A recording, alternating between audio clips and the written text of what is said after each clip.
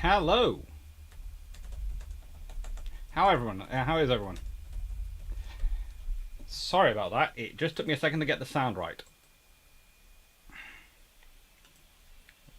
Oh, apologies. That was up for rather too long. I do apologise. Hello everyone. How are we all doing? I've had an interesting day. For starters,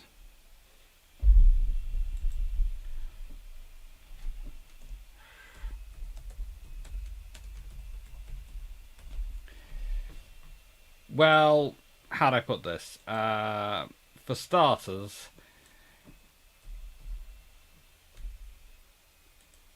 there has been a lot of work going on around here today. We've finally fixed the foundations underneath my office, which is, well, hey, lovely. But it does mean that, frankly, my body is aching a little bit because it's remembering that it was away for a week doing a research trip and various other things, which involved a lot of time on snow. And then this today. And, well, you know, I have decided to make a small change. Age of Iron will be next week, mainly because I will be up to bringing some of the books down, a box of books down here, and I've already got the D-Day and Amphibious books in here because I was planning on doing something of a long patrol on it. Also, it seemed pertinent to do D-Day today because, again, I am still out of Iron Brew. Everyone seems to be sold out of the stuff, so I am drinking Coca-Cola. And it's the 6th of June, so it is D-Day. So, we're doing a D-Day special with questions. Hello, everyone. So, hello, Carl McGasbeck. Hello, Rick Vasawa. Hello, Peter Dawson. Hello, Brock Payne. Hello, Vision. That's slightly worrying. Hello, John Shea. Hello, Osprey28. Hello, Calvin Gasberg. Hello, Frank Spasata. Hello, DGB40. Hello, Doc Alpha. Hello, Albert Zasky. Hello, Stephen Thompson. And hello, Aviator Enterprise. And hello, Jessica Lou. And hello, Agnes Aegis Flow. And hello, the Plebiscite. How are we all doing? Hope we're well.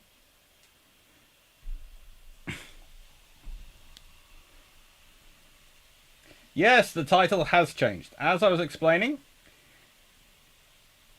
basically it seemed like everything was against doing a regular Bruships on Age of Iron today, and also it did seem, it's going to sound strange, when I was programming in months ago, I went 6th of June. It's an important day, but I can't remember why. As I was in the middle of doing a lot of stuff, and my brain would just go, 6th of June is the next one, And then this week I'd be going, hang on, 6th of June is D-Day.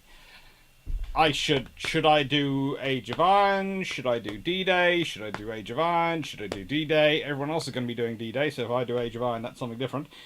But I really quite like doing D-Day, and I quite like doing questions and answers about D-Day, because I find D-Day an interesting topic. And then I've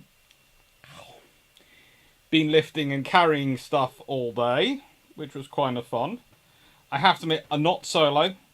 The lovely Drakinafel was round here helping with an entire crew. So thank you to, well, I won't list their names because publicly, because you don't do that. But let's see. I think I called one Mini Muscle.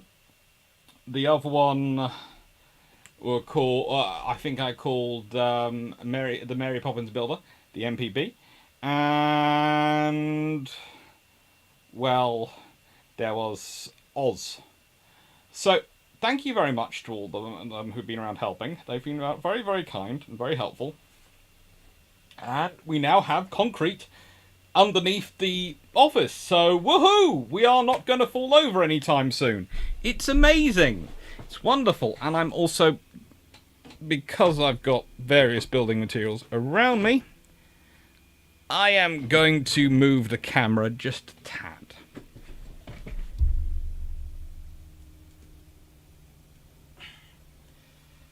That's better. Please excuse the building site over that side of the room. Ah, hello everyone. It is a building site, yes. You can tell. Everything's being chucked in my office at the moment, but it will be sorted out soon. So that's good. So that's very good. Right then. Coke ships, aka the high seas fleet once the good coal ran out. Yeah, that's true, Dog Alpha. Hello, Bud Guy 8829. Hello, Yickers. Hello, James Hodson. Finally managed to watch one of these live after listening to Build Trumps from the start. Cool. Build Trumps this week is going up. Is going to be uploaded soon, so should go live on Wednesday as normal. Everything should be okay with it. Tav Johnson, I'm keeping up my odd day brew bothering on your heart bar. Thank you. Can you please also add a message that could they actually produce more? I have done too well at telling people how good iron brew is. Too many people are now drinking it. I can't get any myself. Oh, the classic problems of being a good prophet for something decent.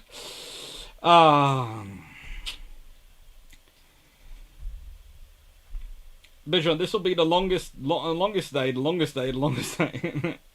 It was a long day. James Hodson, any book recommendations for an RN officer cadet? Admirals by Andrew Lambert. You'll meet every single type of naval officer you're ever going to meet in there. Any technical book I can recommend, they are out of use within about 3 or 4 years. But a good history of command, those are rare, and strategic command are even rarer. So James Cable's Gunboat Diplomacy is probably a decent start as well for if you're expecting to do any Far East deployments or any diplomatic deployments. And Armchair, as I said, Admirals by Andrew Lambert. I've got both of those books up behind me somewhere. They're a bit far to reach. Actually, no, I think Admirals might be behind me this way. I think it's down there, I seem to remember.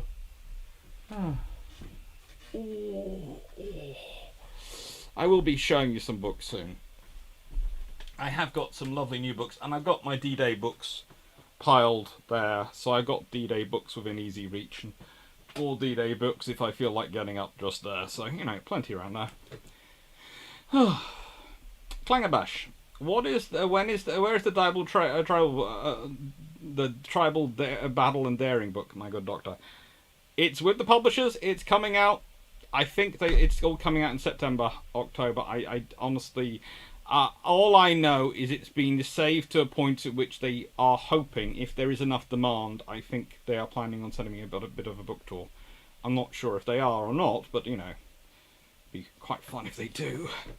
I'm personally putting in for a visit to Hyder and HMCS Hyder and HMAS Vampire to be added to that list.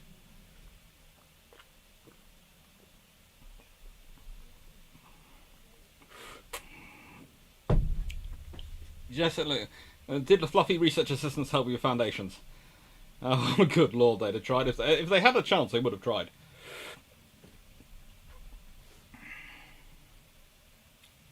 By the sounds of things, you and my mum are in a similar road. I'm fine, surprisingly. I'm okay, just... How'd I put it? The trouble for me is having spent months not doing much, and then suddenly doing the stuff, because I always have done the stuff, so my brain expects me to do the stuff. But then my body goes, you haven't done this for months. You've been sitting, writing, recording videos, talking to people. Walking the dog has been your daily exercise. You haven't been going to the gym every day. You haven't been going swimming every other day. You know, all these things. And my body just went, ew. Afternoon, Jeff Biller. Hello, Vision. Excuse me a second. There's a fluffy research assistant outside my door. Hello. Is there a fluffy research assistant coming to say hello? Hello.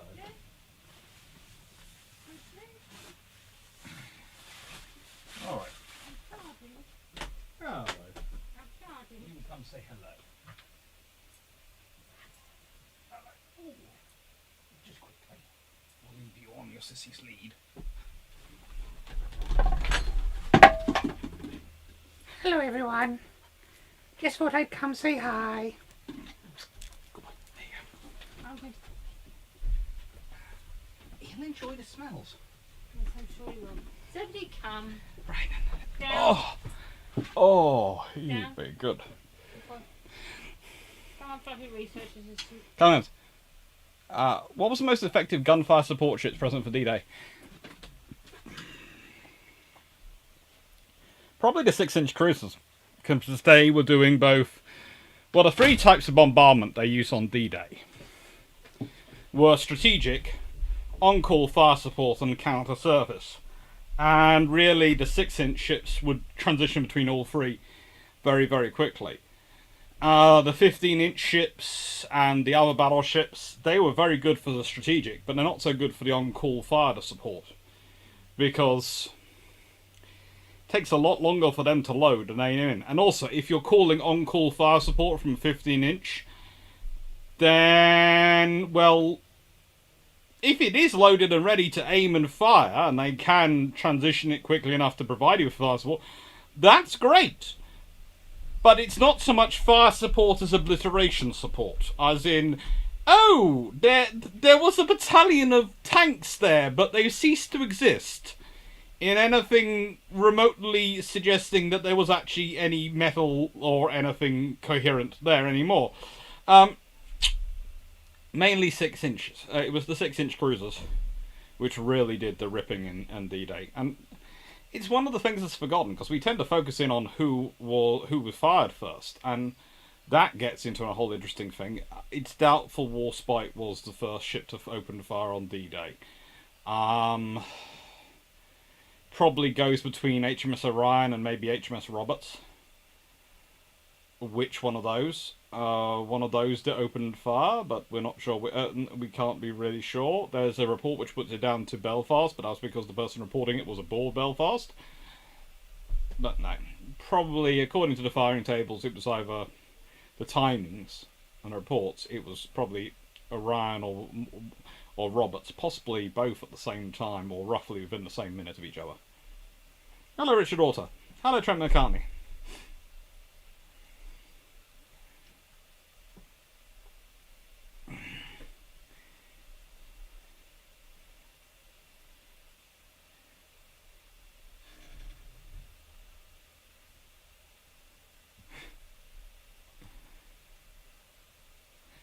Going around to it. I'm just read a letter written by my uncle who was aboard HMS Nubian. He's talking about the Blue Jacket Commandos. They were trained for 3 weeks and then conducted raids. He was part of those. I'm guessing, I wonder if you knew anything about them. There were lots of Royal Navy Commandos, and they were involved in various operations. Nubian, of course, being a Tribe class destroyer, they did quite a lot with them. You'll mainly see them turning up in Norway, but also in the Mediterranean. I think Nubian gets a couple, and they do some various operations there. I've done a video about the tribals where I talked about their operations in the Mediterranean, especially their Italy campaign, and there's a whole chapter in my book about what they're getting up to in capturing the various smaller Italian islands in the Mediterranean and Greek islands which the Italians had occupied, the Dodecanese campaign, and they get up to a lot of very, very interesting things in getting those islands. Including there's one where, I think it was Nubian, which basically circles around an island pointing its guns. And the Italian garrison runs out to them, basically rows out to them to surrender. And they have to go ashore to find the Italian commander to get surrender. And he's not in his garrison post, he's in his mistress's house. And they have to go and track him down. And then he refuses to surrender because he has his garrison and he will fight. And then it's pointed out by the very junior British officer that his garrison is currently all aboard their ship because they've actually floated out there, because they decided when the tribal class showed up, it had 6 4.7-inch guns and 2 4-inch guns, and frankly the 4-inch don't look that different to a 4.7-inch when you're looking through them from a landsman's perspective and going, that's a lot of guns and that's a lot more firepower than we have. We have some machine guns. We don't really feel like dying today. But no, they did a lot in, especially the naval landing parties in Norway. I think it was the first commando operation the first proper commando operation in Norway, which took place, which had a lot of Royal Navy commandos involved in, because they were the ones going ashore blowing up the ships in the harbour. They were the ones going up blowing...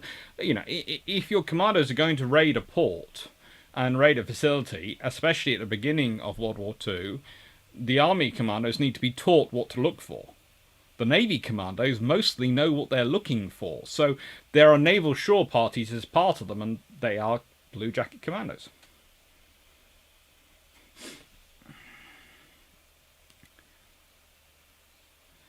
Strub, Doctor, what vessels had the best chance to interfere with D-Day? E-boats or subs? Probably E-boats. It's very shallow for submarines. If they get caught, they haven't got much place to run, and it's going to be problematic. But E-boats, a massed E-boat attack could have been very deadly, and that's another reason why there is the Ile-de-Bats, the Battle of Ile-de-Bats, which I've talked about again with tribal class destroyers, in that they have that battle because the Royal Navy and the Allies have established no-go areas. If you come from this direction, if you come from the west into the channel, you are running into 10th Flotilla's area, which is full of tribal class destroyers. If you are coming from the east through the Dover Straits, there is a huge pack of dogboats, that's Fairmile D's, sitting there going, come into our waters. It's really not nice. The groups they put together are pretty much the RN picks for D-Day operations. The thing is, they can pick whatever ships they want. There is no arguing, there is no critiquing, going, oh, but we need a ship for this and we need this for that. No, if it's needed for D-Day, that's number one priority at that point. And so they can get whatever they like. The interesting thing, of course, is they don't bring in aircraft carriers into D-Day, and there's a very good reason for that. You don't need them. They are going to take up a huge amount of water space operating, moving backwards and forwards to have enough air going over the flight decks for them to launch aircraft, which is going to get in the way of your landing craft going in. And honestly, there's not much more aircraft they're going to be able to give you than the land-based ones. In fact, it's probably easier to build a couple land airfields and have a few more wings of fighters at the ranges you're going to be dealing with.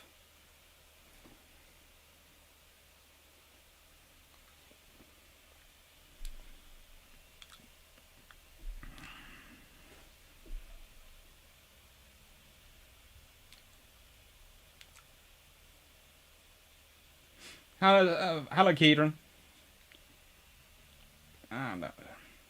Thanks, is D-Day primarily a British or American operation? D-Day itself, Overlord, is probably primarily a British operation.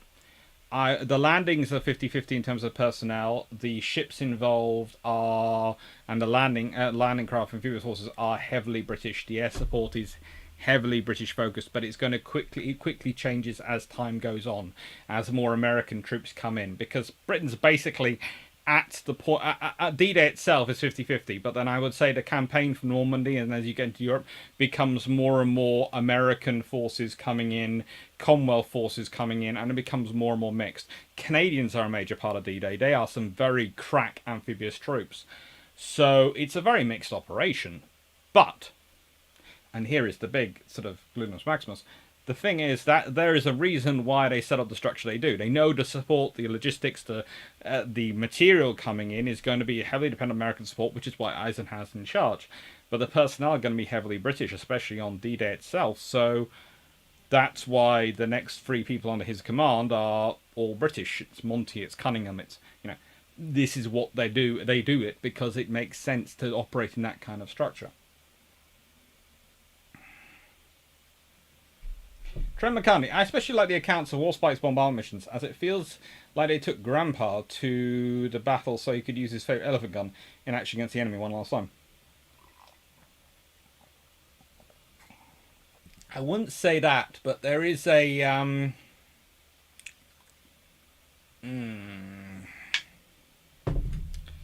trying to remember the name of the Tom Clancy book I'm remembering.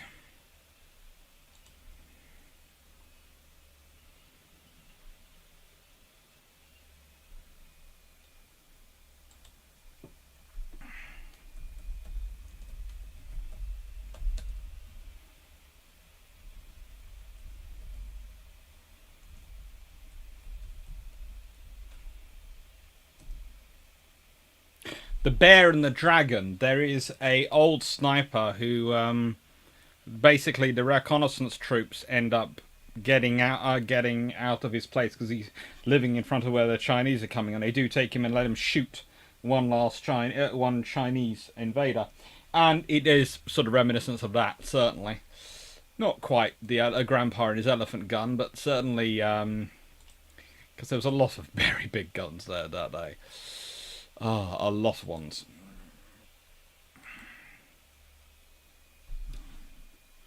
Angus folk, whoever stood a fire support from ships, for instance, multiple requests from multiple different areas, landing area arrived for support. Who made the call where to drop the shells? There were all sorts of command teams, and there were actually specialist frigates and other things modified to provide some of the command and control functions, and some of the landing craft have been modified as well. There's a lot of command and control going in. It's one of the things about D-Day that's often misunderstood is how many layers of command infrastructure you have to have in place to make it work. And this is another thing which undermines the occasional case that's made for Sea Lion as being a practicable operation. The sheer depth of how the British and Americans had to throw it together and had to put it together means it's a very personnel and infrastructure intensive operation. And the point then is made, well, the Germans didn't have that for Norway. Well, Norway, they shouldn't have won. Norway should have been remotely prepared.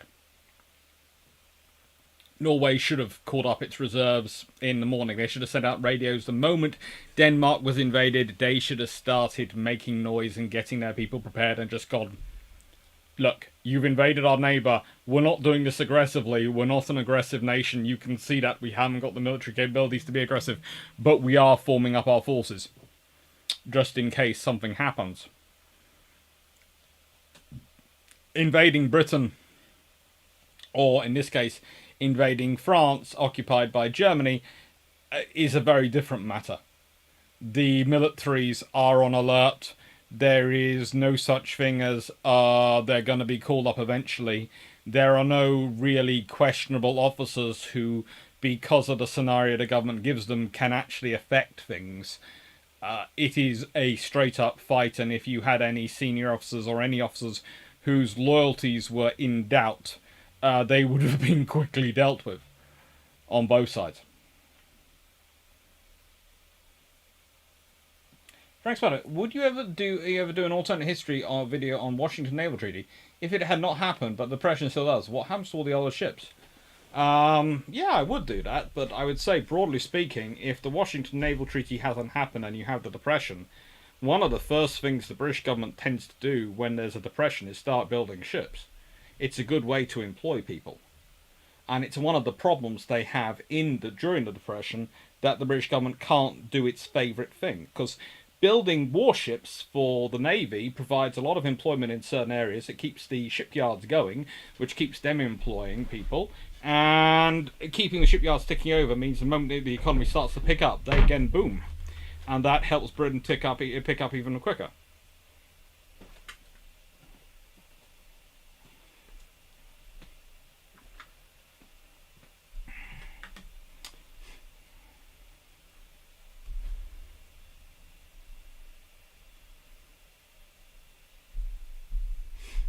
Bud Guy 829. Which theatre did naval shore bombardments have a bigger impact?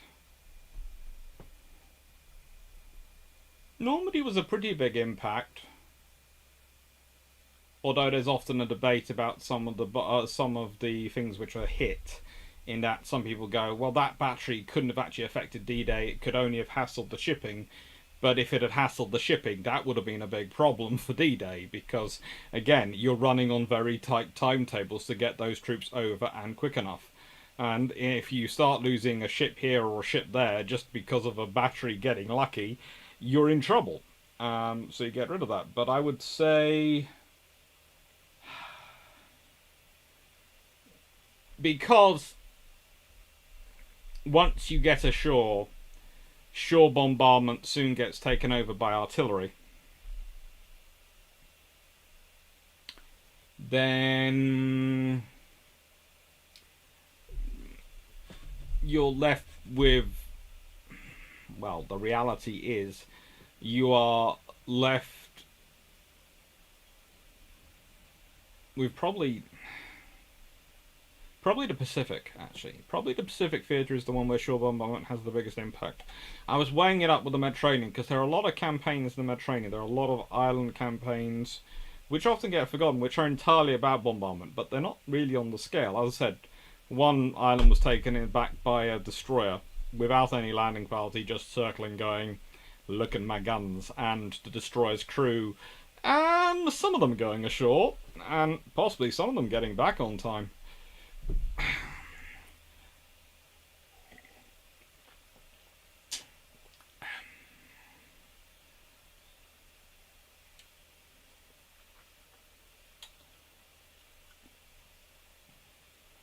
Gosh, hang on, question for anyone. Anyone know a good source for digital marketing stats? No. Calm guys, old dog? Steph Thompson, Dr. Locke, Overlord was a combination of Commonwealth and American forces in history, even if it's glorified river crossing. Well, yeah, that is the point at which I get into trouble, because people go, it's the greatest amphibious operation in the world. I go, not. Technically, an amphibious operation is based from the sea. So that's what an amphibious operation is. Because it's basically a shore-to-shore manoeuvre, a long one, but a shore-to-shore manoeuvre, and it's not based from the sea, therefore, it is a large river crossing. But it's big enough in terms of that it still gets a lot of study for amphibious operations, and it's, yeah, let's be honest, it's good for amphibious operations to claim D-Day. If it was claimed by river crossings, then they get far more coverage than they need.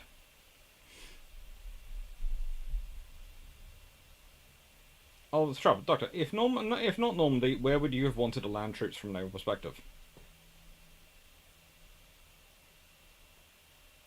If not Normandy, where would I have wanted to land troops from a naval perspective?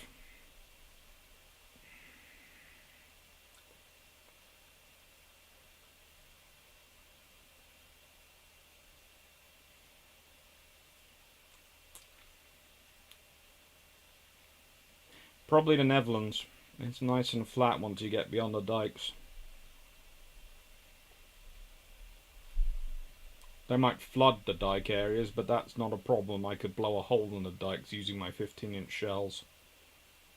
That might cause civilian casualties though, which would not be nice, but if I was careful, I might be able to do it.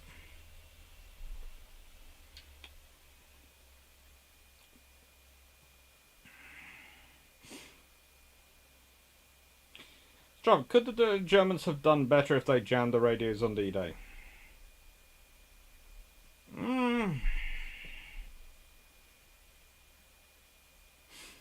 The thing is, and this is the point which everyone ultimately in history who's fought the British from a European perspective has had to face.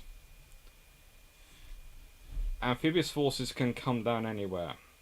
So you're always left with either a defence in depth or a shell strategy.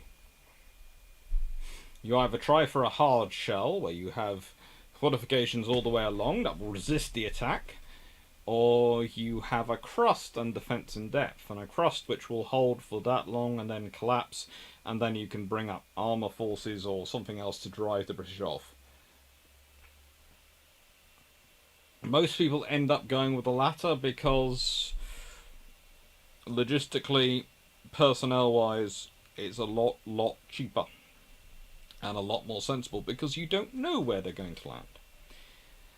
It's not so much the Germans need to jam the radios. The Germans needed to have garrisoned the major points where and maintain and protect those areas, the major crossing points, the major where the roads intersect, the movement and logistical bottlenecks sort of thing. They need to hold those, and they need to be able to maintain to attack forward. So I don't think it's so much the radios that need to be jammed. I think it's more they needed another couple of armoured divisions in the right place. And of course the Allies had gone to a lot of effort to make sure the Germans weren't in the right place. The Allies had pattern, they'd had a whole fake army, you know, in the Calais, in the Dover area, and in the sort of the east of England, to try and draw the Germans to the Calais area. They had done everything they could to try and make sure they could get to Normandy without the Germans having enough troops opposing them.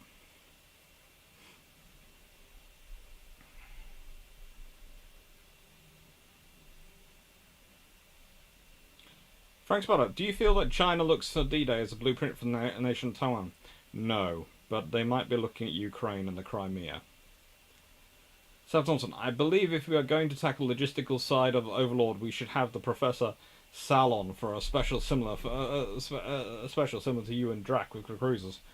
Ooh, that'd be fun.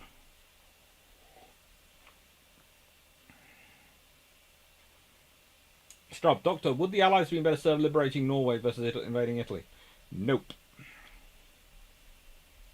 Norway is even worse terrain to fight in than Italy. There is a reason why I regularly say the Germans should not have won in Norway.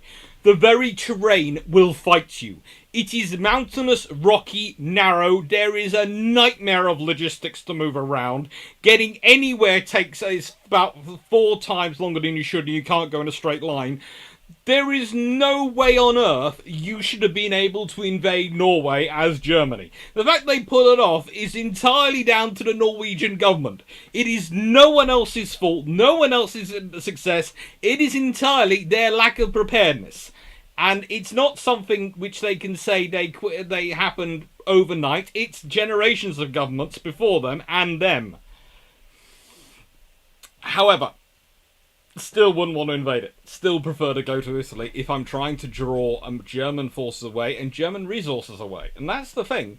It's drawing German resources away from D-Day, from Normandy.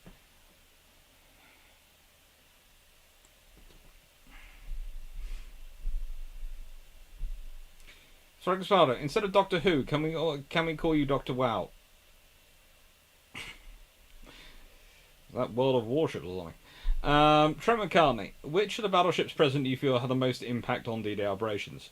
Probably Warspite from the point of view of, this is going to sound strange, psychological impact of her presence. She was seen as a lucky and victorious ship, so she had quite a lot of the accounts I have read have referred to seeing Warspite, even though I'm fairly sure they were nowhere near Warspite, but they saw a battleship and they thought she was Warspite, so that was the important thing. And that made them feel a lot more confident. Angus, Aegis Flow. So does that make D-Day the greatest river crossing in history?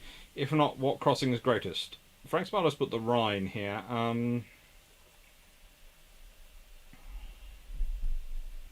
Crossing the Rhine was pretty good.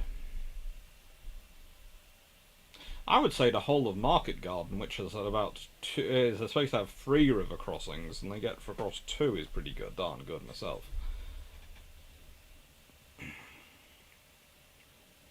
Hello, Nook.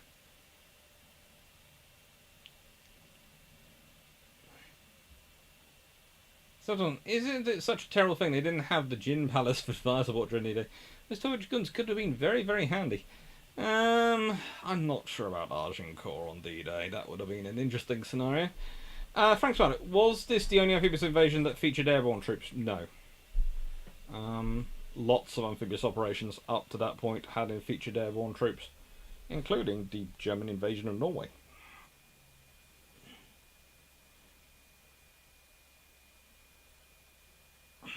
Crete starts off as an airborne assault, and then the Italians have to turn up with their amphibious troops to basically to win it, because the British have finally managed to get organised, and then the Italians turn up and the British go, oh frick this for a game of larks. Seneca Nera, is there still a possible use for a ship of line in modern day Navy? Ask the Royal Navy, they still have HMS Victory as their fleet flagship. So, morale. Peter Dawson, we destroyed as many radio jammers as well as radar as we could prior to D-Day. If a jammer transmits, it advertises a presence. That is very true as well.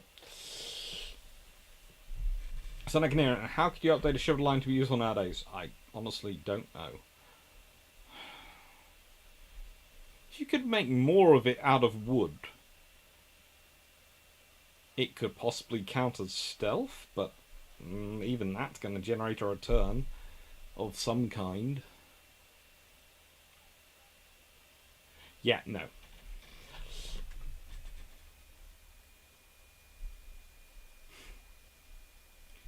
Trent, how is J-Lot's tricks? Strub, do you think Patton and the Ghost Division's contributions are overblown?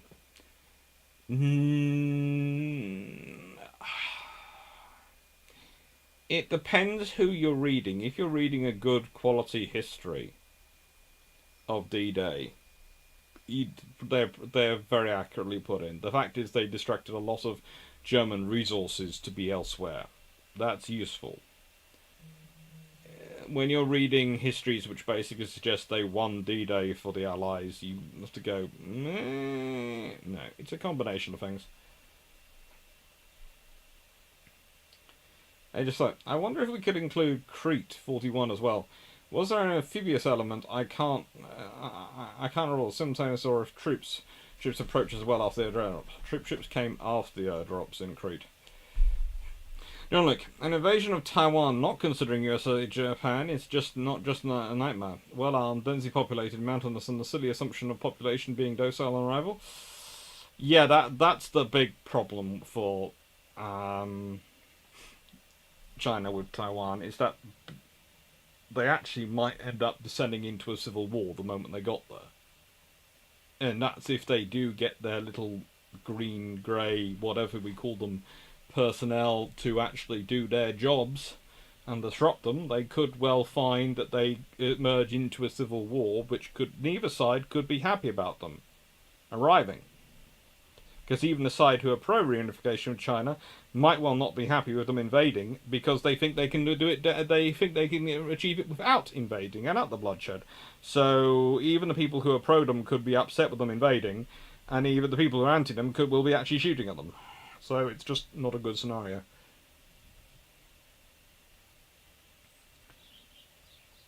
Eric Sarsi, resupply of Stalingrad over the Volga. Well, that's not really a river crossing so much as a river campaign. That's a kind of different kind of thing. I'm talking about the Bangalore torpedo at the beachhead has become a movie trope. Was it really a bottleneck breaker as depicted from The Longest Day? Big Read and Saving Private Ryan?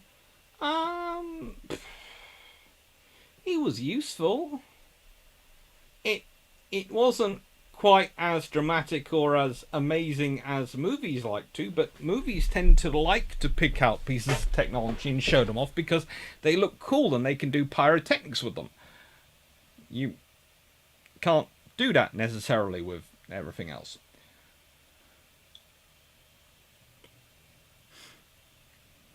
Good evening, Shimmy.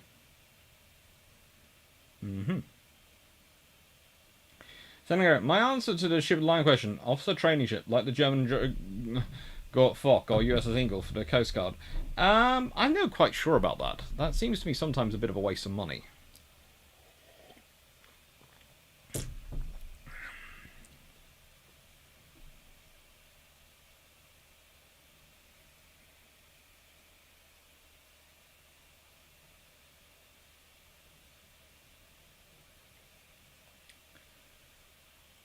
Richard Author, what if an all-big gun ship of the line had been built without layout like a modern dreadnought era ship?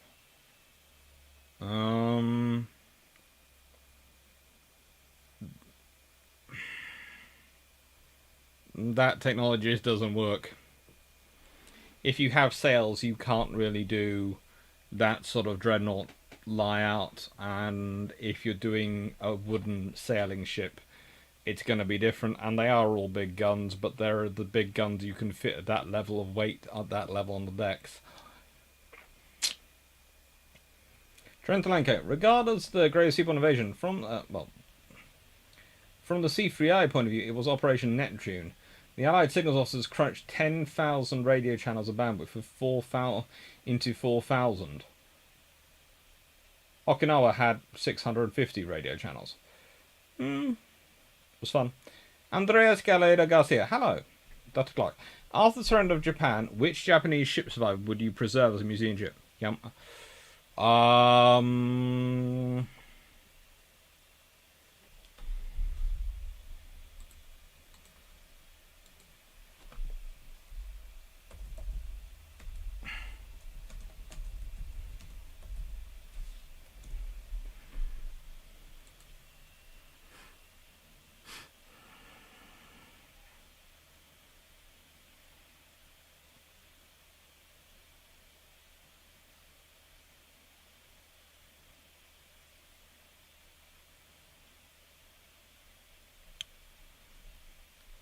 Let's see.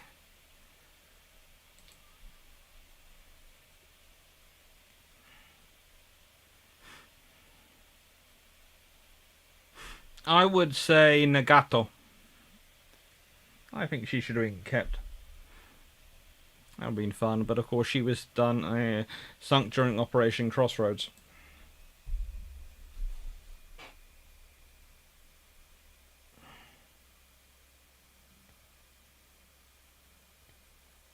Shut up, Doctor. I read somewhere the LCI were designed for D-Day, but got used all over other theatres.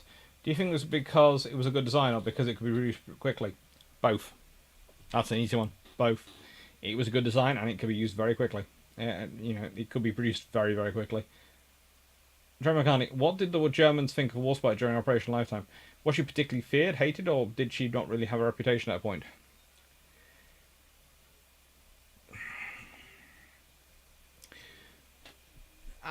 She wasn't claimed to be as sunk as often as Ark Royal was, but she did get up there.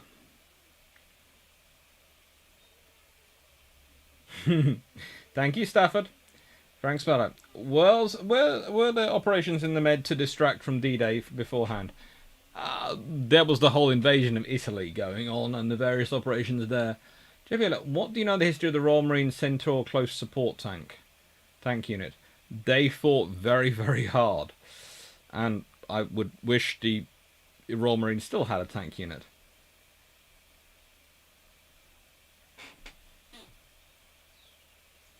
John Luke, on my previous point, why does there seem to be a consensus in political circles that populations will be docile on arrival of another nation's forces?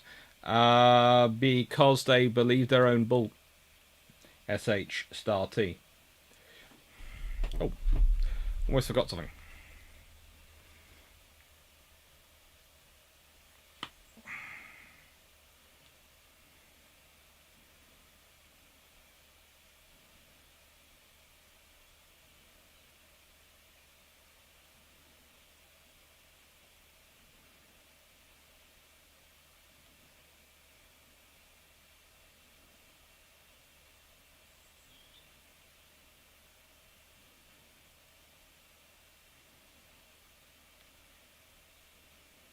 Good job I checked, because it hadn't gone through.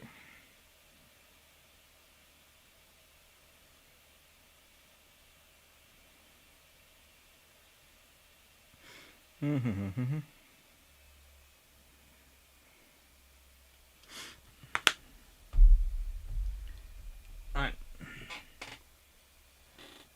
Frank's point. IJ and Yukaki as a survivor. Yukaze as a survivor. Tempting. Carl Gasman, Re-Bangalore torpedo. It was widely used in Model 1, so it was no big news. Oddly enough, once a guy on a forum asked me about it because he didn't know what it was, but family legend stated that his great-grandpa, a KUK army engineer, invented it. Cool. But guys, did one theatre have anything that would have been helpful if it was used in another theatre for assault? Honestly, I wish more of the LVTs had been available in the European theatre. There's a couple which come over, but they don't get much use. There are about 200 in the British Army, and they have a few for the Battle of Scheldt and Operation Plunder and Rhine and all these sort of things. But they were limited because basically the US Army doctrine in Europe was focused on the Sherman DD, but also logistically there is a limitation to what you have available. I think they should have been more widely used. And traditionally, the credit for a lot of the work they do actually goes to the Ducks. So,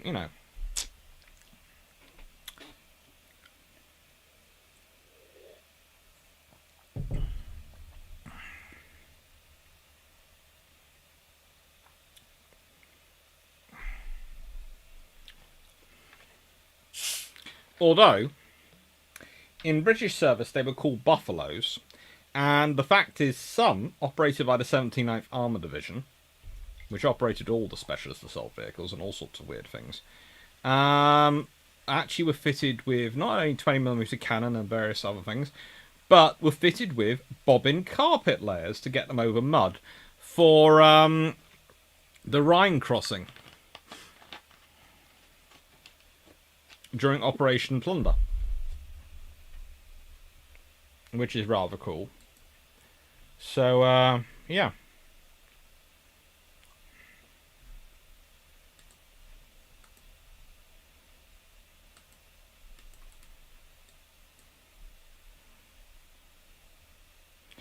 For those who don't know what I'm talking about, I will put it up now.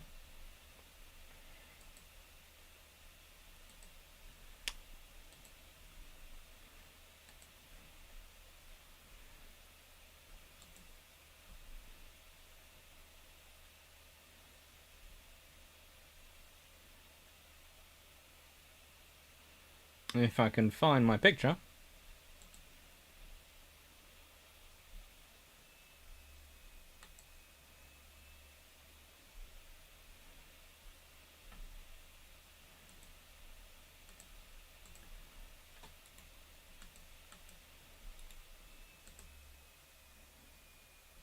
Yeah. It's that, so I should be able to find it, he says.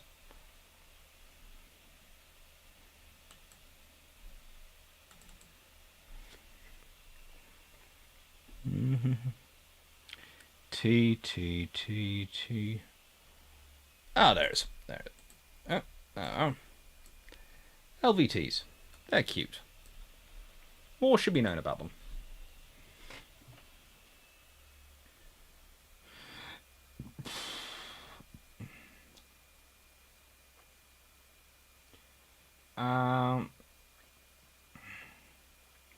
Bud Guy, Sitting at Canary, what was the first single ship that could have soloed both sides in Battle of Trafalgar combined? Probably Warrior. The French would probably claim Gloire, but Warrior certainly could have Gloire, I'm not so certain. Warrior could have gone up and down them and quite happily mucked them all up.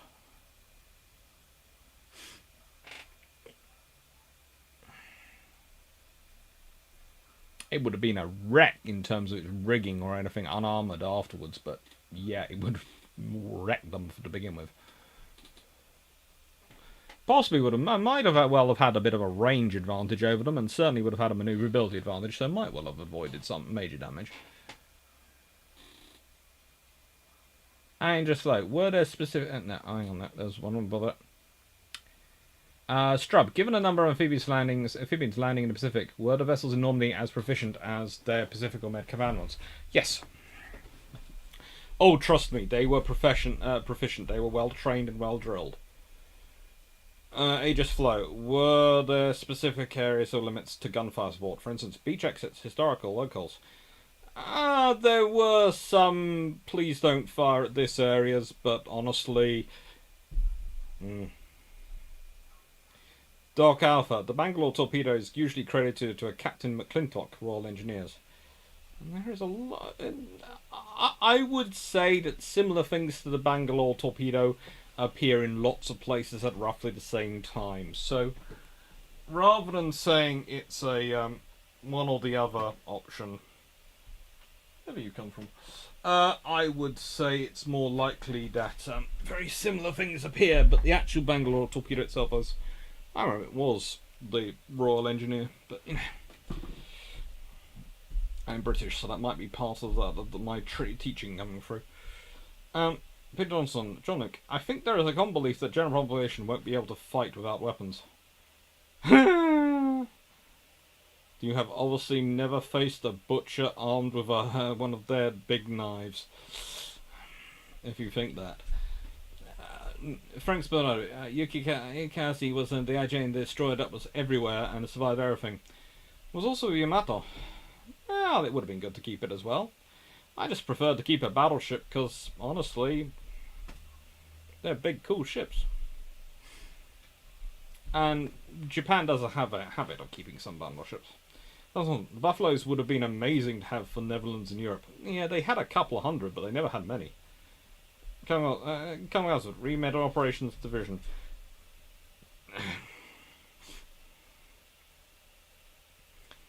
The Hungarian governor was made to believe that the Anglo-Saxon allies will land somewhere. Anglo-Saxon allies will land somewhere in the Balkans. It was a major factor in their decision. So any diplomatic psyops distraction of anything. At talking about people being docile when being invaded. You can't expect a rifle behind every blade of grass if the population don't have rifles. Yes, but these days they have 3D printers and there are lots of guns going around Taiwan. Strub, Doctor, what was the scarier landing? 5 divisions on D-Day or keeping divisions supplied till a port can be secured? I'd say if I was a trooper in the front of those 5 divisions landing on D-Day, it would be one of them being in those divisions. If I was a staff officer, keeping those divisions supplied till a port can be secured while still growing their numbers and increasing numbers every day, that's going to give me an absolute nightmares. That's going to make me grey-haired at night, and that's the whole reason why you have the Mulberry Harbours, which are basically being set up while there's... They're basically bringing the Mulberry Harbours in while they're still securing the beaches. That's how important it is to get that supply going.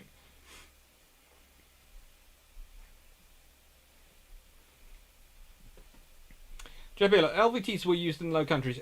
There are, as I said when talking about them, a couple of hundred were in the British Army. I think at one point it peaked at about 600 buffaloes. And all these things. But they were never in enough numbers.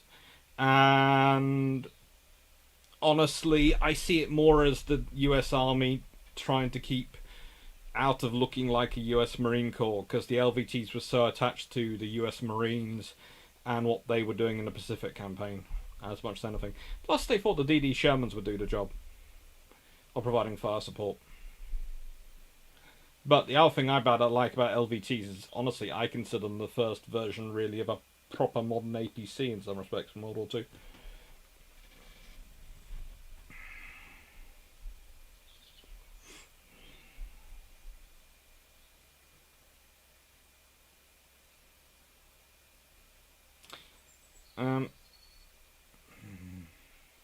Sure, the island nations in the Gulf of Mexico go to war for total control of the Gulf Islands. The rest of the world decides to see how it plays out. What tactics are we looking at? Who probably wins? Well, theoretically, I should say Cuba, because if you're talking about the Gulf of Mexico and the Gulf Islands, the island nations that are, I should probably say Cuba. In sort of the, I'm expanding it to the Caribbean area, but probably should say Cuba, because they've theoretically got the biggest military of any of the Caribbean nations. But I never count out Jamaica. They are scrappy, tenacious fighters. They are very, very capable, and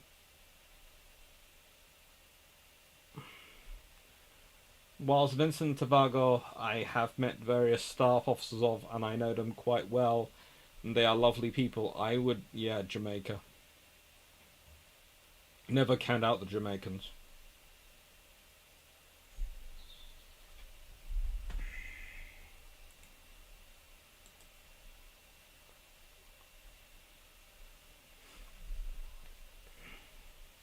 Take care, just so. I'm off to throw a high school graduation party. Good luck. Enjoy.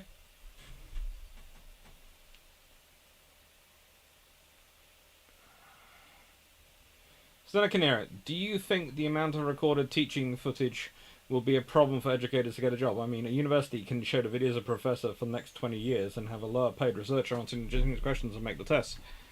It's going to be interesting. And this is why I don't like Coke. It pours all over you.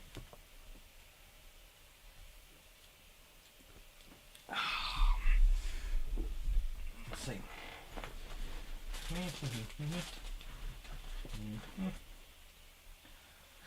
That should be okay. It should dry in a bit. And I'm only sitting out here. Apologies.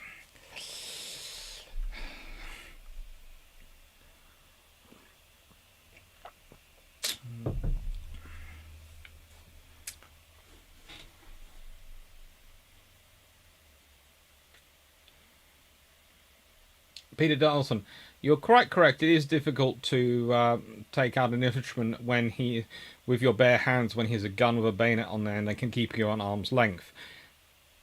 But that's only the case if you are in a scenario where you're in an open space where he can get to you.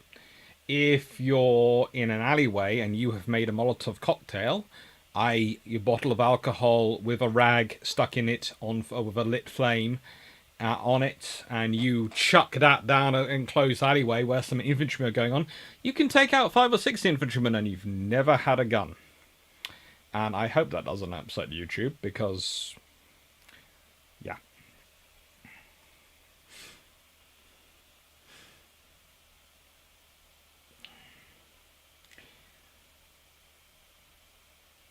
Well, nope. The British had some connection to the EU government, Switzerland, Sweden, or Spain, to stick with countries starting with S, where they hinted this. They did a lot of operations like that. Also, you only move things by, dead bodies once or twice. Otherwise, people get onto your tricks.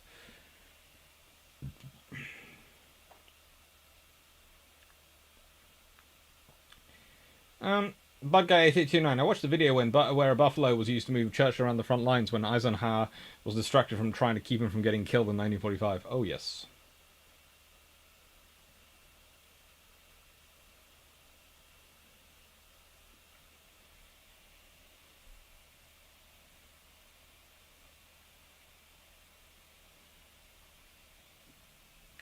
And look, what's the difference between construction between US, UK, and US and UK Mulberry? Why was the US harbour destroyed by the same storm the UK harbour survived? Realistically, it's because of their positioning in the channel, their exposure to winds, and there was some slight differences between the way they were put in and the way they've been assembled, but not really much. They're the same components. They're broadly assembled by teams who've been trained the same way. It's the geographical factors of the scenario and how they've had to be put in due to the geography and the exposure that puts it into it. It's people often look and go, they are the same thing. They're both the Mulberry Harbour design. Da da da da da. And you go, they're not the same thing. They're on different beaches for starters, which have different depths and different shale contents and different angles of substrate. It's just it's very, very different, and it's definitely a lot more complex than just beaches and Mulberry Harbours.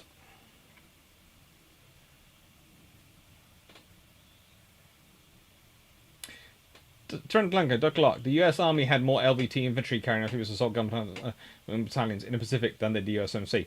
True, agreed. They did have more, but it was, for some reason, the LVT was always far more associated with the US Marine Corps than it was with the Army. It's like when you see people today and they see something flying in British colours. If you listen to 90% of the news reports, they go, and this is an Air Force aircraft, a Air Force helicopter, or Air Force this. And I sit there and go, no, that's a Merlin. That's being flown by the Royal Navy now. The Air Force did used to have some Merlins. They don't anymore. They're all not in Royal Navy. And you sort of go, I know it, you know it, but most of the time it's repeated. When I show a class of LVT, a picture of LVTs, and in fact this picture I often use when I show, I often use 2 pictures. One is these, one is some US Army LVTs, and when I show them, I can guarantee 90% of the students in the class, American or British, will say, they're US Marine Corps vehicles. Because they know from World War II, this was what the US Marine Corps used. And I go, actually no, these belong to the British Army, those belong to the US Army, neither belong to the US Marines. And they look a bit shocked. And it's not their fault. It's what you get in terms of the history that's produced. Because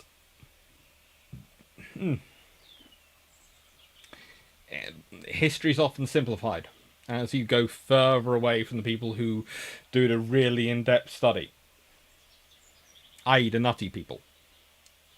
Historians. We might have degrees, we might not have degrees.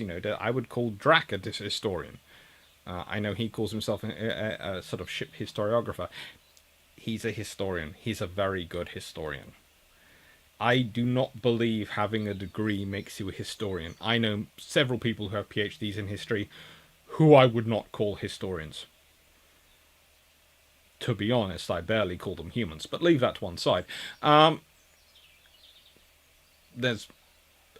have to admit, there was one who recently, wrote something that suggested that they were friends. They and I were friends, and I was tempted to put. I was tempted to respond with the line. Recollections of others' recollections of events may differ, but I didn't. I just kept quiet. I thought I'll be nice.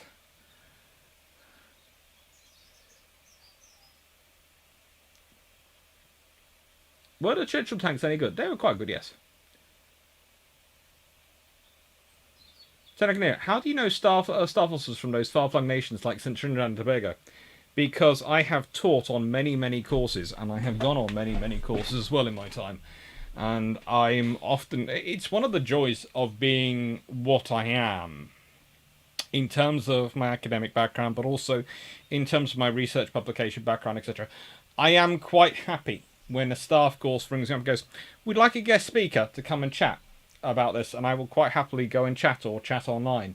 And especially now I'm working in my office outside and gone, I can do it late at night and I can not disturb anyone, neighbours or at home, and just have a chat and talk to them all. So I know them all, a few, but actually Trinidad and Tobago, I know from a few years ago. I was on a very good course in Cambridge, run by a very, very good professor and a specialist in armoured warfare, and they invited me on because I've been doing a lot about amphibious armoured warfare and a lot of reports, and they felt I should know more about armoured warfare if I was going to be doing these reports.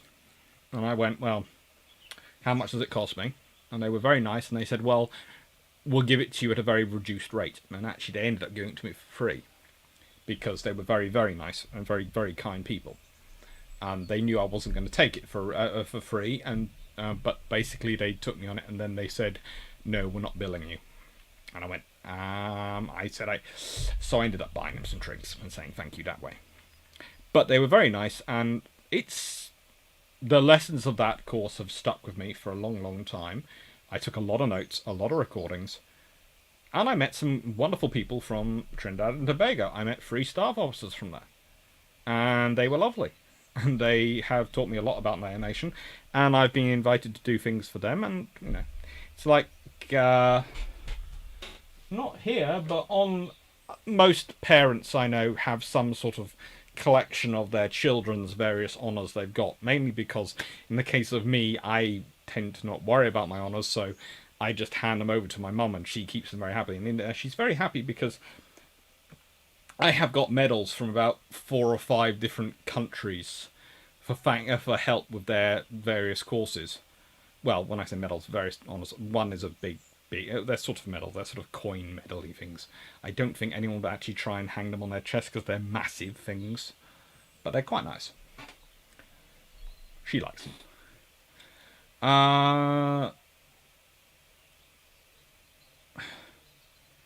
Trentelenko, the 75mm howitzer armed LVT variant came from the US Army. It was cool as well. And John Luke, imagine all of the goodies in warehouses and armies in the UK that could be unaccounted for if the country were invaded. Oh, good lord. Frank Spanner, were the Churchill tanks any good? Yes, they were okay. Especially the funnies. Some of the Churchill funnies were frankly scary as anything. Budguy8829, were there any big naval bombardments in the age of sail? Well, we've discussed Copenhagen's round 1 and 2 in my videos before, so yes, there were a lot. And they were very big. I'll someday probably do a video about the major sail bombardments, because that would be quite a cool one to do. It's Frazzle, hello.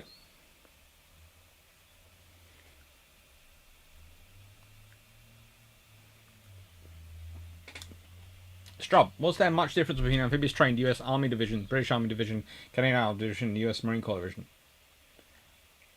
there was supposedly enough difference in the doctrine between the European theatre and the Pacific theatre that the Americans were insisting all the Americans and all the Brits and Canadians and even the American troops from the European theatre going across the Pacific theatre for the invasion of Japan went through retraining, so they learnt the new doctrine.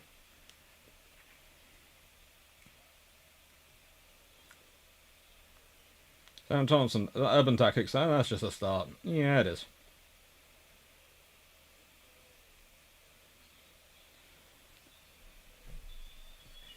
Sam Thompson, I wonder if there are buffalo tours like duck rides. I don't think there are. I wish there were.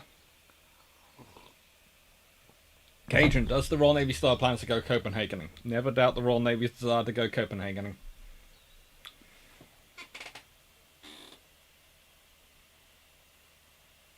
As Trent Lansing points out, the Churchill tank's any good. The Australians were looking at re-equipping Churchills in 1945 to mock the Japanese because their arm was superior to the Shermans. Yep.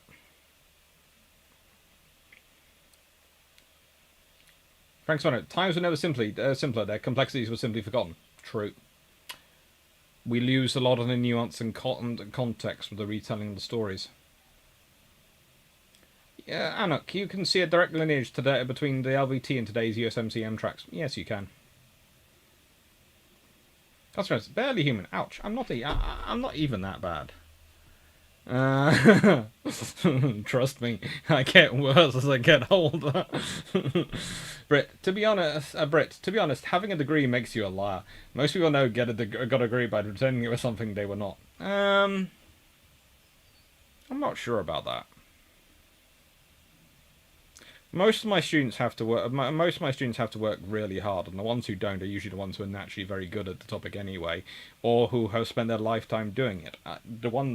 Some of the classic examples I put are some of the apprentices I teach, and the apprentice engineering program is kind of different because, let's say, they are people who already work as technicians for companies in their field, and they're now doing the training to get the actual degree as a civil engineer, and they already know what they're doing.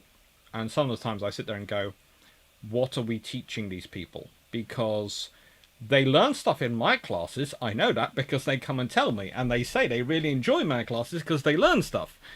But I also know, because they tell me quite regularly, they don't learn anything new in some of the classes we do, like surveying or these things. And we could almost just give them the assessments and just go, look, here, have a go, do an assessment, and if you pass it, you don't have to do the training. You've passed that thing.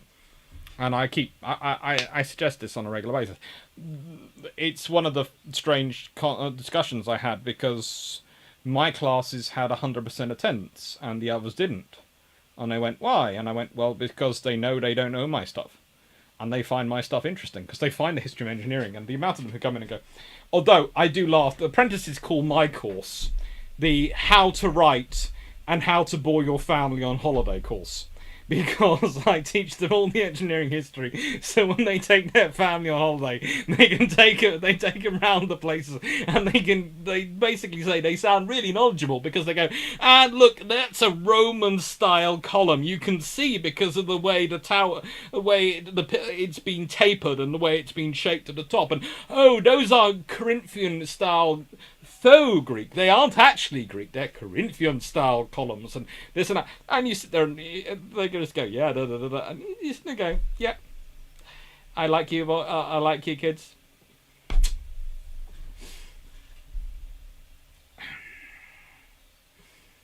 So yeah. Seneca Nero, was the death of History Channel being a positive or negative thing for popular history? I think honestly I think part of the reason why YouTube etc. has exploded so much with so much history on it is because the History Channel etc.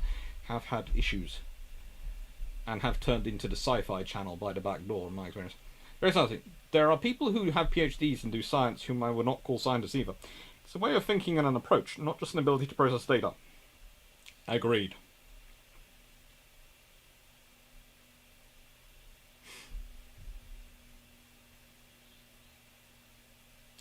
Brit, I've educated some. I stand by that. Yeah, we all have our views.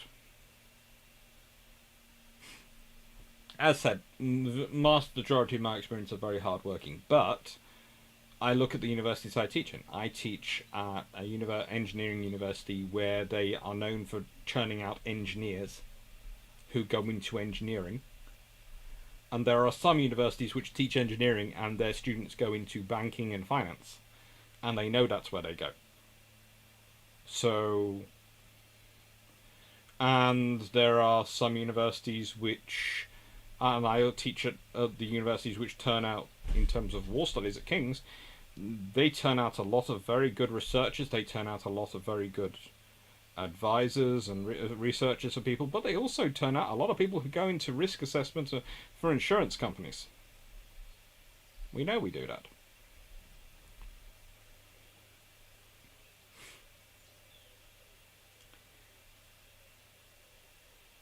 Frank Spanner, do you have a top 5 moments of D-Day? Not really. I never really thought about it kind of like that. No. A top 5 moments of D-Day, I couldn't pick that. There are so many moments Really, if you want to listen to the stories, and I've listened to them all, you have to listen to people like... well, like my friend, who's currently doing a live as well somewhere, I'm fairly sure. Paul Woodward from World War II TV, Woodward. I keep calling Woodward. Woodward, who does D-Day tours, and it's one of my things. Once I am out of COVID and all these things and have enough money, I would love to book a proper tour with Paul and go around all the sites with him, because a really good guide to go around, and I would do it one-on-one because it would be quite fun. Well, actually no, I might not one-on-one. You know, maybe probably take... I definitely want my girlfriend to be along. But I was also thinking Drac, you know, and probably his lady wife, Mrs. Drac. So, see if all 4 of us would like to go along with Paul and wander around for a couple of days, looking at D-Day and having chats. We probably end up filming it and putting it out somewhere, knowing at least 3 of us would do YouTube videos.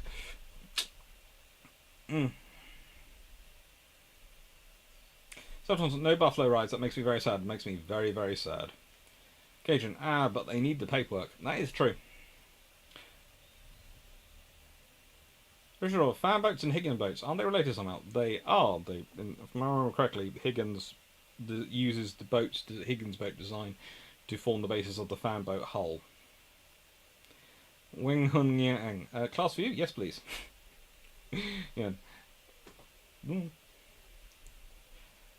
Always happy. Bad Guy 8829. Do you think the invasion of Japan would have been bloodier than the fighting in Europe?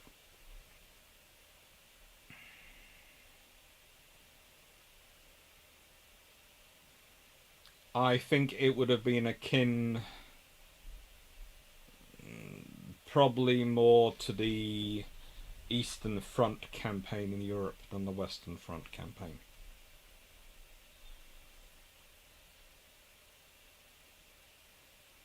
Thanks, man. Is Sean Connery from Last Crusade a hero of yours?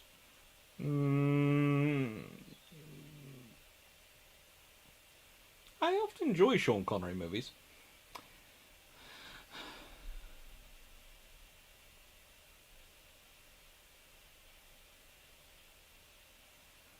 Well, Stafford, keep trying to push him to.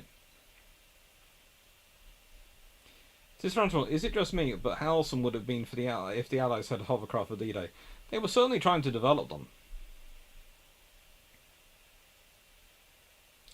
So, no. And then there are university courses that turn out baristas. There are lots of university courses that are interesting. Richard Robert, history has indeed become sci-fi and also reality TV. I'll tell my grandkids that the History Channel used to have history shows on it. I do like Forged in Fire and other shows that talk some history. I know, World War II TV has a couple of live scheduled they do. And Paul's good. Doctor, what class type of ship was most important to DS6? Battleship, cruiser, heavy cruiser, light cruiser, destroyer, LCT, LSC, LSI. Probably the LST, honestly, because it shifted so much of the logistics. Seriously, the LSTs.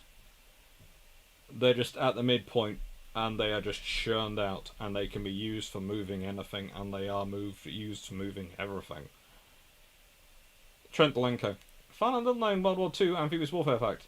US Marine Corps fighters and dive bombers flew more close air support sorties for the US Army and Filipino guerrilla in Luzon and Mindanao than for the USMC total. Cool.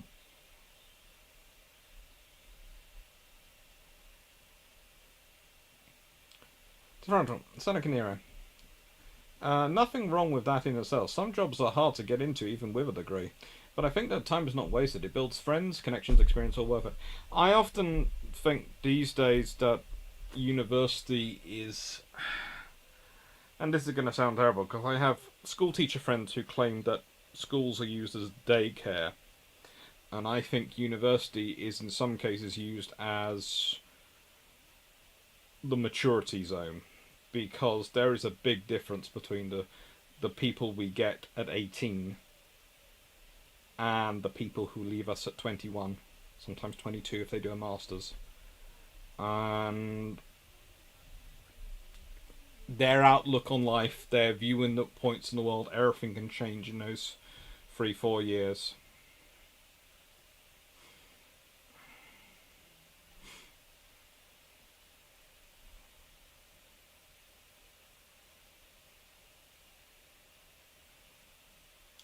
On with that. Okay, Owen, hello for starters. Let's see. There's a good question going.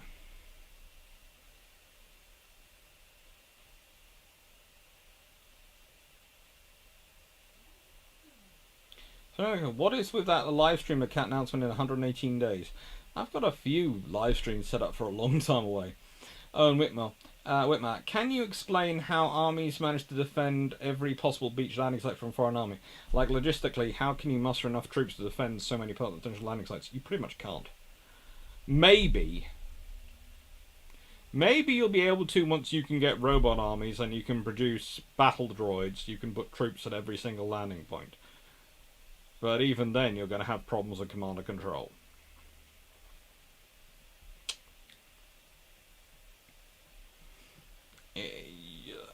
As Napoleon found, Rommel, who was definitely not as good a general as Napoleon, found, and many, many others in between have found, amphibious warfare is not something you want to try. Because also some beaches are marginal, and what you might think is a very difficult beach from your effect, the enemy might decide, well, if I make this tweak and this modification, it's going to be expensive.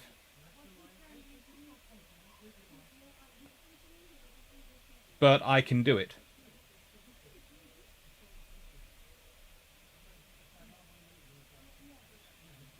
You know, you can do it if you do it carefully.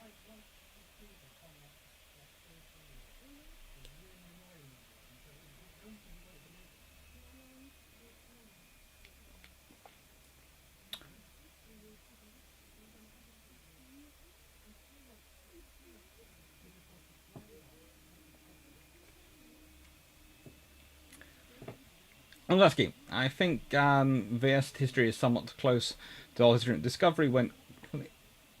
I'm not sure.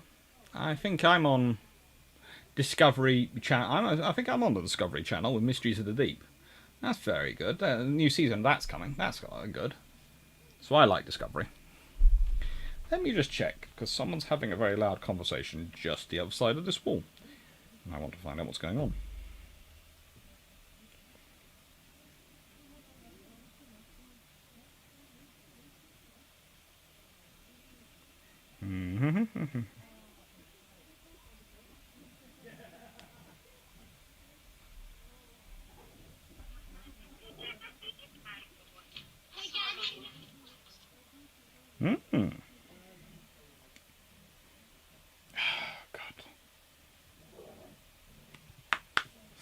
Ammo.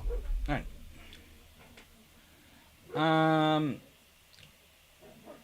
Sometimes I completely agree with the LC. They are great ships, only surpassed by an LHX.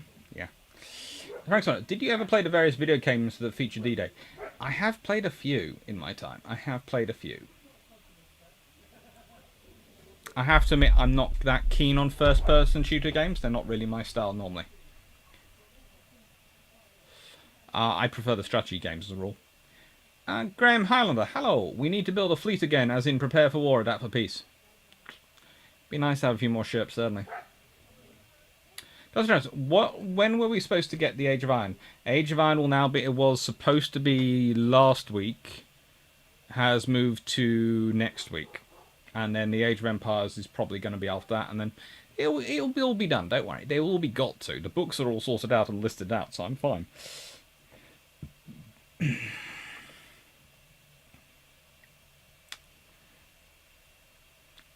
Brent Polis, how much did battleship guns achieve that DD guns couldn't at Normandy?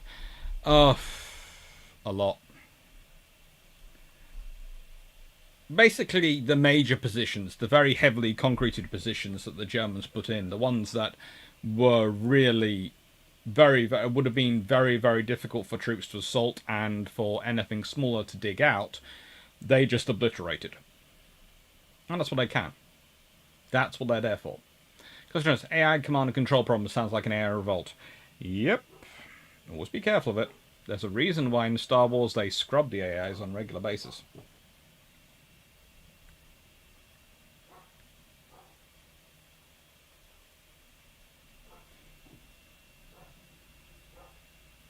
Sorry. That's bad.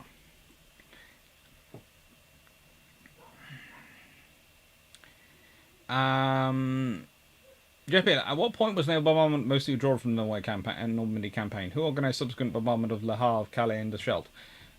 They were organised through the staff that Ramsay had set up, and the various channel staff and the various command staff involved. And how do I put it, Jeff? Basically, as soon as the army announces that they have enough artillery ashore that they don't need the naval support anymore, and the lines are far enough away from the shore, they start getting naval support. However, the ends which are next to the coast in Normandy are always able to call on naval support. They do keep ships around.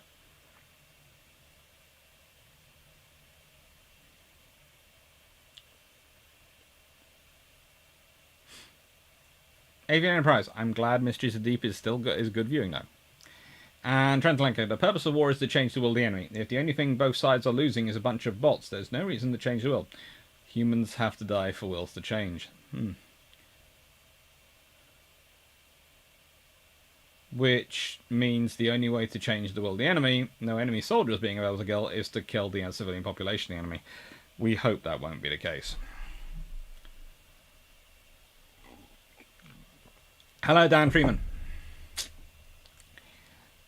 Stephen Winters. Hello. Regarding the photo, Fort Buffalo's LVTs were mainly in Pacific thing, with only the Rhine crossing in the European theatre operations using them. Did the Brits use them on D-Day? There were a few around. The Americans definitely used them on during various operations. I think the Americans used them on Utah, was it?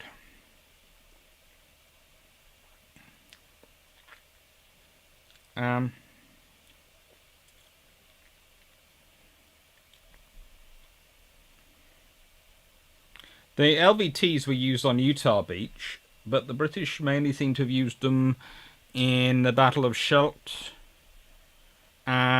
which was Canadian British on Antwerp, and then Operation Plunder, and various operations on the Po River in Italy. So they're around, but they're, There's even some LVTs used in Torch. LVTs are around. They're pretty useful, especially for engineering companies, but it's getting them.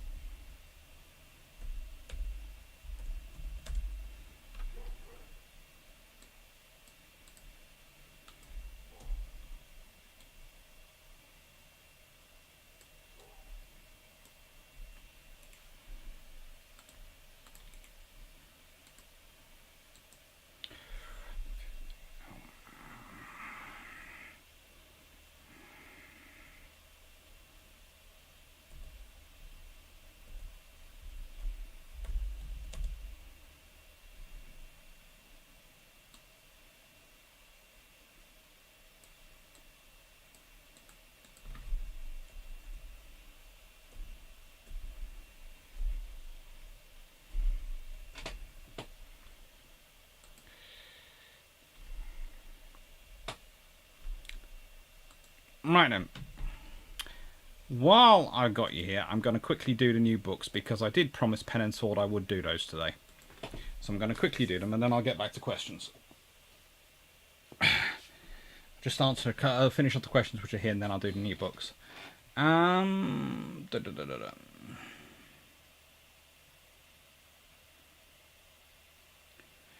has played a board war game that Normandy landings? What was your experience?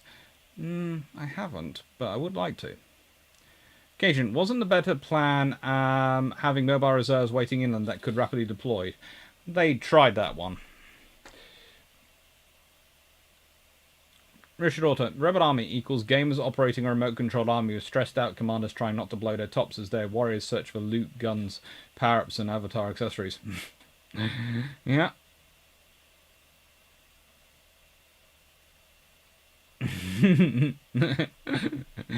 Oh.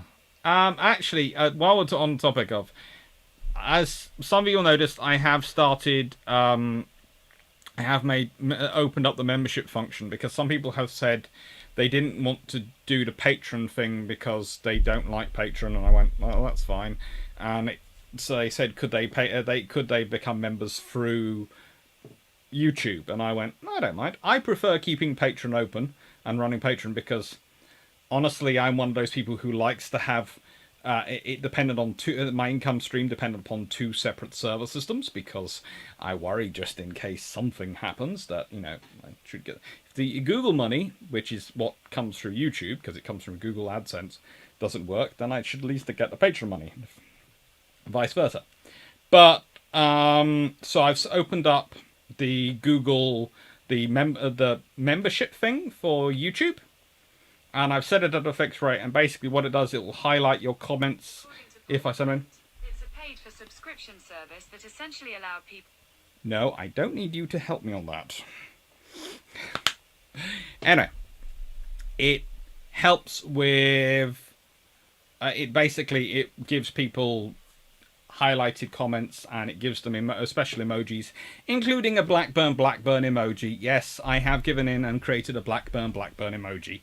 So, and all that, but it's highlights your comments and make sure I see them, and it does all of that. It's a fixed rate a month, but basically it was because some people wanted to subscribe and support the channel, but didn't want to join Patreon, and so I set it up for them. Anyway, on to the more interesting thing of the new books, and let's start off with the first one. And then we'll get back into the D-Day stuff.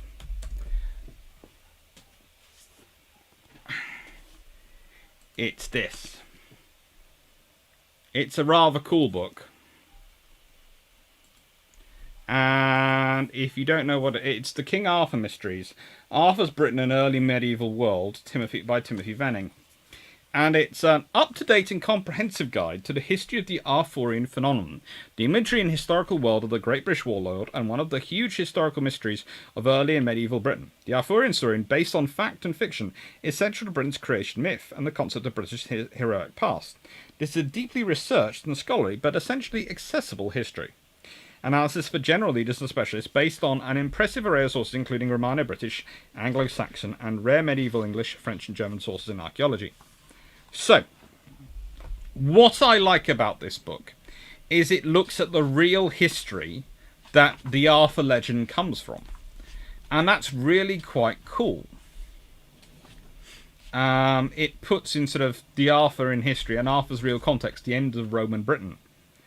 The context for Arthur's traditional timeline in Britain, after the end of Roman rule, was long accepted by mainline historians as the basic story of the replacement of one politico-social-ethnic culture, Romano-British, by another, Anglo-Saxon, i.e. Germanic, in lowland Britain between 400 and 650 Common Era AD. Nowadays, that is being challenged. The suggestion has been made that there was no major replacement of one ethnic grouping by another, traditionally by invasion, but a case of a different culture emerging by a mixture of immigration, trade and fashion. This would undermine the very idea of Arthur as a Romano-British military leader fighting to hold back apparent hordes of invading Anglo-Saxons, which has been seen as the reason for his fame from the time of the 9th century. Welshman and monastic author Nennius onwards. This is still contentious, as the language of post-Roman society in Britain certainly became Germanic, or Old English, even if modern studies of DNA seem to indicate that the notion of ethnic cleansing by incoming Germans has been overemphasized. But the history of post-Romano Britain is certainly an area of major contention, not least from the lack of definite and unchallengeable facts.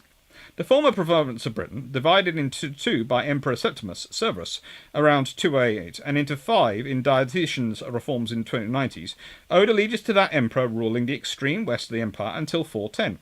The empire had been divided into two by Diocletian, with its capitals eventually being fixed at Rome, Milan for the west, and Constantinople for the east.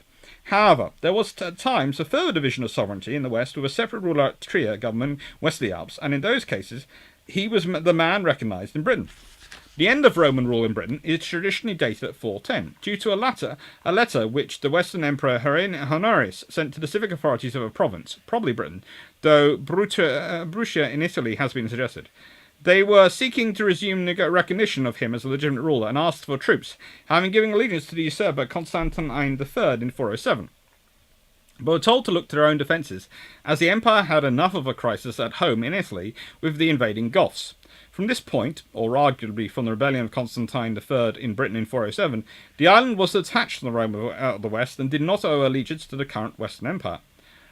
Roman administration, however, continued in northern Gaul across the Channel into the 450s, with the Western commander-in-chief Aetius, in power from 433 to 54 under Valentinian III, campaigning there at times against marauding Germans who had been at large west of the Rhine since a mass crossing in the winter of 405-6. The question of what Roman political or commercial influence, if any, was retained in Britain after the Western Empire restored order to its nearest region, northern Gaul, in the early 410s is unclear, but no coins of the post-410 emperors have been found in Britain. And it's logical that the end of the former system, whereby estates in Britain supplied corn to the Roman army of the Lower Rhine, caused economic distress to the suppliers, the larger southern British villa estates. In literary tradition, in Romano-British successor estates in Wales, however, the decisive break was seen as coming with the rebel emperor Magnus Maximus taking the army to Gaul in 383, not Constantine III, who was forgotten. In 451, the invasion of Gaul by Attila the Hun, overlord of a vast empire of tribes from the Rhine to the Ukrainian steppes, was met by a coalition of Aetius Romans and local Germanic settlers, principally the West Gothic kingdom of Toulouse, established in 418, and defeated in battle at the Campus Mauritius near Chalons in Champagne. Roman rule of northern Gaul ended after Aetius was murdered by his jealous sovereign, Valentinian III, in autumn 454, and the empire's authority in the province collapsed, though Aetius' former lieutenant Aegidius and his successor Singarius maintained a semi-Roman kingdom based at Soissons until Clovis of Franks overran it in 486. Roman rule in southern Gaul lasted into the late 460s, threatened by the expanding Gothic kingdom in Aquitaine. It'll be seen that a British army, led by one candidate for the role of Arthur, was campaigning against the Germans in alliance with the Western Empire around 468. The careers of Aegidius and Singarius as a post-Roman warlords, leading a Roman-trained, Roman-styled army, much of it cavalry, to keep the world of Romanic Gallic civilization free of barbarian German invaders, is a template for historians and writers' guesses about what happened in Britain, where written evidence is much more sketchy. Plausibly, the mid-late 5th century British war leader Ambrosius, called Last of the Romans and of noble blood by Gidius, was similar to these two commanders. But was Arthur? This is a very, very cool book. I like history. I like the myths of history because often the myths are built around real things. And this is actually a good book to talk about when you're talking about D-Day, because D-Day has a lot of myths based on a lot of real events. Because there's a lot of history going around, a lot of accounts, and they can get picked up, blown up by various historians. I've got 2 books up here which are full of things which have been blown up. But this is a good book about Arthur.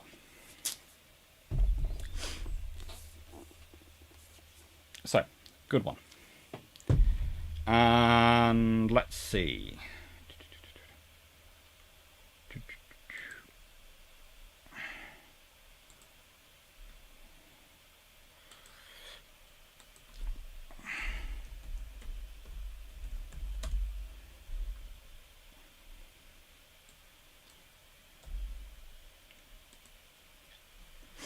Mm-hmm.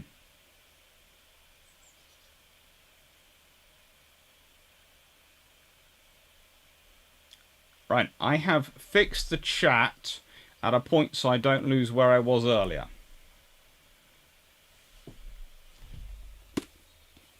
So if I don't answer questions, just tell me. But basically, I'm using Dan Freeman's message, all well at my end, just home from a nice long lunch with a mere 3 cocktails and then walk and journey home, as my marking point.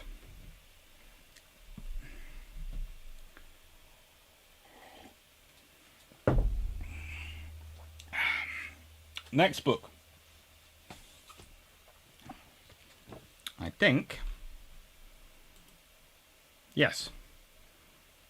It's this one. Right then. So, British Sloops and Frigates of the Second World War by Les Brown.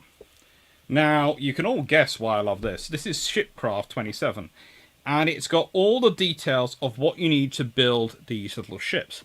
And it is great if you are talking about D-Day and various other options, because you get to see all the little ships. And the little ships were involved in a lot. And I have to say, some of these models are spectacular. You see some of the pictures of these models and you go, I am never going to produce models that good. I honestly am not. You know, I know my skill level, and it's definitely not anywhere near there.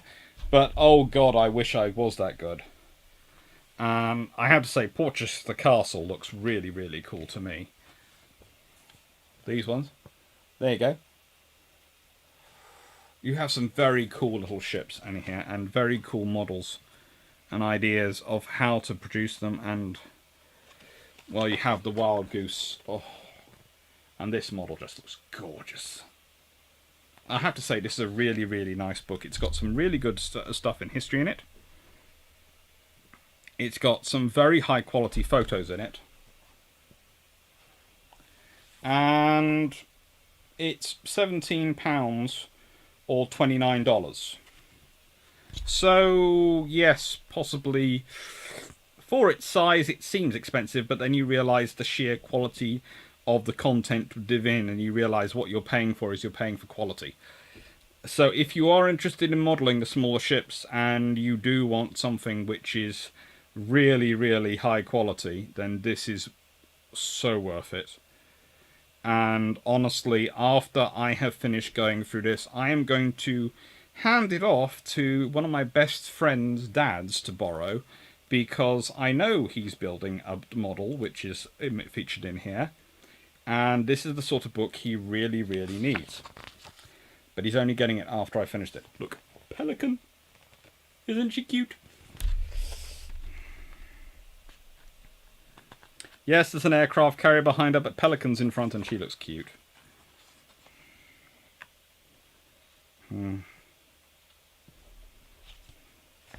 And it, of course, has, as you would expect in a book like this, instructions on how to do painting and all the paint charts, which is really, really useful.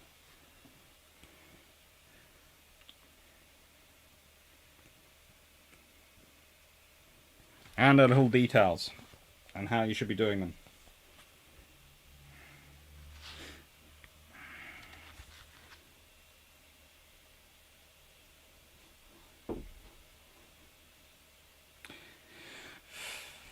Let's see, let's find a section to read for you all so you can hear the reading of it. It's good to read, it's a good book.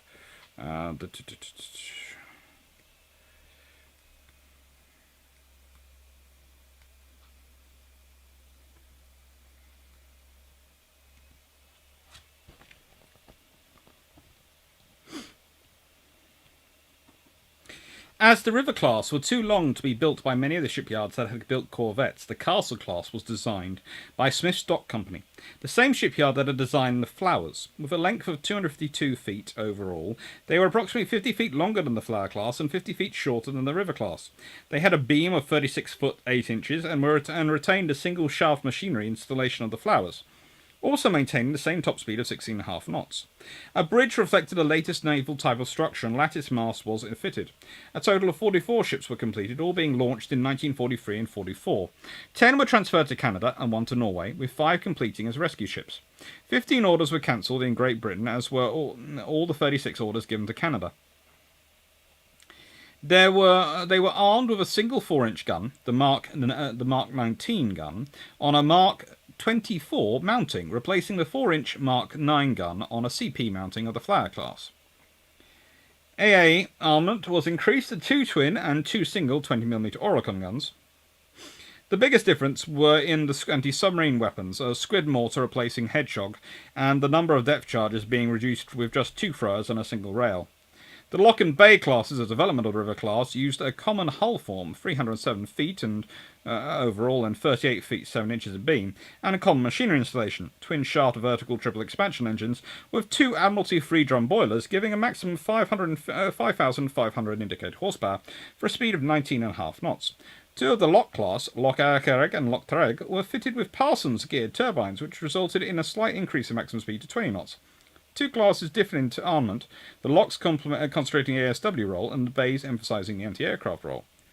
There was a total of 30 Lock class vessels, 3 of which were operated by the Royal Canadian Navy, 3 by the South African Navy, and 2 were completed as depot ships. They were launched between 1943 and 45, and more than 50 further vessels were cancelled.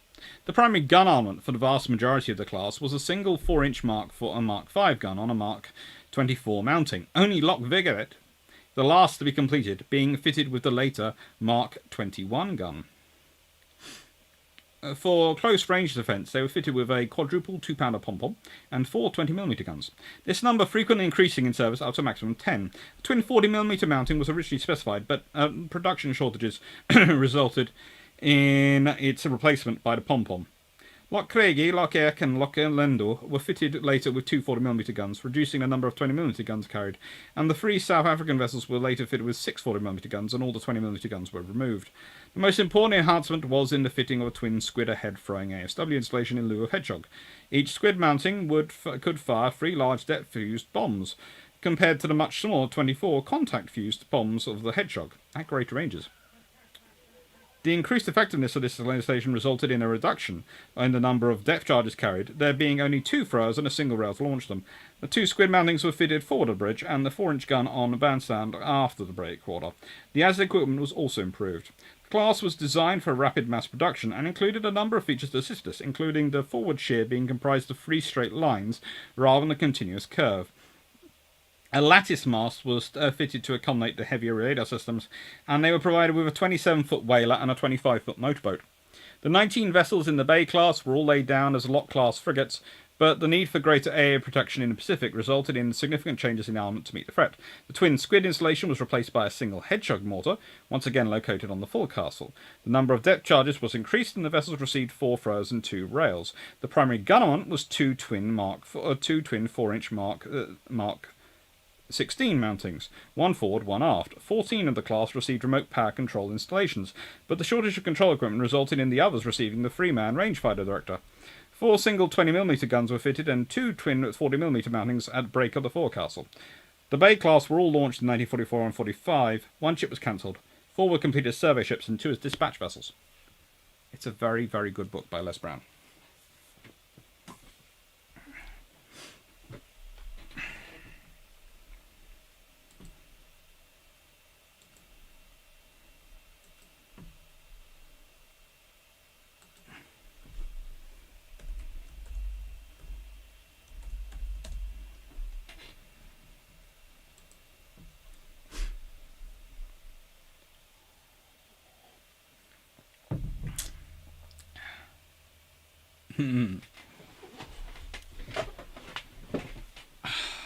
So the good doctor goes straight to the Black Swan section. Of course I did. So, next book, The Engineering Evolution. And this is very, very cool. Oh, thank you, Jim Crisson. Thank you for all the super chats, by the way. Everyone does. That's really nice of you. Angus Buchanan. The Engineering Revolution. How the Modern World Was Changed by Technology. This is a very cool book. It's £25 UK, $39.95 American, so $40, let's be honest. And it's very, very cool. And I have to say, I wish I'd had it before I went to Wales for my research trip, because honestly, there is all sorts of stuff in here about various iron bridges and things which I passed on the way, and I could have bored people silly with knowledge. Well, I know quite a chunk of it, but it's still very, very cool. And it's, it's got this thing, blast furnaces. Blenheim, several blast furnaces in various stages of decay survive in Blenheim, North and South Wales. They now form part of a World Heritage Site. And these, of course, were blast furnaces were being used to produce coal, coke, steel. It's rather cool. And it's what you would call an edited book, in that Angus Buchanan has written many of the chapters and has edited the rest of them. But there is chapters written by Mike Bone, Owen Ward, Giles Richardson, David Ashford, and Robin Morris, Richard Harvey. History of Technology and Medicine has been written by Richard Harvey, and Keith Falconer. It's a really, really cool group. And Brenda Buchanan has also written a chapter. So there's really, really cool stuff in here. And the chapter you'll probably be more interested in is actually Brenda Buchanan's section, 173. Which is called Warfare and Society. Warfare has long been a subject of study by historians, some interested chiefly in weapons and tactics, and others concerned mainly with the relationship of war to the fortunes of states and society. In most cases, the provision of firepower has been seen as a given factor, something that was essential but which could be taken largely for granted. Barely worth a footnote until studies focusing on the manufacture of gunpowder were published from the later decades of the 20th century. These suggested that in the Western world, the gradual adoption of the gunpowder weapons from the 14th century was based upon mechanical mixing procedures that appear simple, but were only gradually understood by contemporary society. In contrast to the science-based firepower adopted from the mid-19th century, that was developed through chemical explosive laboratories and factory floor industries, revealing a society more able to rapidly develop and adopt new means of warfare. In the international context, the scholarly research of Joseph Niemann, published in the 1980s, has already shown the 9th century primacy of gunpowder knowledge in China. And to this may be added the suggested 12th to 13th century use there of this energetic power for warfare and pleasure, explored in historical research of Kenneth Chase and Peter Lorge, published in the first decade of the 21st century. The significance of this widening of focus is such that Western historians must now take into account not only professional disputes within their own geographical area of research, but also the possibility that, in chronological terms, the gunpowder armies of the West did not precede those of the East. And perhaps in any case, the long debate of the idea of a military revolution in Western civilization has now run its course, having engaged much attention in the second half of the 20th century after Michael Roberts' revision to our understanding of warfare and national administration between 1560 and 1660, first made in 1956. Others have since accepted the concept, but questioned the chronology, referring the period after 1660 as being of greater military importance and military innovations. Such revisions indicate the need for a more encompassing context and chronology within which to view the changes in a warfare implicit in terms of military revolution, incorporating in these considerations the less contentious but no less dramatic and far-reaching developments of the second half of the 19th century already noted. In light of these considerations, it may be suggested that the development of military skills in the West occurred gradually over many centuries, but accelerated with dramatic effect with two technological innovations, during which new sources of destructive power became available to armed forces. The first in the 15th century was the introduction of gunpowder weaponry, and the second in the mid-19th century came with the application of high explosives and mechanization to warfare. Both these developments were associated with the growth of nation states the size of armies, with social consequences in terms of funding, recruitment, and logistics. I would get into this, but I would say I found it very interesting, and I really like this book, and I like that chapter. My one critique is there's a lovely picture on the back of a certain ship, which is very, very cute and very much deserves to be there. And I have gone through this whole chapter on warfare, and I'm going through again before I make this statement. And it's very much focused on military. That's lovely. Keeps talking about military, but at no point does it mention Navy.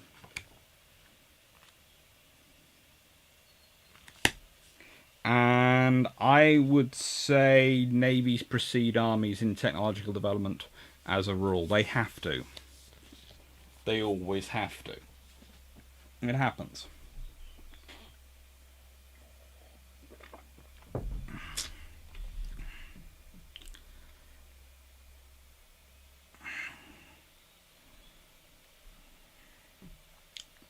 But it's a good book, and it's worth looking into. Alright.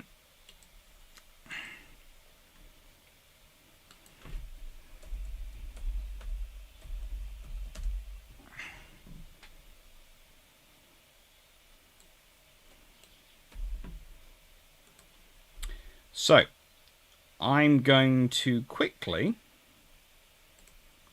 do something quite naughty, but not too naughty, and just do this. So, I have talked already on one video that's come out this weekend about these, Justin Craig Summer Schools. There isn't a link below, but there will be a link below. I'll add it in now.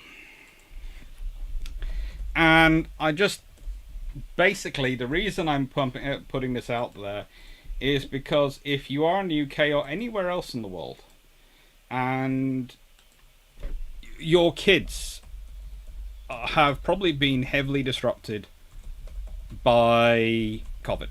Their education has been disrupted.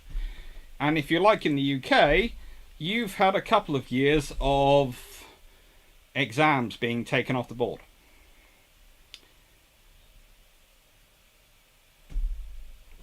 I have a feeling they're not going to be taken off the board next year. I think they're going to be very much part of it. And this is a company I work with. I know they produce good quality. They're not paying me or asking me to put up this or at all. I'm doing this off my own back because I'm hopefully going to be course directing on a couple of these courses. Normally, if it was a normal year, pre-COVID, I'd do All Nations and Denstone. They are my two centres I run. I don't do the Regent's University in London because, honestly, I live near London. I don't want to go to London in my summer if I can avoid it. And these Denstone All Nations are beautiful country places where you keep well away from the rest. So the kids can have a lot of fun outside it. They do, if they're GCSE students, they do a different topic each day, so they'll do 5 topics over the course of the week. If they're A-level students, they'll do a whole week, and they'll be in classes of 6 to 8 students usually, and they'll have a very qualified tutor, usually someone who's a senior examiner as well as a school teacher or a university lecturer like me. Although I'm now course director now, so I'm usually headmaster or whatever you want to call it for those days. And it's set up to be very supportive. If you're at Denstone, the students get to do rock climbing, water polo, if I feel like running it, considering I have to ref it, and that means I have to get in the water and be sort of there sometimes going, hey, no, stop. Or sometimes I volunteer to captain one of the teams. We do that. If we think it's necessary, one of the course assistants takes one of the teams and I take the other team. It depends. But it's a fun thing. Not everyone has to do that. They get their choice. But the rock climbing is always very popular. There's also, I think we did a Harry Potter dinner evening at one point. We also did a Domino's pizza evening. So they have a lot of fun at both of those centres. At All Nations, you have a lovely fire pit which looks out over London. The students get to play football and rounders on the field, and then they get to have a fire pit. And I do popcorn over the open fire, the traditional old-fashioned way, and every year it does sort of have an accident and slowly pushes up the lid and that sort of things. I make sure there's a lot of popcorn in there. Anyway, leaving that to one side, it's a lot of fun, and it's very good education, and it's very good experience for the students who get involved. And yes, I do know it costs money, so I know not everyone can afford it. I wish everyone could afford it. I wish everyone could get these things. That would be a nice utopian world, but we don't live there, unfortunately. But if you can, and you want your kids to have a bit of a Summer experience and a learning positive one, and you're in the UK and you fancy it.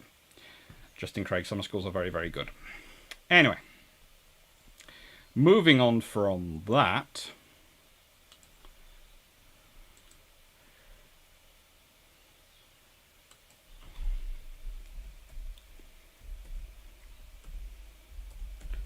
We're back to D-Day D-Day questions and chat.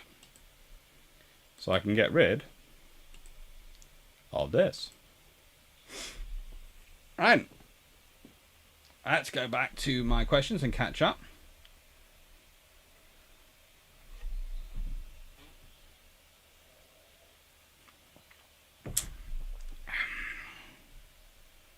Let's see, Dan Freeman. There you go, I found your question marks. Trent Lenker, again, amateurs study the tactics, professionals study logistics, serious professionals study infrastructure and economics, and hacking. The initial population, the secondary effects of hacking attacks that damage destroy infrastructure. More likely, sadly. Then would nuking the D-Day landing sites have been a good idea? If the Germans could have done it, they would have done it. Because it would have taken out the entire invasion force. And they wouldn't probably have cared much. But if the Germans had had access to nuclear weapons, they'd have probably used them on the Eastern Front first. Bugguy889, have you heard of the book The Rifle, written by Andrew Biggio, who retired a Marine combat veteran that went around the US getting the stories of last World War veterans and having them sign an M1 Garand? I haven't heard of that book, but that sounds like a very cool book that I'm going to add to my to-buy list. Over at Whitmire, did the 5 D-Day batches have landmines on them meant for troops? Yes. Well, they were mined in parts. They had mines on some of them. They had mines on different parts and different places. Let's see.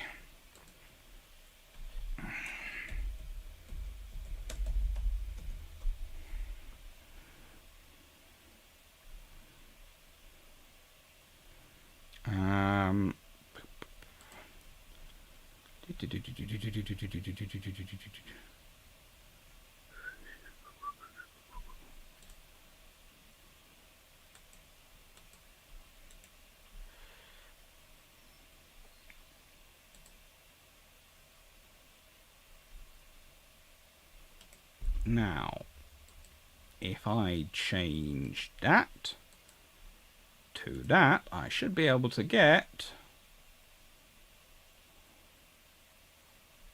that, in theory, he says. In theory.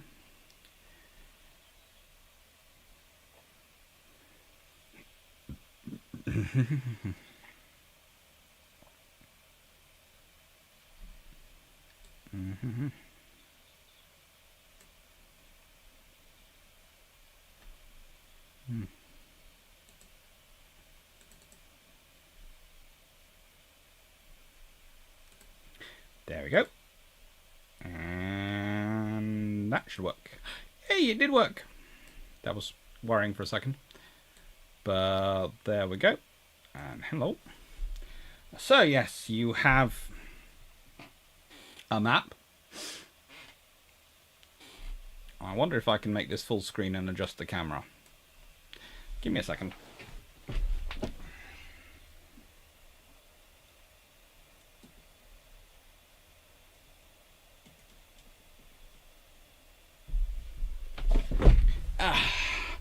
There you go. Right then, so full screen now.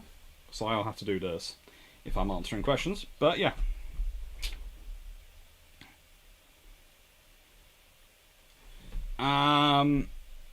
Whitmar, did the 5 D-Day batches have landmines? Yes, as I said, they did.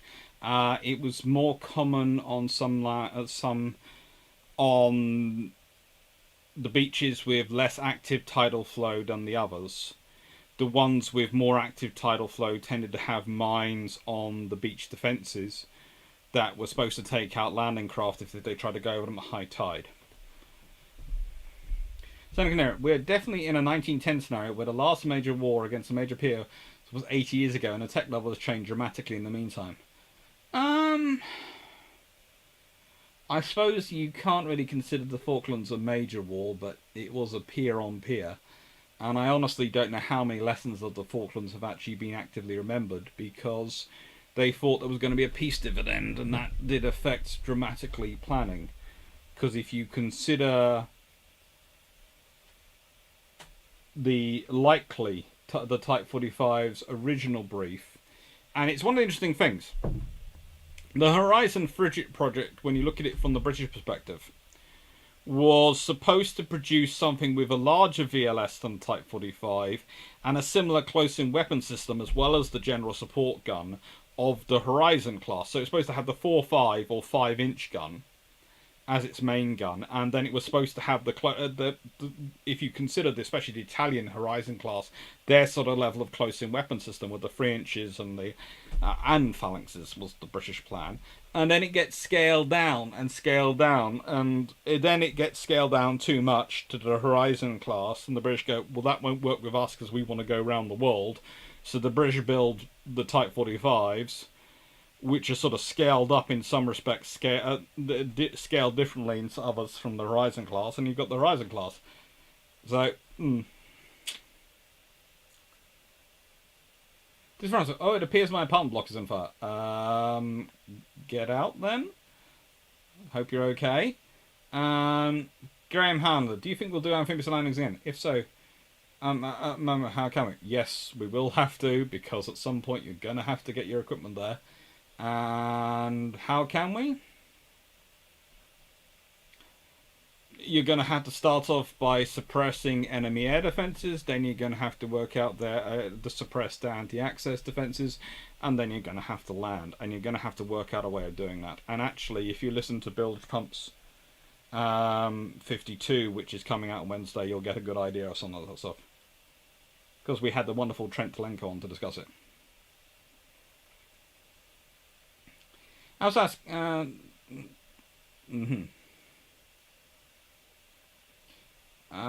Freeman, do you mean anti-personnel mines? The beaches defences had mines to take a landing craft, but I'm not sure how well little mines would cope with seawater.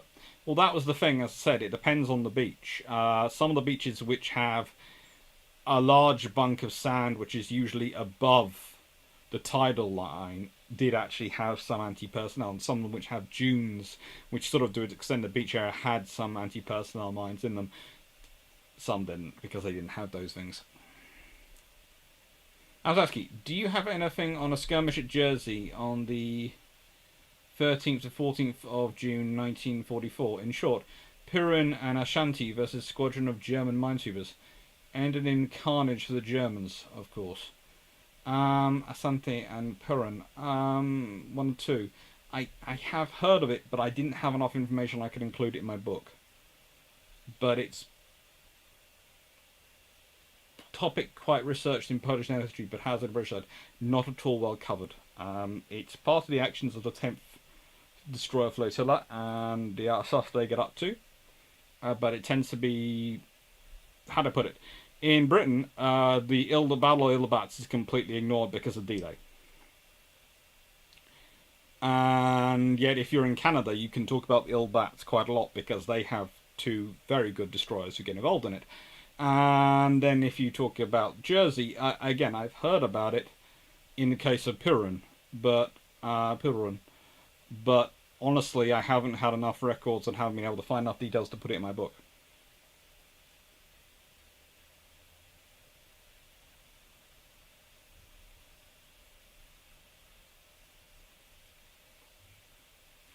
Dan Freeman, I think I need a Blackburn emoji. That would be scary.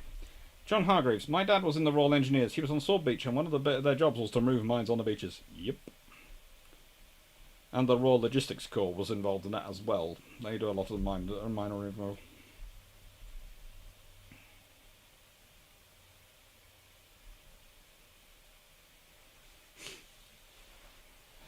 Kahedron, the cult of the Catalina once again politely requests equal representation. They only allow me to do 5 emojis at the moment, but I will try and do a Catalina at some point. Trent Lincoln, the cult of the Blackburn Black One. One of the most interesting internet phenomena going on. Now it has emoji. There is no stopping on them. Yeah, as I said, you only get the emoji if you are on the if you're a member of the channel or whatever that is. I'm not sure. I have been looking into it and going, well, let's see if I can find... Do I have access to the custom emojis? I do!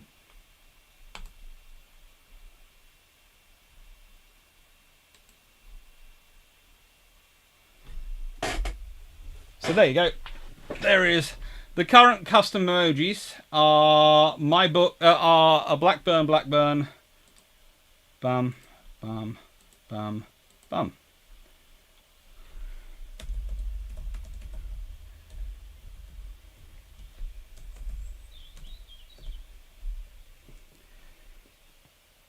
There is another aircraft there.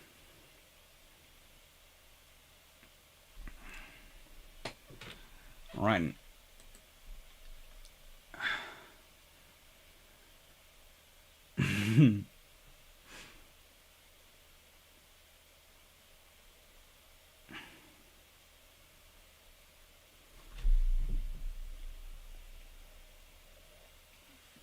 Sam Thompson, okay, thank you for showing me this one. I saw it on Amazon but wasn't sure. Now I've looked inside, well worth it. That's why I like doing these reviews, because I think, honestly, doing book reviews where I get to show you the inside, it does help me good. I'm going to feel guilty not joining the club now. Nick orders, 40 plus orders cancelled. Imagines conflict groaning from the shipyards when peace was declared. Yeah, pretty much. A lot of conflicted groaning.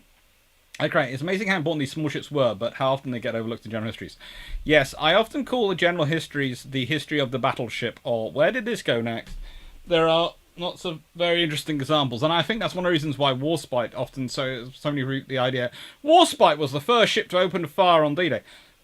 She wasn't. She was possibly the first battleship to open fire. That is arguably quite probably correct. But I'm fairly sure Orion and Roberts beat her. Senator Clear, when was the last time an unexploded naval mine from World War II was found? They get picked up in the North Sea and some of the Pacific quite regularly. Richard Author, Time Warp. The French designers you keep asking why have designed ships for the 2021 to 23 US Navy. We're up to date. Looks, armament, design ability to actually ability names. 1 ship a year allowed. Oh my god. I don't want to think about it. I have no idea what they'd be calling them, and I have no idea what they'd be building.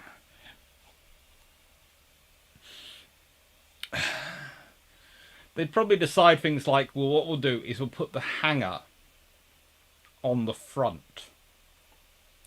And then we'll put the flight deck behind it. And then we'll put the bridge and the superstructure. And then we'll put the guns on the wings. And then we'll put the VLS all on the stern. For some reason. Or something like that. You have... And it will definitely be a Zumwalt Carl, because they would never be able to resist a tumble down. Senecanera, and is the story of USS Missouri just going for an Iraqi minefield to clear it true? No, no one's that stupid with a battleship.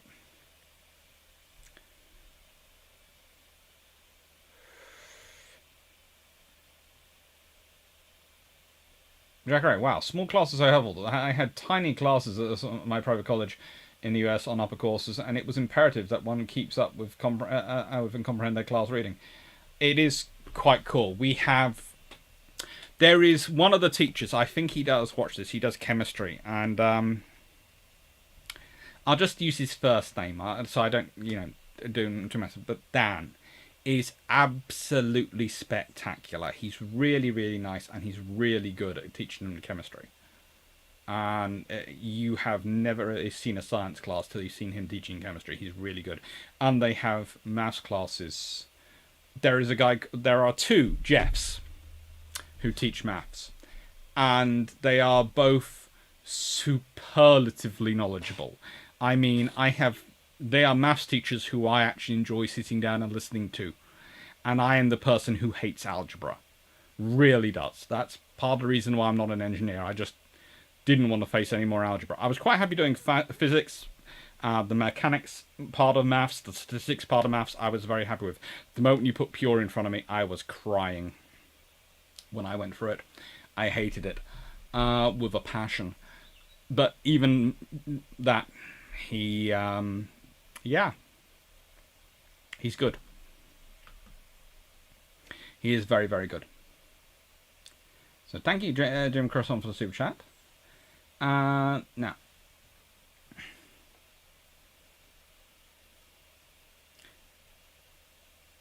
Senator, I meant, would nuking the D-Day landing site be a good idea if they had as part of shelling before the troops land? No.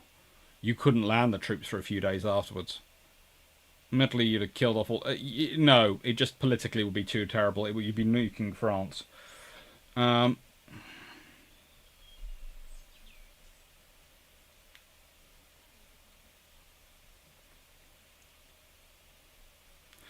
enough lessons on the Falklands others were learned, which is why I'm thankful to have gotten myself to send off my wacky ideas to you and the crew. Thank you.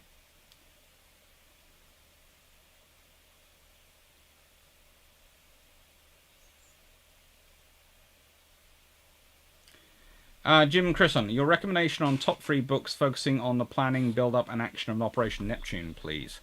Okay, if I'm going for the top 3 books...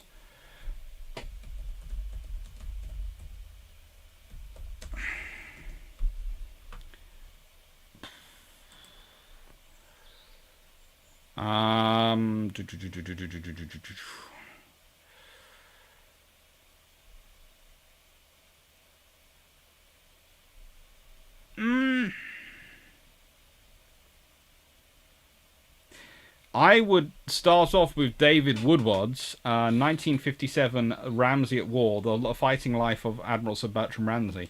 That's my first choice normally when I start giving people advice. I'm going to put the books as I talk about them in the script down below. So,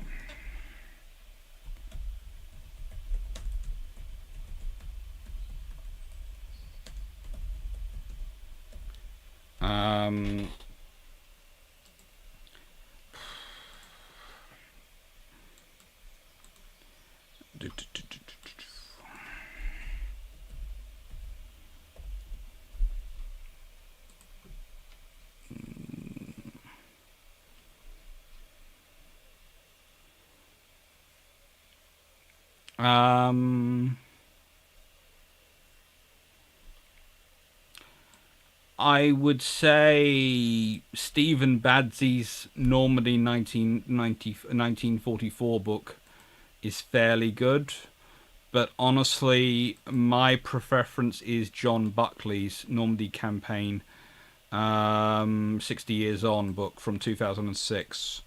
So that's the one I will put in the list.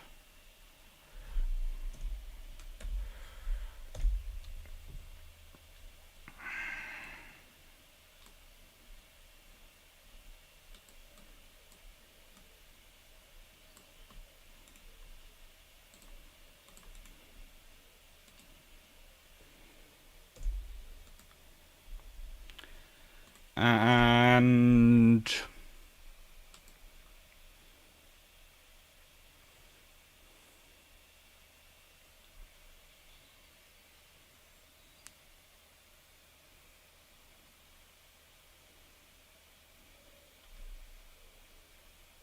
John Keegan's book, Six Armies in Normandy, from 1994, is a very good one. And there's James Holland's one, which is from 2019, Normandy 44, D-Day and the Epic 77 Battle. But I love James Holland, but he's good enough at doing his own advertising, and definitely is worth advertising, but John Keegan doesn't do it as much, so I'm going to put John Keegan in there because I would like people to read both Holland and Keegan's books, because I think the two historians are very complementary to each other and they give different perspectives which actually give you a more holistic view, because any historian is going to have some perspective differences to other historians, and sometimes it's actually good to pair up some historians, and that's what I like to do with Holland and Keegan. I like to pair them up.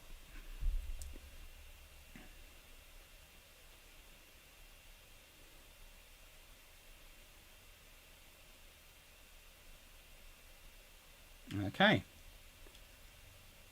All right. Hello, Senator Near. My great-grandfather was part of the a machine gun officer on defences. A brave gentleman. No Lexington. Frank Sparta, no Lexington emoji. I was only allowed 4, so I went for my book. I went for the Blackburn. I went for the P139B, and I went for a Beef Wellington.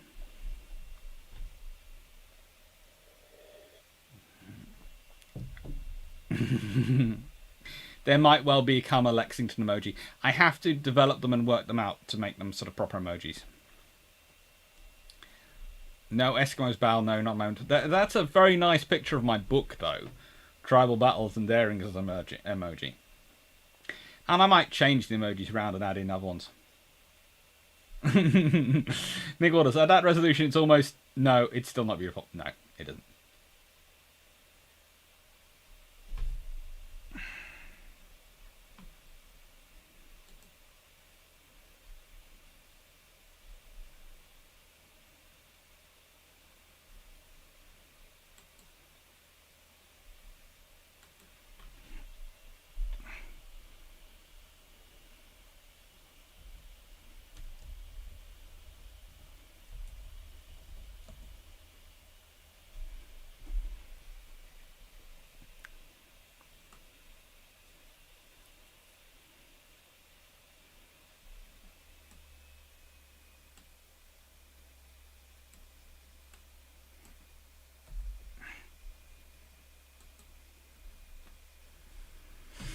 Right, so basically I've worked out this evening till about 10 o'clock is my theory, so, you know, I have. Scene Winrich, why did Omaha turn out to be such a great meat grinder compared to the other beaches? Would it have been better simply skip it and capture it from behind? No, you had to go through Omaha, unfortunately you did. And...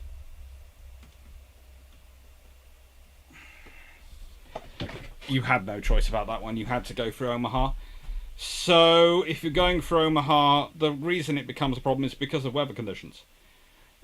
And you have orders and communications, but the very same weather you're adapting to actually makes communications more difficult and makes command and control more difficult. And that's why you get some of the issues you get at Omaha. So, Omaha was necessary, but Omaha wasn't good. Frank Spanner, an aircraft carrier with a tumble-down hull? Oh, you could get one of those from the French designers. They definitely could do that. Could be quite good. My understanding is Omaha was not planned beach initially, but needed a continuous front. But what was wanted was Utah and the Anglo-Canadian beaches. Omaha has to be got. It's not one you want to get, but you have to get it. Dan Freeman, what if the US Army had accepted some of Hobart's findings? That could well have made a difference to Omaha, but then they'd have had to train people up to use them, and that would have taken longer.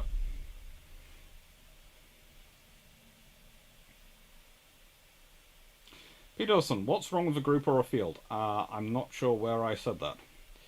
So you're going to have to ask me more questions. My point being, they knew it was the most dangerous beach in advance, yet went ahead when they could have pushed out flanks and captured easily within a day. That's a nice in theory, but that's presuming the other beaches go straight to plan. You can't do that. And you do not want to have an isolated groups from the beginning. You want a continuous assault. You do not want your beachhead broken up. And it's bad enough it's got fricking estuaries in the middle of it.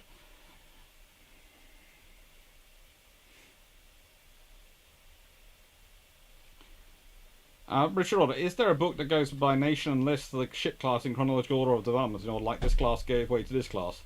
Not really. There are ones for individual nations, but books like that for individual nations sometimes. But there aren't really a combined one. Hello, Melanie, 1640. There's plenty of time. This is going on for at least another 90 minutes.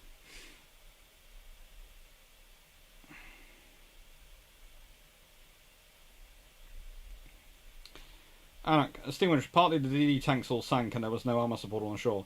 That's because the weather was rough and the comms to not launch the DD tanks didn't come through instead of running them ashore. Down from Richard Author, there is a Wikipedia page that will do things like cruiser classes, and then you can read up on the branching off either on Wikipedia or elsewhere. There is one of the good things Wikipedia does offer. Oh, I think I've reached the... I've managed to catch up with everyone, I think. I have.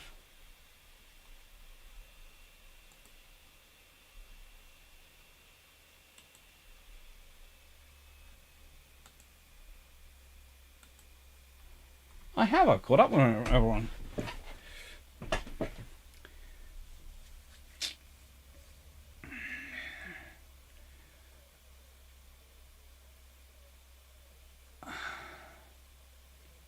Hello, Counterface. Richard, I have read Wikipedia, but I like books, and I got some cash now.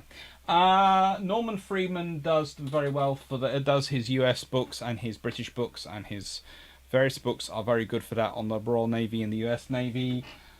John Jordan does quite well for the French Navy and a few other ships, a few other classes in various treaty times. But overall, no. There isn't really anyone who's a solid one.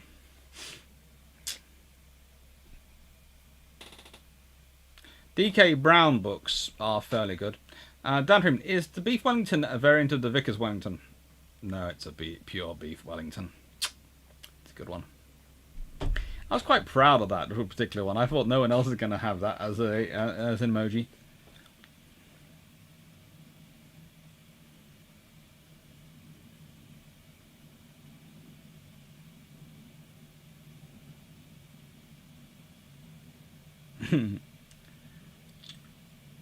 Richard Rocha.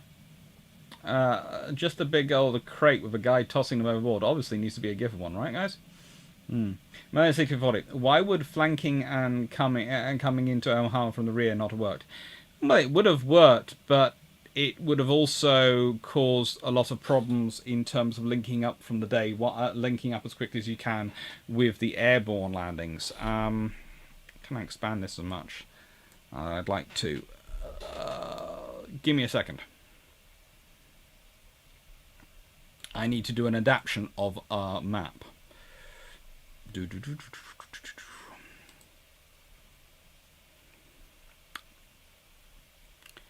Let's open that folder. Hope I don't strain the good old graphics card too much. And this is the trouble with my old computer dying. There are so many things which, it's going to sound strange, weren't backed up because I never thought I need to back them up, because I thought I could always build them if I need them again, because they're just open source. And it's a case of, yes, but when I have to build them in the middle of teaching, that is fun.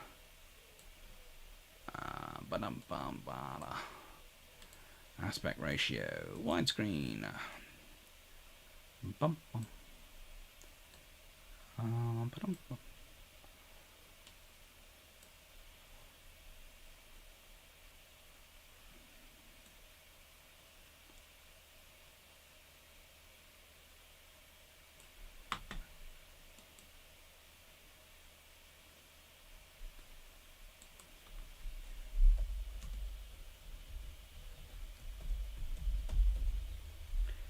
Right then, so I have saved a copy, and I'll now settings, change this for the zoom, and hopefully,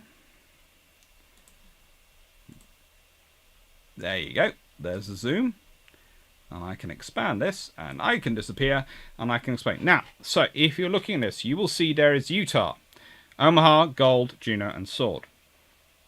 Now, this is not a massively good map, but it is a good map in large, and it's good to use it in small to explain the things.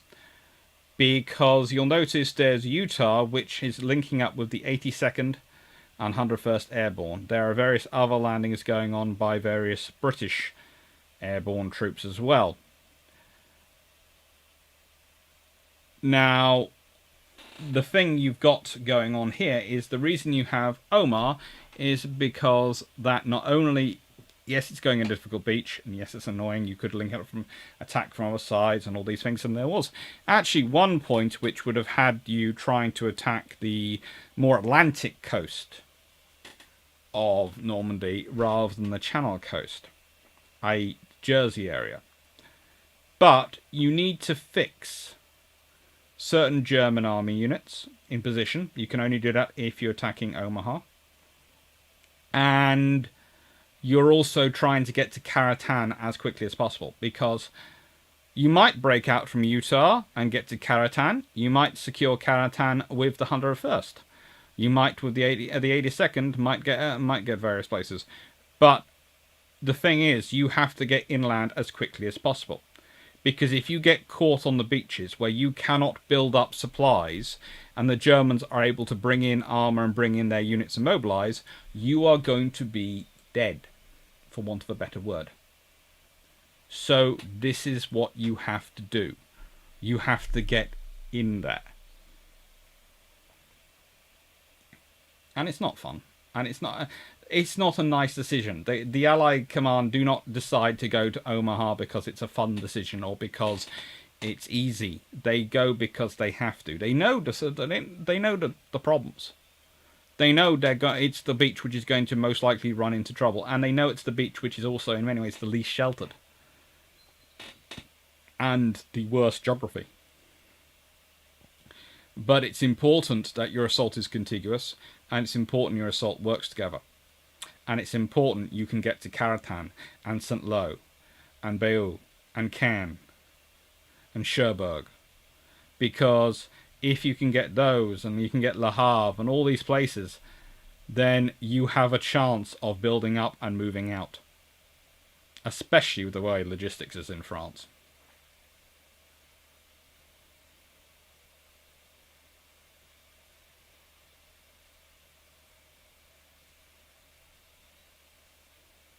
Jack, you're right. Things which went wrong in Omaha, which were not in the plan, as it were.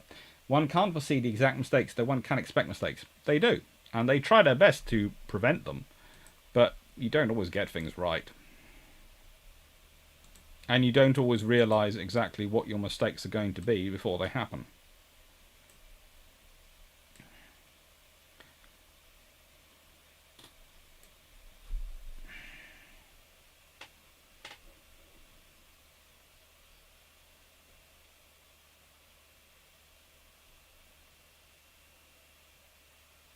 Peter Dawson, I was looking at reading Enigma, and there are permutation groups involved in the shuffling letters.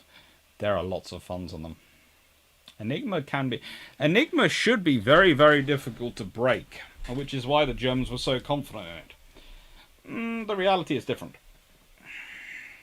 See, they mostly landed a bit off-site at Omaha, but the slaughter would have been as bad anywhere in the area. When 88s can fire directly down in landing craft, that is a fail in planning or prep. It's a fail in many things. If they had had the armour as planned. Honestly, Omaha is one of those beaches where I would have liked there to be LVTs. Again, because I think whilst the beach and getting off the beach might have been still difficult for them, I think the extra firepower they'd have brought with them would be useful. Omaha, you needed more firepower. You did need the Americans to be really American and go, we'll bring a lot of firepower with us. But it had to happen. Let's put it this way. When they did the landings in San Carlos Bay and the Falklands, the thing they were most worried about was the period between dropping off the first wave from landing craft and dropping off the next wave in the landing craft, because there'd be gaps in their lines. The moment they had the full force, they had two waves ashore, they were fine. They had defence in depth, and they had naval gunfire support. As much as you couldn't get in the Falklands with the forces available. This is the trouble with D-Day. This is a order of magnitude beyond that in terms of getting defensive depth.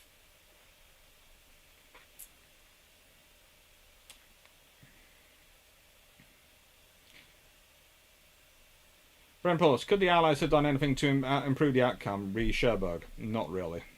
You weren't getting directly into Cherbourg. There's a reason it's got a red ring around it. Frank Soto, what would have happened if the Polish were given their own beachhead? If the Polish had had enough troops to justify getting their own beachhead, that would have been a very interesting beachhead. But I honestly The Polish are very good fighters, but it was better probably than combined in with the Commonwealth forces. Richard Order. Tunnel home carriers and the floating hotel Scots everywhere. Sweet dreams. Oh, good lord. Senator Cleaner. Was there a tactical decision that the Germans could have made on D-Day near enough D-Day that would have turned D-Day into a failure? Not really. The sheer weight of firepower, the British have managed, the Allies have managed to get the Germans off balance. Their forces are sort of the wrong side of the line when D-Day happens, and then they have to redeploy them. And the thing is, the Allies deploy a lot of air power and a lot of sea power to ensure that that land power gets ashore and is as much as it can do. And once that land power is ashore and you've got the Americans turning on the taps and pouring in the troops they can pour in, and the British and the Commonwealth pouring in the troops they can pour in, then the Germans have a problem, because you can defend a crust and fight the Soviets, but if you're losing against the Soviets and you're doing huge battles against them, and you're doing huge battles on the Western Front, you can't do both. Logistics, your trains don't run enough, your railways don't run enough. The German logistics machine, you have to remember, was not good. Rommel was not an exception that proved the rule in the German logistics machine. Rommel was the example of the rule. Good logistics in German forces in World War II seem to be rare, and that's possibly because quite a few of their officers are trying to make do with nothing, but also it's because, and I would argue this, the officers who survive the purges after World War I and the reductions in force are mostly the fighting T-farm officers, and that's lovely, but it means you lose your engineering officers and you lose your logistics officers, and they go off and get civilian careers, and you lose the institutional memory that they would have preserved. You lose a lot of that.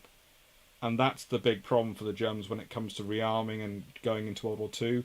They haven't had the institutional memory in that regard. They pull off a lot of operations still, and they do very well on a shoestring, you can say, but the thing is, they shouldn't have been operating on a shoestring. There are a lot of things which could have been done by coherent, experienced logisticians and engineering officers in the mid to late 1930s to prepare for war, which would have made Germany a lot stronger if they had than what they happened. So you can say D-Day was lost in 1936.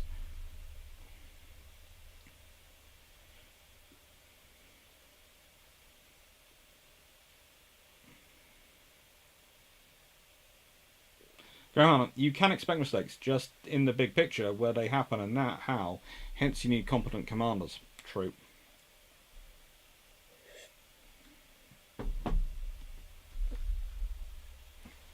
Trav Johnson, I'm thinking 1 to 5 terabyte external memory hard drive.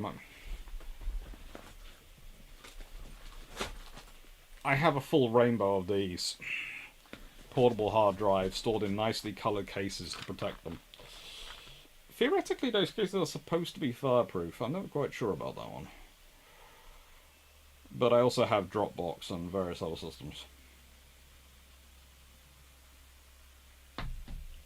Manus 1640. Where might be taken by the airborne units, but you have to get to?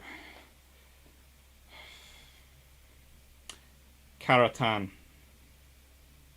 You need the roads. You need the roads at Caratan and St. Lo. If you can get Caratan and St. Lo in advance, you have a really good, successful campaign.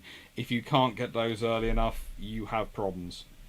It's going to sound strange, but any hours you're held up in the first day, 2 days, getting Caratan, getting St. Lo, linking up the beaches and moving in, holds you up days, because any time that you lose, the enemy gains the ability to solidify and move in forces and strengthen their defences. Basically, you could have avoided the blockage if you had managed to take Caratan and St. Lo quicker. And all hail to the troops who did take them, because they did their level best to take them as quickly as they could. So they did their level best. Everyone was doing their best. It's just the enemy has a vote, and so does geography and the weather. They all have votes, and unless they all three of them go with you, you will run into obstacles which will take your time.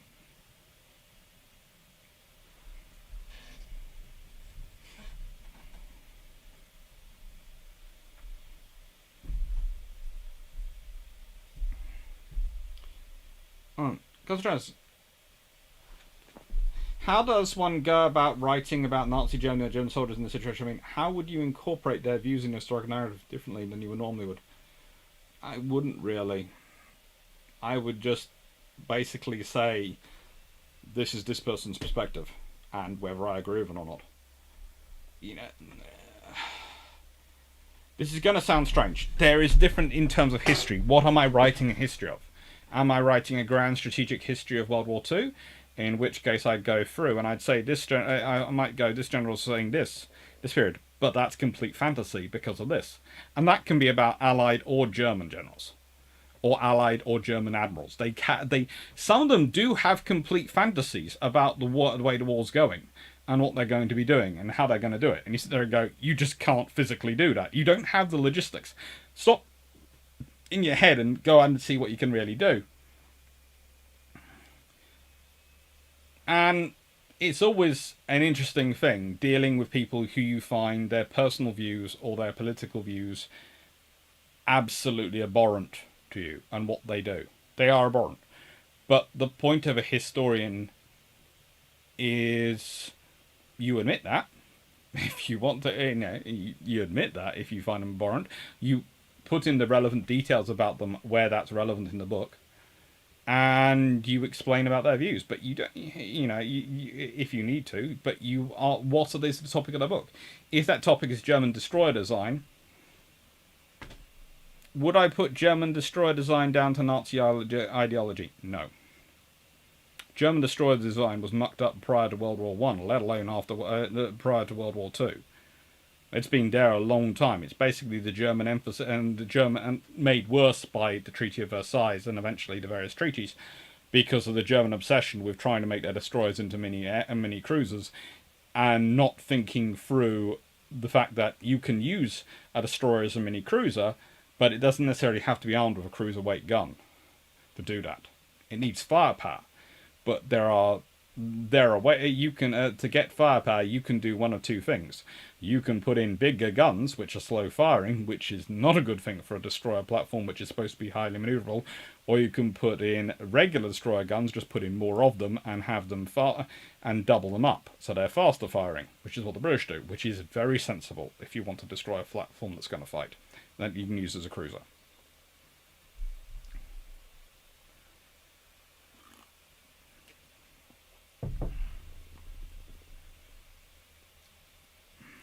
The reality is different with Enigma. Why? Enigma is theoretically uncrackable. In practice, once you have the help of Polish mathematicians and some very, very bright people in the UK, including, of course, the wonderful Aaron Turing and his whole team, you can crack it. But also, the other big problem with Enigma is because you think it's uncrackable, you tend to use it a lot, which creates a lot of traffic noise. And as Trent Lenkel will tell you, sometimes you do traffic analysis and that tells you more than actually cracking the information. You don't need to read the code if you're seeing if they're making a lot of noise and then the enemy suddenly goes silent, they're about to launch an offensive. You know that, because that's what people do. They make a lot of noise, a lot of communication going backwards and forwards, and then you don't need to crack it to know it. So the moment you have an uncrackable radio system, especially if you're the Germans who seem to transmit on high power all the freaking time, there are some commanders and some radio operators I do know who manage to avoid that, but as a rule, they seem to be disturbingly coherent on, we will transmit on full power and everyone will hear what we're saying, because it's uncrackable, so they think no one can read it. That's great. But the thing is, if there are 1,000 messages a day coming out of one place, or one operator, that's probably a command, a headquarters, signal. If there's only one or two, that's probably a smaller local command. This is the thing. You can do a lot of systems analysis of radio communications. So the moment you use Enigma, you have a completely silly. The Germans have a, just because they think it's theoretically uncrackable. A, we do manage to break some of them and do manage to nick the ciphers and the codes and actually decode them and break them. But B, the actual fact they're using them tends to reveal a lot of information to us. So, yeah, it's unbreakable, but you've used it. How many times today? That's kind of told everyone exactly what you are. Nick Waters, so if Rommel's requests for direct control of the panzer divisions were granted and they weren't in earlier, could the offer as a whole have been really marginal? It would have been interesting, but then you would have seen Omaha would have been even more important, linking up between the beaches. And honestly, the role of SOE would have been even more important as well. The quicker you get the armour coming in, the more problems they run into D-Day, but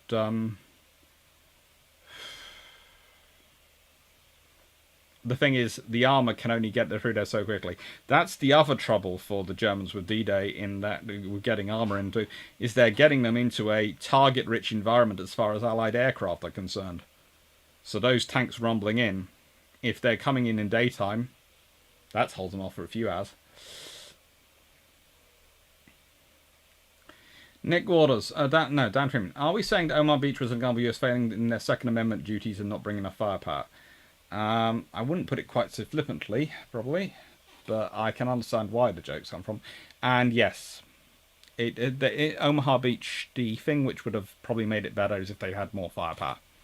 And if they'd had they'd had the DDs along with them got onto the beach, and they'd had some LVTs with them as well. Especially because the LVTs tend to do slightly better in rough water than the DDs, although not much better.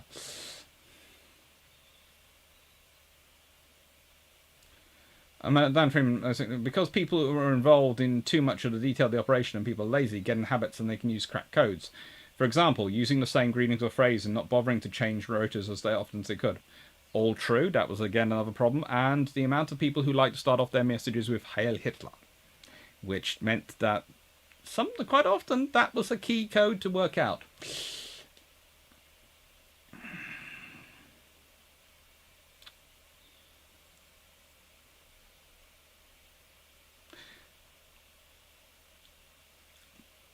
I was asking, Jermak Doghouse Frank Sparrow, this is about the Polish. We actually had a whole first corps in Britain, but its main component was the 1st Armoured Division, so it was mainly in the motorised corps, not suitable for amphibious operations. Yeah, they were more suitable to go in afterwards. They were very critical afterwards.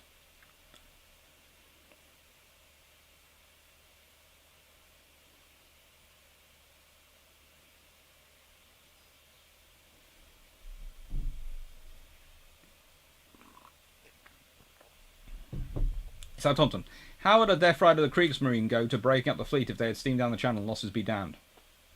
There would have been a loss of dead ships because the Royal Navy, the big ships, probably 10th Flotilla and a few other destroyer flotillas, plus the big ships doing the bombarding, the battleships, would have headed that way. Fast. And so they would have possibly made it through the channel. Possibly. There would have been submarines and various other things in their way, motor torpedo boats trying to make the channel as impassable as possible, and minefields. But if they'd made it through, then they'd have come in and met some truly big guns and truly nasty destroyers who'd have gone, you are getting past us over our dead hulls. And combined with the air power, yeah, there would have been a lot of dead Kriegsmarine that day. Plus, they've had to get fuel for them and actually bring them out of Norway, because that was where quite a lot of them were at this point. Well, the working ones.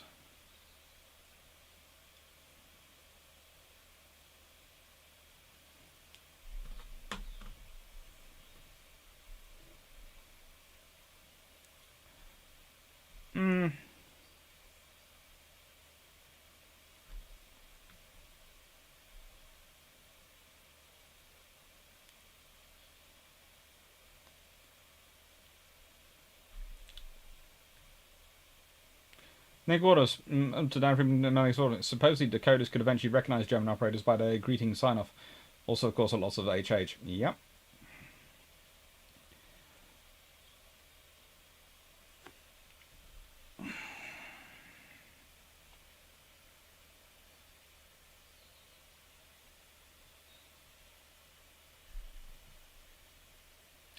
cool. Heritage flying. There have been a few of those going on today.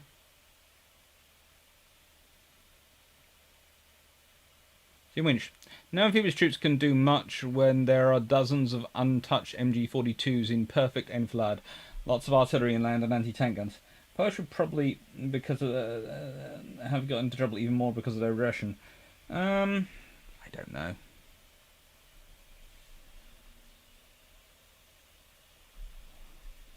Hello, Juno199.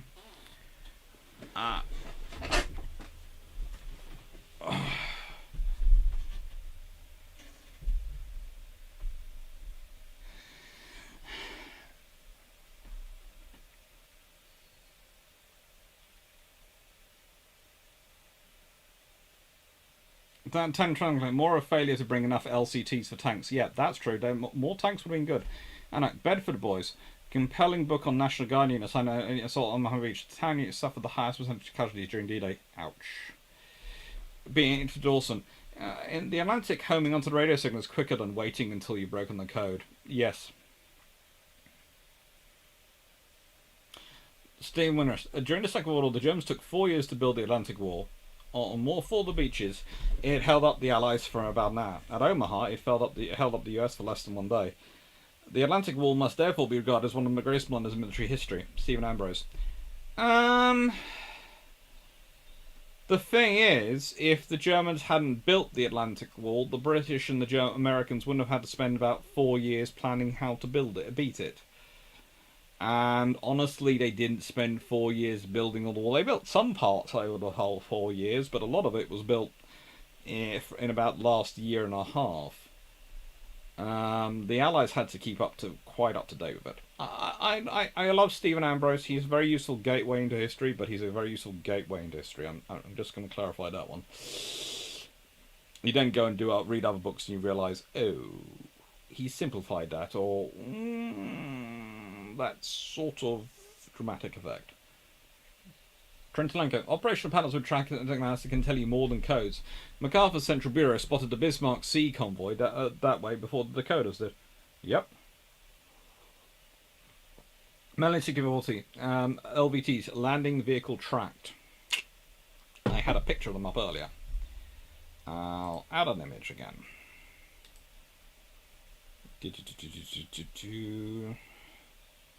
Where are my lovely LVTs, the British Army ones? Yeah, that'll do. There is some British Army LVTs for you.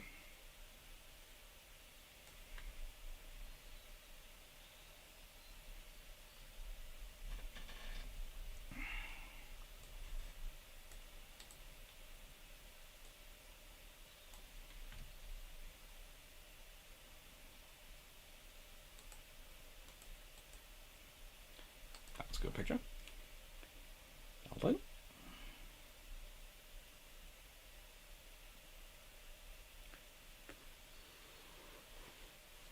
I thought the messages were closed with Hail Hitler, not opened. Some of them were opened, some were closed, and they did all sorts of things with them. It's one of the interesting... I read a whole book about it a couple of years ago, and it was quite weird when you sort of look at it and go, oh... And made me immediately wonder if the Germans did the same thing with the British going, hello. And then I remembered that most British Army officers I've met have about 1,000 different ways of saying hello, depending on their mood. And suddenly I realised, that could explain and make things slightly more difficult.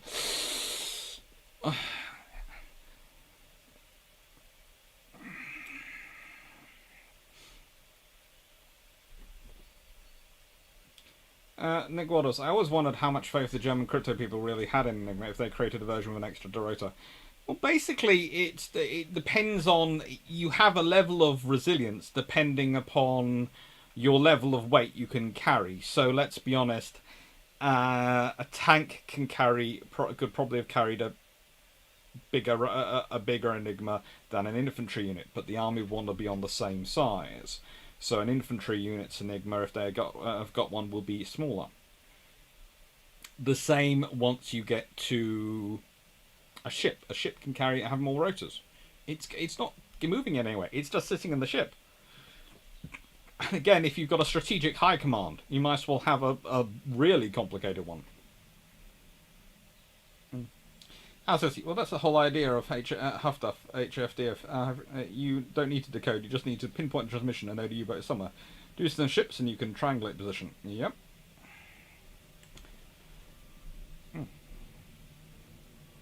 Hello, Juno, my man. Hello, Lucas. Were the rockets fired from incoming landing craft noted as effective in post-battle analysis and clearing mines and off-beach obstructions? They were considered quite useful and they were going to be retained for Japan. I think they wanted to refine them a bit more. Hello, Carl Harmon. Just got home after a shift 2 at Mountain Warehouse. Hope it went well. Shumi, I remember there was a story of Enigma where there was some poor gem stuck out in the middle of nowhere who was sending a message. Weather is hot, no enemy every day, the same message. There were a few like that.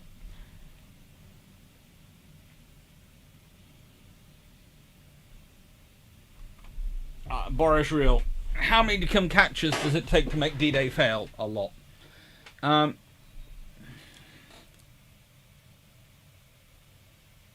Trent, that's still saying still saying not enough Dakin. No, more like General Banner relieving the 8th Air Force on how accurate the heavy bombers were. Again, when do they? Why do armies start believing air forces are accurate with their emphasis on how much they've destroyed? So far, in every single history of every war, air forces claim to have destroyed more than they have done. And it's the same with everyone. You know, ground forces, tanks will claim they've destroyed more tanks than they have, and all sorts of things. It happens. People overestimate. So start factoring that into your analysis and presume even your other services. They aren't lying. They're just they're overestimating the accuracy of their information.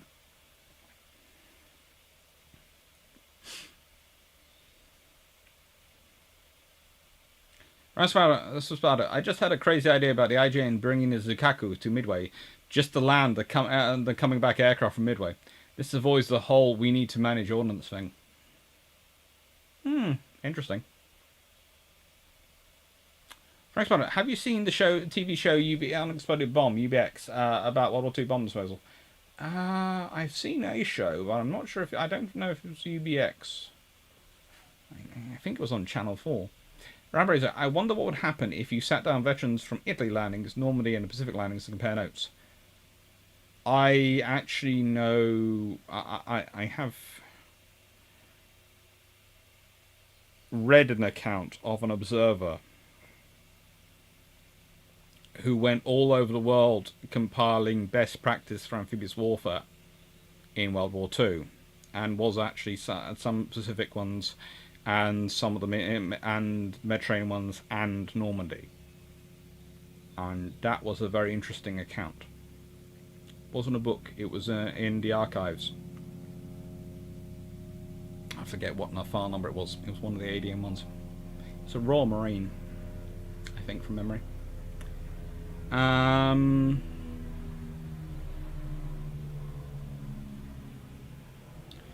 Tikio Bixer, fourth rotor Enigma was only used by U-boats. Supposedly it was only introduced at Donnett's insistence. Well, Donnett is more paranoid than most of his other colleagues.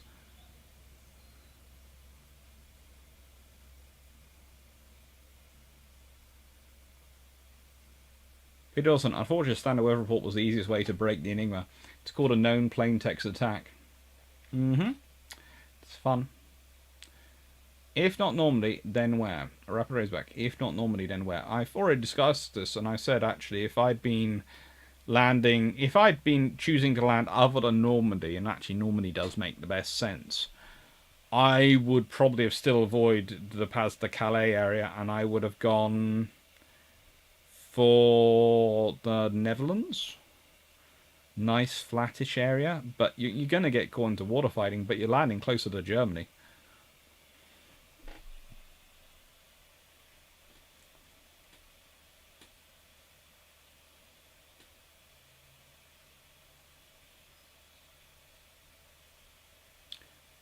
I was asking, yeah, definitely. And I know a lot of...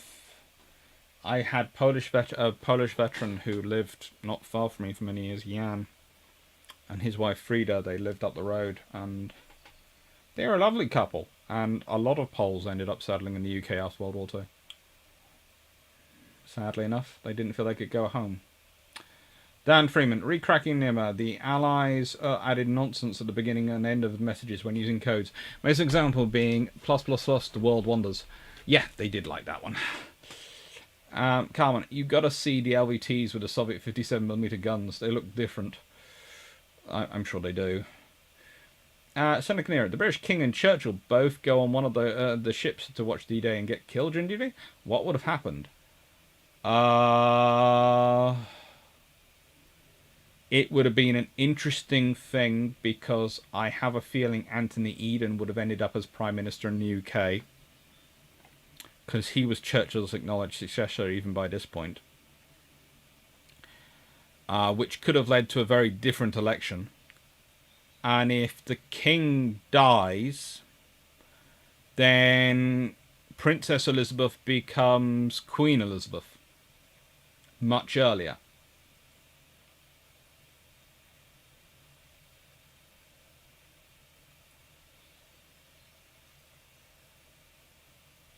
Frank Swanton, pour a beer for Hornfisher. At least lived to see USD Johnson around. He was far too young to go. I didn't have the pleasure of having actually met him, but from people who have met him, I've heard very good things about him. He was very nice.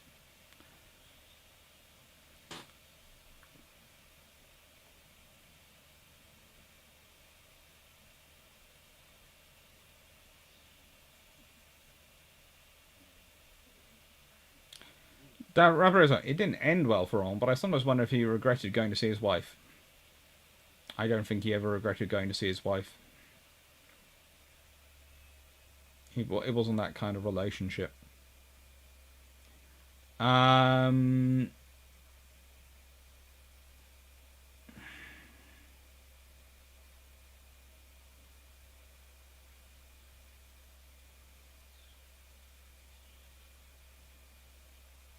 Rosa, if you want accurate bombing and combat air support, use medium bombers and fighters. So Thompson, that little rant sounded like someone needs to let out some steam from one of Warships players, claiming you stole their kill. To be honest, that is my thing on Blitz occasionally. I decide people steal my kills. I get annoyed with it. I'm blasting. I have to say that's the one thing with World Warships. I love them. And I love the detail of the games, and I treat them as games, yes, because in real life, a battleship does not allow anyone to get that freaking close to it. And I mean, literally, destroyers try and get really, really close to you to launch the torpedoes, and so going, no. The whole thing with World Warships, if you could quadruple the size of the playing area, and I can understand why they haven't, you could really scare the living daylights out of things when you had a battleship on there. Barbarossa, your book is sold out, thus a review will have to wait. It's not on sale yet. It's sold out on pre-order. More should be coming soon for pre-order. I think they're ramping that up.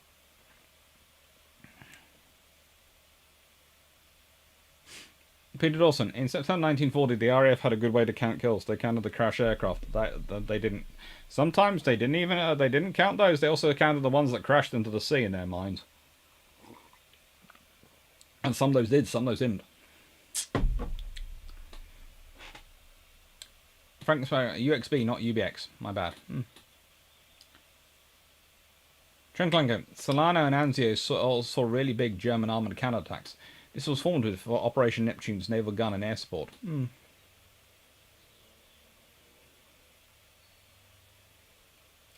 Trent Lanka, a Pacific War-style multi-day gunfire prep would have seen German tanks sitting on the beach when Allied troops landed. That is the thing. Normandy is different from the island campaign in the Pacific because the enemy can retreat and they can reinforce. The islands, the moment you surround them, they're under siege.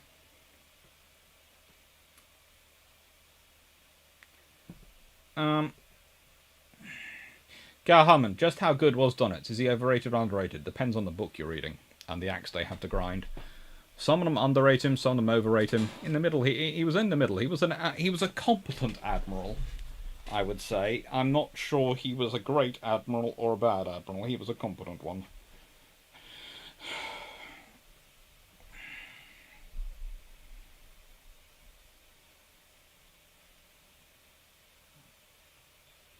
Ganghouse re-estimating damage caused. In Tom Clancy's Red Storm, the Soviet general got the report of NATO craft shot down and divided by 3 automatically. Yep.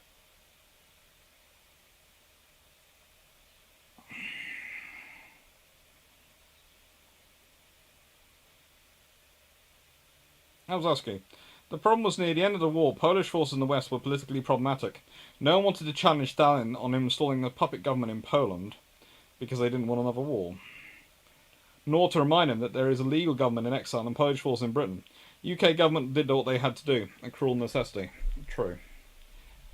Seneca, what would the naval aspect of a theoretical Operation Unthinkable be? Well, first of all, what's an Operation Unthinkable?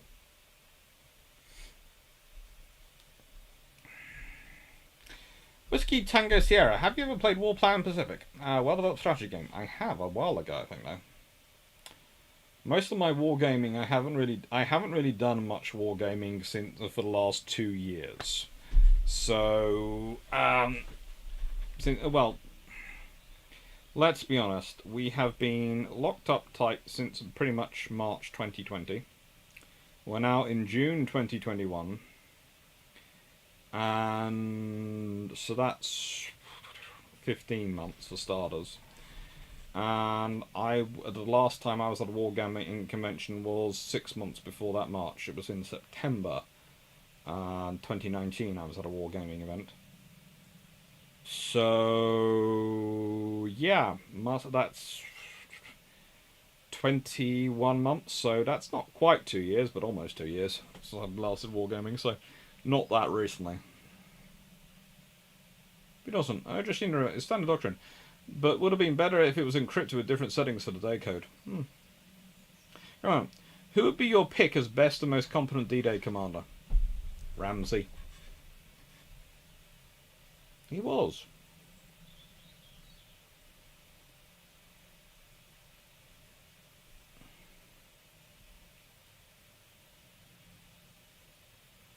Alright, so no. I had to let Amazon know I still wanted my order of Troubles and Battles areas so that I could keep them from auto-cancelling order. Anyone who ordered it last year needs to keep that in mind. Thank you. Ravareza, Trent look up. Richard Skate.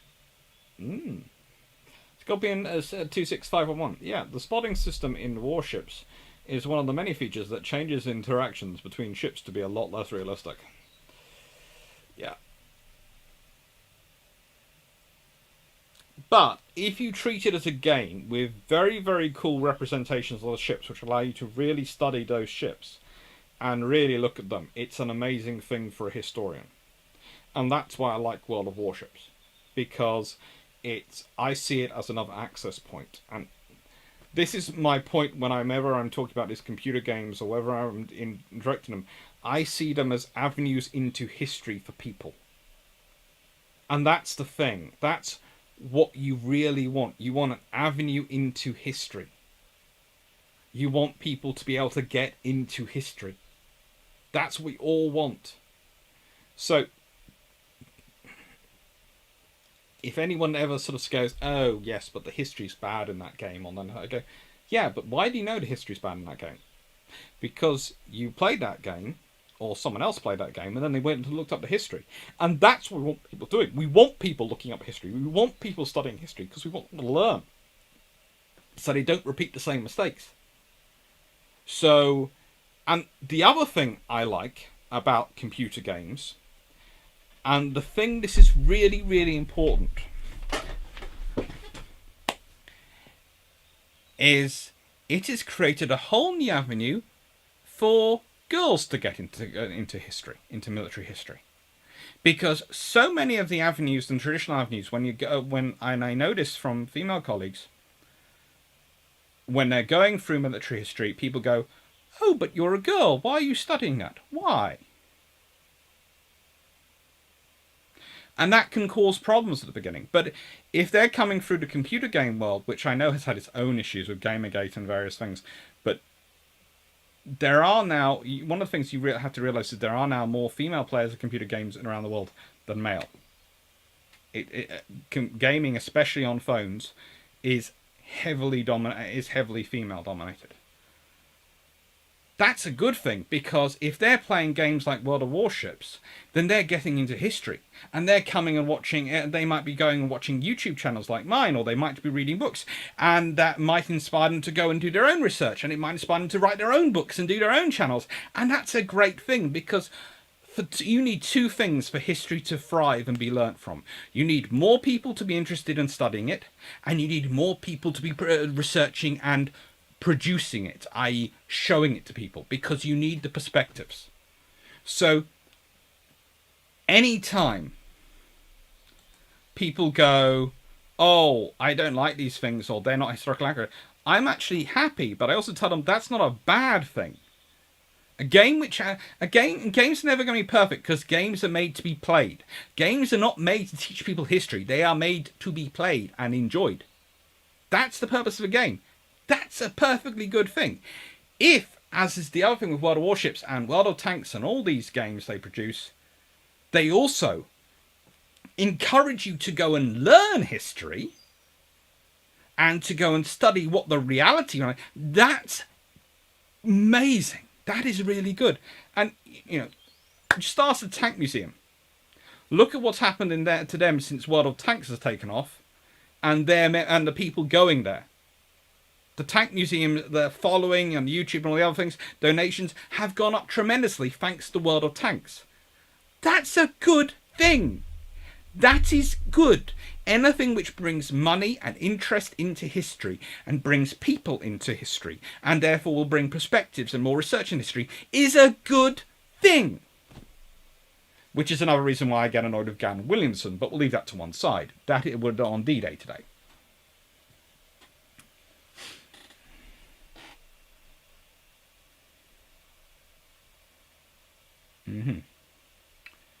Okay.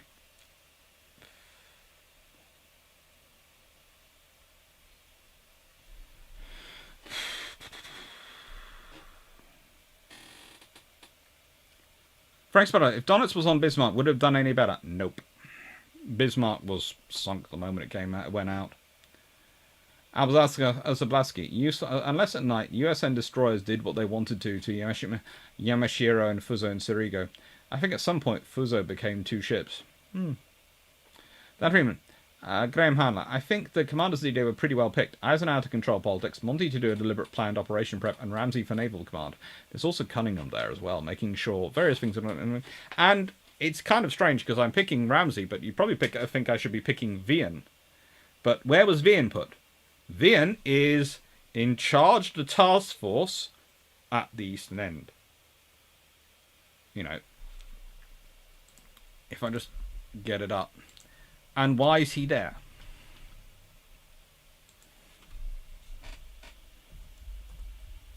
Yeah.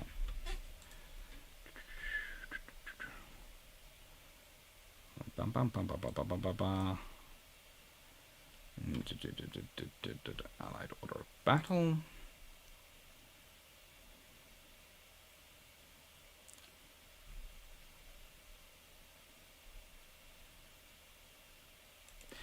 He's in charge. Vian is in charge of the Eastern Task Force because if the Germans break through and attack from the east, then they can guarantee Vian will take command and take them out. And Kirk will continue on his role of delivering troops. That's the thing. They are two cool, calm customers, and they will do their jobs. But Vian doesn't get to do that, so Ramsay gets to win, as far as I'm concerned for today.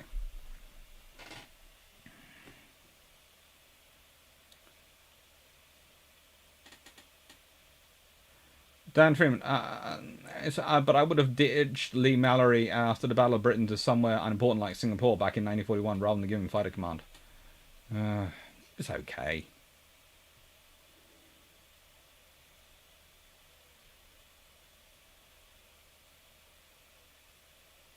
Seneca Nero. So you're going for that operation unthinkable. There's been a couple in a few years. Declaration of war of US and UK on Soviet Union 19 September 1945. What the navies would have done? Well, they would have turned around all convoys and probably would have sealed off the Soviet forces in Well, let's put it this way.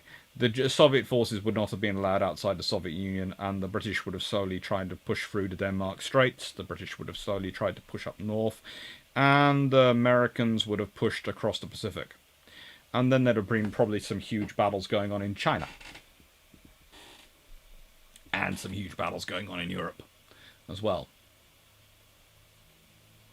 Basically, Operation Unthinkable would involve a lot of supplies going backwards and forwards around the world to do a lot of convoy operations.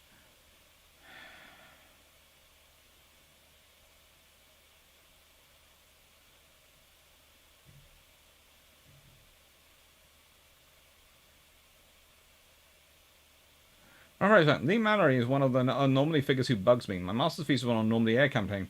My thesis advisor pointed out he seemed like a colossal idiot. Probably.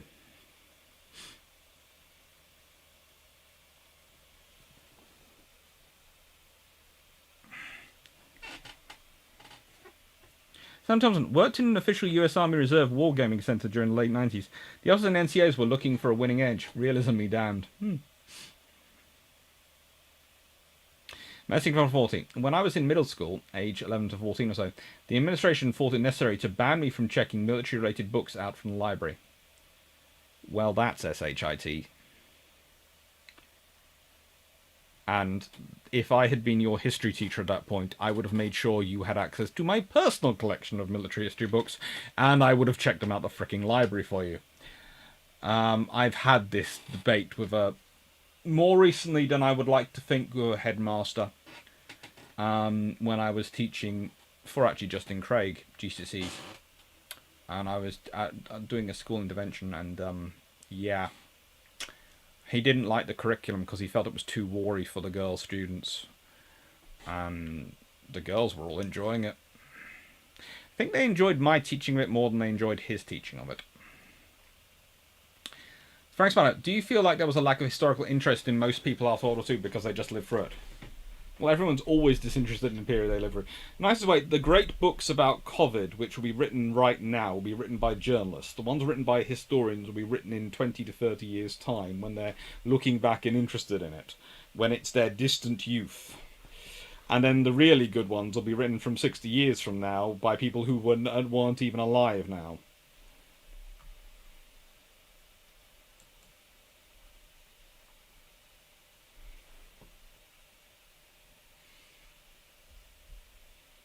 No, there is always a difficulty of any game or simulation. It's people playing the game and not the real thing. Then again, my primary school's motto was Ludo Ludorum, play the game. Where is it? Have the powers that be in the RN and Royal Air Force put together a list of history books that need to be read for professional development? And where can I find them? Not really. And mostly, what seems to be happening a lot at the moment with the RN is they seem to be sending people to me for book recommendations. I've had a fair number sent top on my mailbox going, and so-and-so told me to contact you for books. I'm doing this career path. What do you recommend? It's been quite fun. So it's probably been my YouTube videos I've got through. I'm sure a few of my colleagues also get similar emails. Guys, there are many more World War II movies in the 50s and 60s than interwar World War I movies. Yes. But you see, that's movies, not books, not sort of necessarily history books. There's going to be a lot of personal accounts published of World War II at that point. It's like, again, I expect there'll be a lot of doctors' accounts to come out of COVID, etc.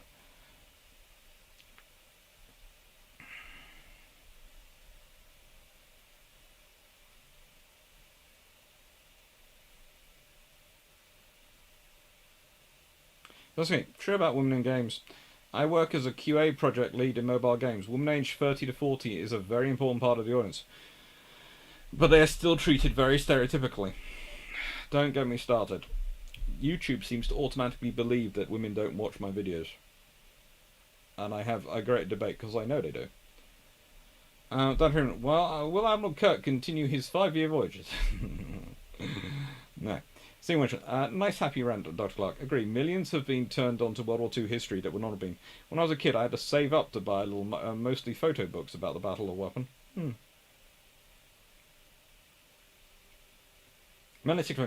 How would things have gone differently for Bismarck if either or both Prince of Wales shells hadn't cut off that fuel and they hadn't transmitted after the Brits lost track of them? They might have made it. If they'd had fuel, though, they might have also tried to push out further, which would have also put them in trouble. And if their transmission hadn't allowed the Brits to track down, then they might have got through. But they also might not have, because remember, there are a lot more ships hunting down Bismarck than even the British know. Come, was unthinkable possible? Very. That they don't do staff reports for operations which are impossible. And unthinkable wasn't impossible. Unthinkable was not wanted, but it was possible. Sometimes I have a son and daughter on US active duty. Neither is really interested in military history. The daughter visited Midway and thought it was very pretty, good beaches and lots of birds. Cool.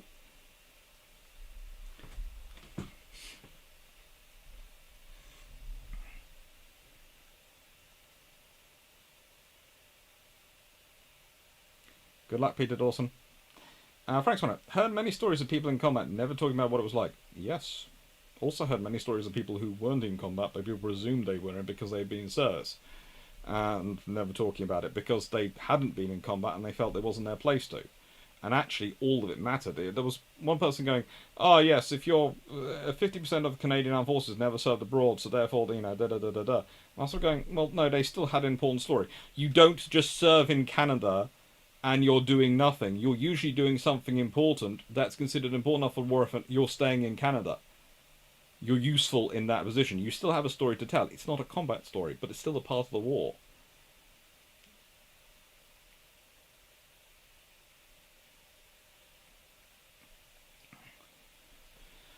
Rapper Razorback. Manly 1640. Really? Wonder why. Manly 1640 response. Because it was sad old Armies, I was interested in such things that I must be planning to shoot up to school or something. I could understand that being a worry in the United States, but honestly, I'd have sat you down and had a chat with you to work out that one.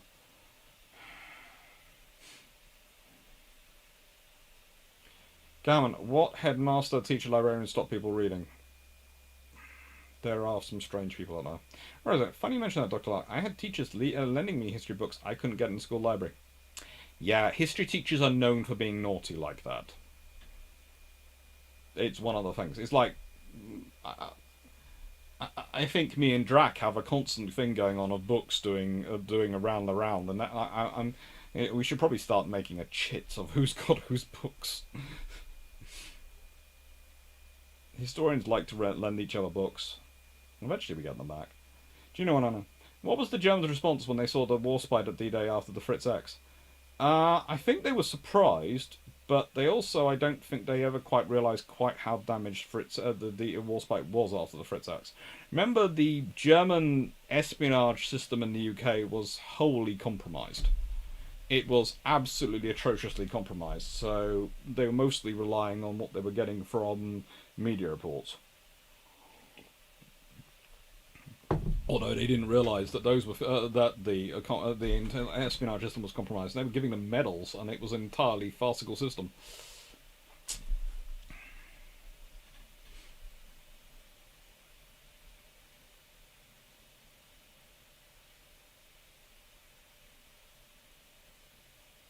Okay, covered books. That is, if anyone will be around who can write in 30 years. Well, I'll only be in my 60s. I might do. I might write it.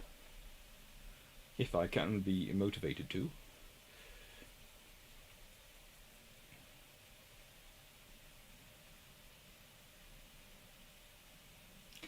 Seneca Nero, how would you compare the impact of COVID to the World Wars? How would you have compared the impact of the Spanish flu to the World Wars? It has an impact, but you can't really tell till you're a long time afterwards. One of the immediate things I would say now is a lot more telecommuting and teleworking. i.e. working from home. I know now wherever I got a home, I would want to have space to work from home just in case it happened again.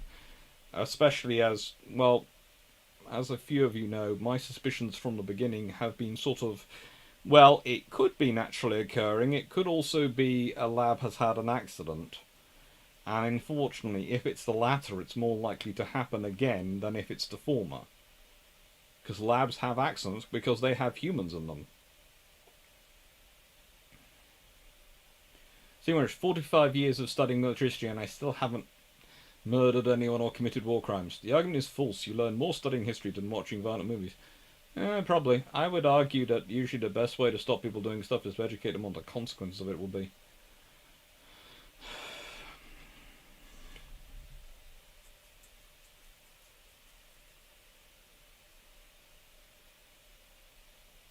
Doc Alpha, I guess I was lucky. One of my teachers loaned me his personal expensive hardback book on Greek history when I was in school because there was nothing I hadn't read in our school library. That sounds like a good teacher. Don't tell Drac. Mum likes your videos more than his.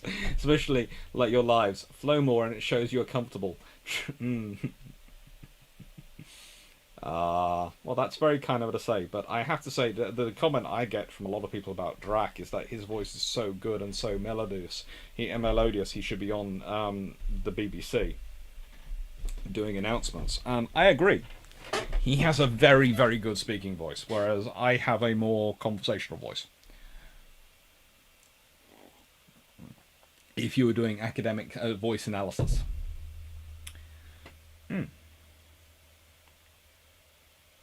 Thanks, Funny. I went to the Air and Space Museum. I thought it would be more empty. Nicholas, it was one of my favourite World of Tanks, World of Warships fanwood. Tog 2 goes back to the sea and rises up evolved into Warspite. Oh, that's cool. Oh, I could imagine that with Tog 2. It would be more like a herd of Tog 2s go back to the sea. So, you know, you get about 30 of them together, go into the sea, and then Warspite would rise up. It would be sort of kind of like, you know, I don't know, Power Rangers or Transformers when they form into the super mechanoid or whatever. They'd all go in and up would come Warspite.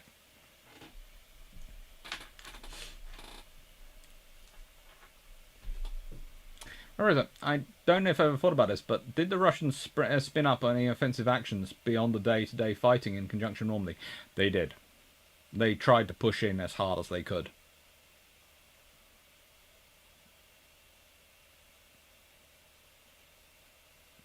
Same times. Why not island hop from Midway to Wake to Guam or Konoha than Japan?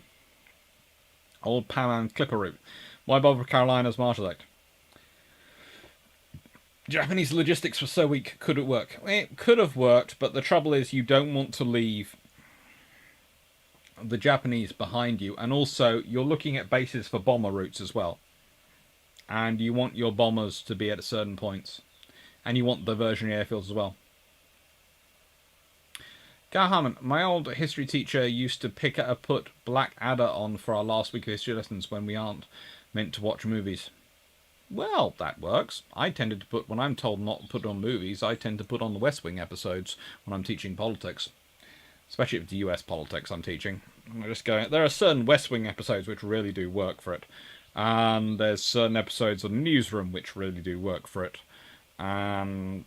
Aaron Sorkin is, I wouldn't say he's my favourite always, but he does produce usually quite accurately scripted ones. If boring sometimes, but accurately scripted. And they're useful for that. But I like West Wing.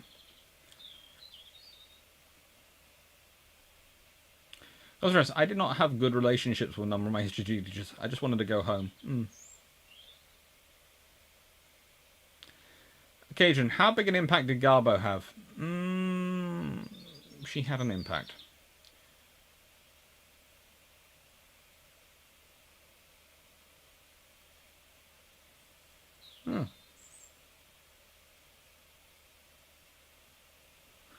I was asking, you need a librarian that would introduce a library rental system between you both and keep track of return deadlines. Interesting. Carmen, also my librarian also kept a good stock of World War II books in the library or keep up to date when we're out on where to go. Cool.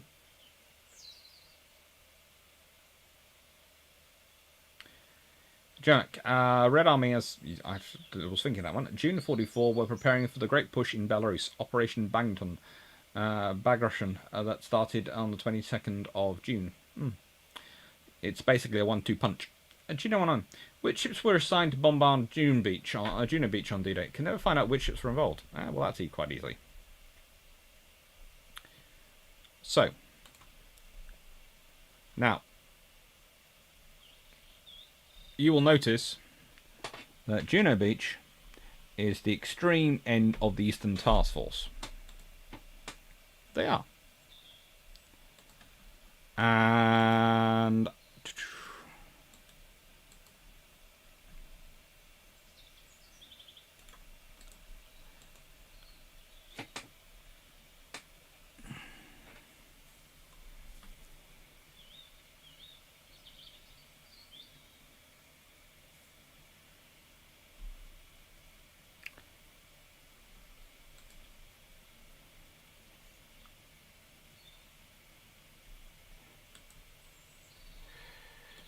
list of allied ships. I've got it in front of me.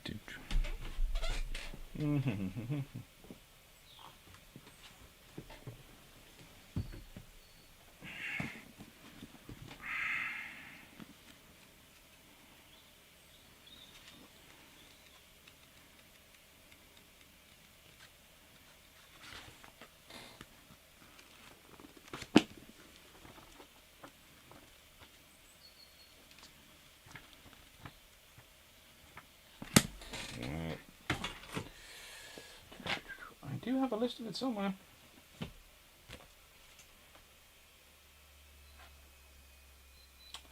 I think it's in my Osprey book, my Stephen Badsey Osprey book. But I have a list of it somewhere.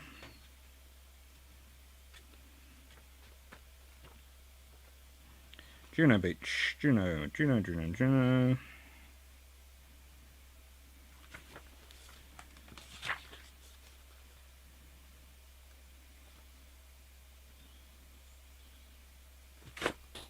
Hang on, give me a second.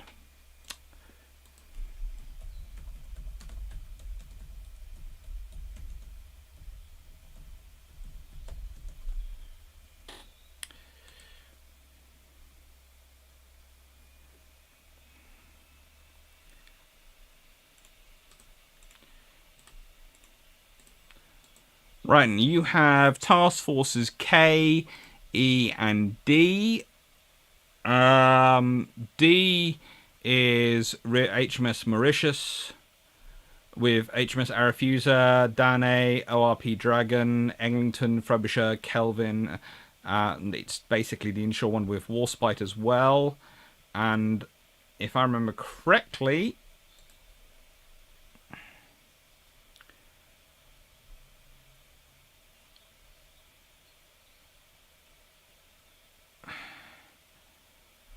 they were supported by, I think it was Task Force D, which was the one supporting J.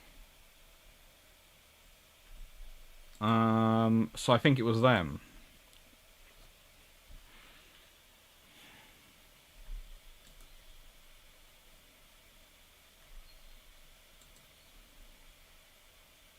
Although the D-Day Overlord website I'm on, which I went to check on this because it's supposed to be special, and it's supposed to be very good, manages to have Rear Admiral Frederick Dalrymple Hampton as commander of Bombarding Force K and Force E from HMS Belfast, which I'm fairly sure he wasn't.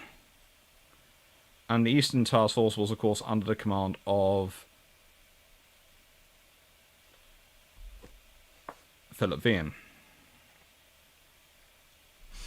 I think it was Task Force D, under the command of Wilfred Rupert Patterson, which was supporting J. But I'm not sure why I think that.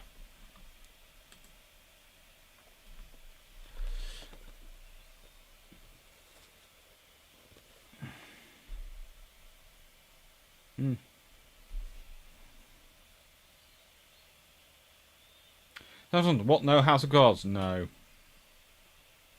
Especially not when I'm teaching 17, 18-year-olds. I'll get complaints from the mothers. And the dads.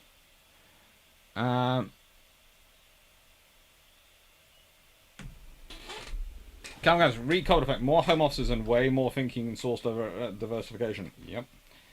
And income diversification. I find it funny, tech employees have started rebelling at the idea of going back to work in the office. I think a lot of people are going to. There are a lot of companies which are presuming people are going to want to do the same thing again, and then their directors are going, I want to work from home, but everyone else should be in the office. No.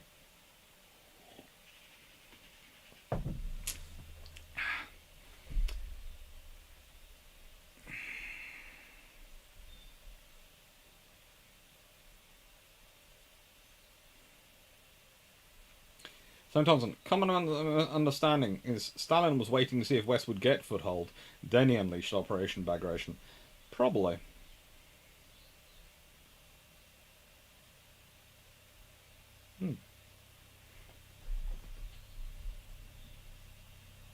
Azuki, if I have a choice of commuting for an hour to my office or having my office 2 minutes from my bed, well, comfort wins. Yeah, and it's going to sound strange. I get my work done, and sometimes I do more work in the evenings. I have to admit, I'm a bit of a workaholic. But I like the idea of working from home and being able to come to my office in the garden, do my work out here, and then shut it off and go to my family. Or as I'm doing this evening, working late on a Sunday evening, which I can do, and not worrying about tomorrow morning having to get up really early to get to work, because, well, I just have to wake up, shower, put on a t-shirt, or at least a smartish looking t-shirt, and come and teach students from here, and using much the same system as I'm doing now.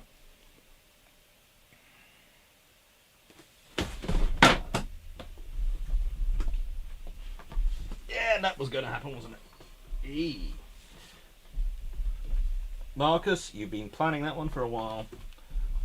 Sorry, that's Marcus Faulkner's book that caused the landslide there.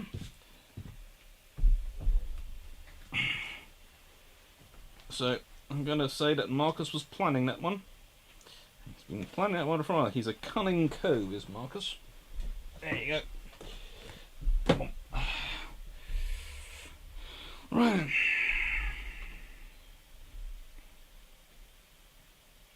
Frank Spada, who did the Germans blame on losing the Second World War?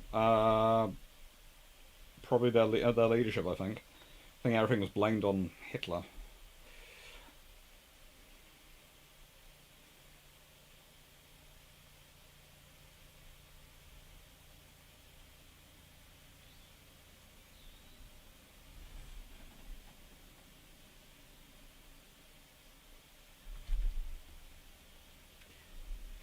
Also, what was the other show I use for teaching? What is it? It's one on Amazon Prime, and it's quite a good one for teaching history. If you haven't seen one, it's got John Goodman in it, and it really is quite funny. God,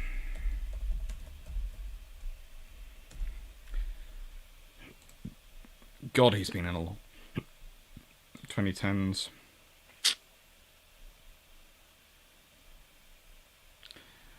He was, of course, amazing in the Monuments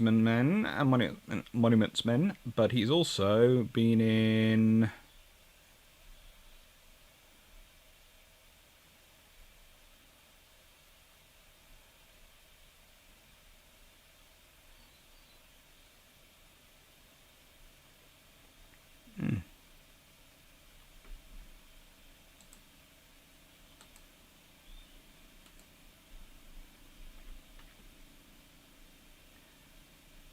Alpha House, which was very, very good, and actually also was, again, useful.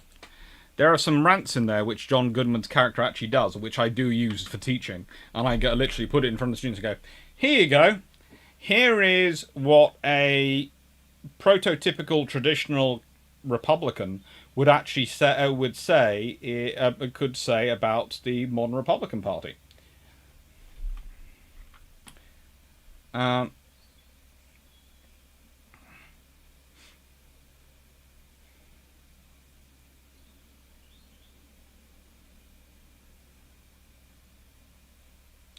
Richard, now thinking of satire and nature shows, but you, Drac, and the others do commentary on battle footage.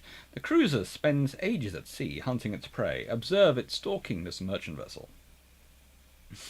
Here we see, or Richard, Dan Freeman's, here we see the German battleship in her natural habitat, hiding in a fjord from the Royal Air Force and the Royal Navy, occasionally venturing out to try to hunt unsuspecting merchant vessels as they steam past in convoy for protection. It's possible.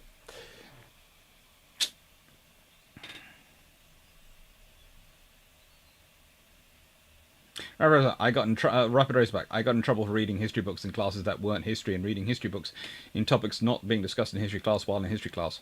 I can understand that one. I too got in trouble for those things, but usually I got in trouble, and my response was, "I've already read the textbook from end to end and I know the stuff. So can I please do my own reading? Otherwise, I might disrupt the class by asking you questions." And there were at least 2 history teachers I had who really didn't want me to ask questions.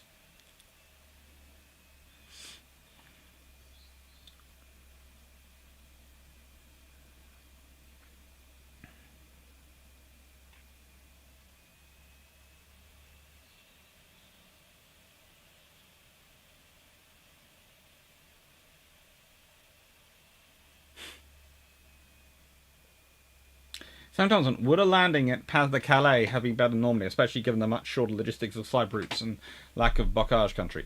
Theoretically on that one, but it would also been far more dangerous into far more prepared defences, and it would have been far, far more problematic in terms of room for manoeuvre of the task force. That's the thing about Normandy. If you look at it, it's the area which gives you the most room for ships to manoeuvre as well. It gives you space for the convoys to organise themselves, for them to assess themselves, for the sea lanes to be made. There is advantages to being a slightly further distance than necessarily shorter range. And also, if you think about it, if you are defending Normandy, the Pas de Calais area becomes this sort of blockage point, this funnel point you can use to defend it. If you're in the Pas de Calais area, you suddenly have, the Germans have all that room to manoeuvre beyond it to come in, and you have to defend it. So there are a lot of advantages to Normandy.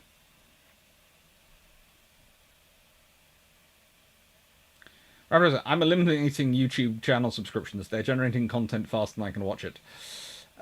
It's getting to that point. Carmen, I still can't understand why RN didn't send Dragon with the carrier. I mean, who wants to fight a dragon, let alone a Welsh one?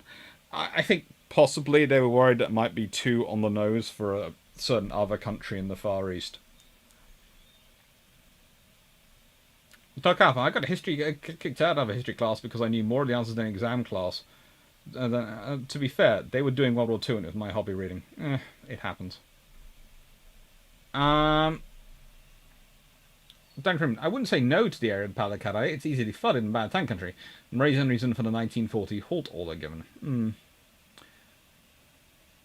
Stan Reynolds, yawn. Hello. Double yawn. There's a lot of yawning coming on from Stan.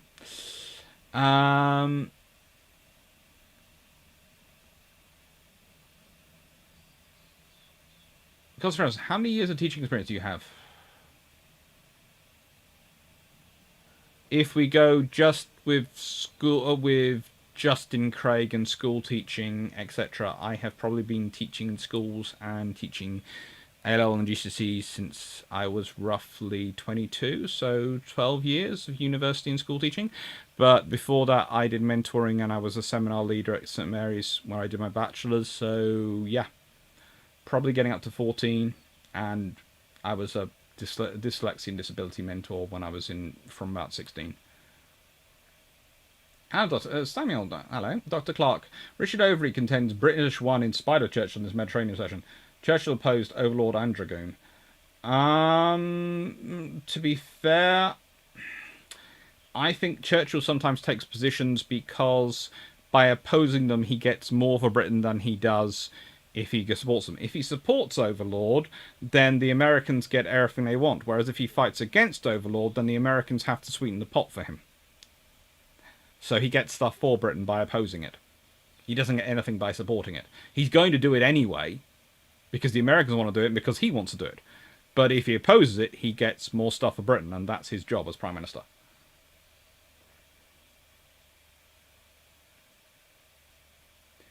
Did you answer my question re Bismarck's cut off fuel and had they kept radio silence? Yeah, I basically said that if they hadn't had the cut off fuel, they might have gone deeper in the Atlantic, which might have got them in trouble in other ways. And if they had kept radio silence, they might have made it home, but there were a lot more forces than necessarily the ones even the British knew about until they started to realise where the Bismarck was. There were some forces hunting for Bismarck, which were definitely not telling the British where they were. Seawinch. Kriegsmarine was not very effective around Normandy, not counting accidents like such sounds. S-boats, U-boats, midget subs, none did much. They tried, but there was a lot of works going on to try and stop them. And look, why did the terrain of the Bocage country seem to be a surprise after landings? No one expects the Bocage. No one expects it. Because someone brought US modern politics into the stream. That was probably me. But the thing is, I have to teach modern politics. And the thing is, I try and give both sides. Because you have both sides in the debate. And you can't, especially when you're Britain, looking and you're teaching politics in Britain to students who are studying US politics, you have to teach both sides. And it's why I find it very strange when there are colleagues who basically go, oh, I don't want to teach this side, or I don't want to teach that side. And I go, well, I don't care if I agree with their views or not. I will teach it because the students need to know what the views are being said. And then they come out. I've said I'm a British Conservative. I support the NHS because I think the NHS makes a lot of sense. I think a socialised healthcare system like the NHS makes a lot of sense in a capitalist country, because if you have a healthier, happier population, they tend to be more economically productive. So it seems sensible for me for companies to pay into a system which runs it. And it's actually tends to, yes, for all its problems in NHS, and there are things I would change around the edges of how the NHS is run if I had a perfect clean slate to set up. Probably closer to the Canadian or the Australian system than the British system, maybe. But I like the British system. I like the way it's set up. I like the way it supports people, and I support it. I think the American system, where there are lots of people who, and they're still fighting over it, seems wrong to me, because if you've got a system where people are worried about the cost of healthcare, then they're worried about something which is going to distract them from their work, which means it's going to be bad for your profits. Because distracted workers and worried workers and scared workers aren't going to be productive workers. So if you're a capitalist, you should support that system. And it's the same at all levels. People working at all levels. The whole thing is capitalism only works when everyone's able to work to their fullest. And it's the same with, if you look in World War II, with Britain, with the national communists, the American setup and the British setup, the armed forces. You only get the best out of the armed forces if they know their families are going to be protected and looked after. Because then they don't have to worry at the home. And you don't want them worrying about home when they're away fighting. You want them concentrating on fighting, because that's the best way to get the best performance out of them in the combat zone, and the best way to get to have the chance of victory. And you can only do that if you're doing things like supplying Anderson shelters and things to their families, and you're making sure they're getting rations and food, and you're making sure mail is getting through. You have to do all these things because it's important to keep up the morale of your forces. So, yeah, people probably won't like that, and I don't like to bring in modern politics when I'm talking about history and all those things, but as I said, I did mention it, so I will explain it.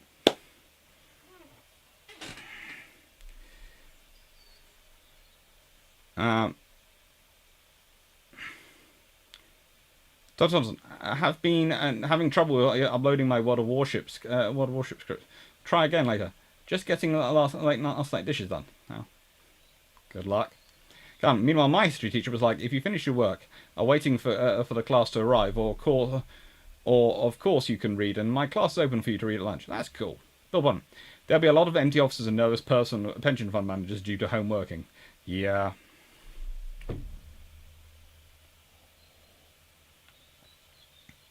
Doc Alpha, Churchill, the soft underbelly of Europe. Spike Milligan, comedian who served in Italy. Soft underbelly, I'm like, yeah. Yeah, Italy was not a soft underbelly, but it was necessary.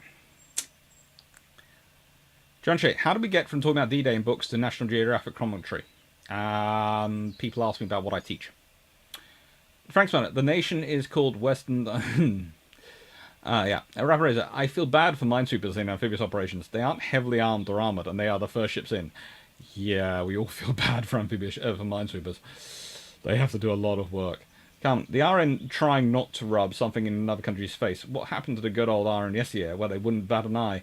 I don't think it was a decision was made by them. I have a feeling it was the Foreign Office. Yickers, in grade 12 history, I had to stop arguing with the teacher about Poland if Poland was a nation in 1916. After 5 minutes of back and forth, I just said, look it up later and get back to me. That room, Churchill was wily and scheming and not as dumb as people think, although he had his moments. Yes. Churchill was human, and he was a product of his time in many, many ways. He was also a product. He was a product of the earlier time where he grew up, his formative years. These are things. Yeah, you know, he's not the monster some would believe. He's not necessarily the hero others would believe. He is a thing in between, and he is the leader we had at the time, and he did, I would say, a better job than other available leaders could have done. Certainly better than the Halifax could have achieved, who was basically defeated. The thing about Churchill was you are looking at a very small number of people who could potentially become leader at that point. And of those, he is the most stubborn. And he is the most determined to win, and he is the most confident that we will win. And you can say that's through stubbornness, ignorance, whatever you want to claim. He has that belief, but he has that belief, and you need that for the nation. And he's very wily when it comes to politics. No one survives as long as he does in politics without being a lot more wily than people presume. And he gets through it. So, yes. Frank Spanner, the Lexington ships are Constellation, Saratoga, Ranger, Constitution, United States. As well as Lexington, of course. Steve Winch, Hitler wouldn't have fallen for a similar deception for Normandy if the real effort did go in the Channel. No, he wouldn't. Yickers, today a week, but they did took a week, but they did get rid of it, which was nice, and apologise. That's good. I think that's all about your grade 12 history teacher. No, 64. Oh, interesting. Who was hunting and not keeping the UK up to date?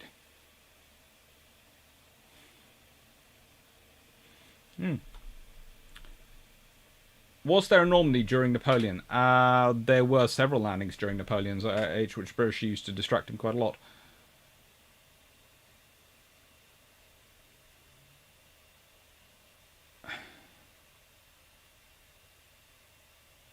Nick Waters. Okay, now I'm picturing Michael Penman. No one expects the bocage. No one does expect the bocage. Ever expects the bocage. Rapid Razor. Is the Spanish bocage related to Spanish Inquisition? LML Brooks. Yeah. He goes, well, we are talking on a map that was being used in the context of World War I. That was not accurate.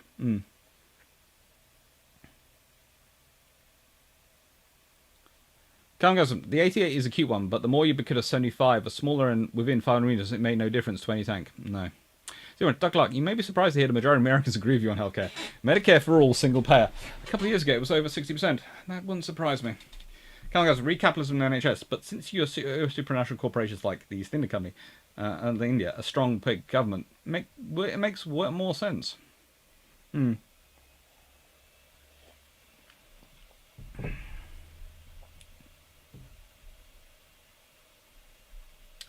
Thompson, just succeeding in amphibious landings on Normandy was viewed as so risky, the planners really didn't look as far ahead as the bocage country. First world problem. Actually they did look a bit further, but the trouble is, and this is going to sound strange, the whole plans, and again I will go back to a picture I had earlier,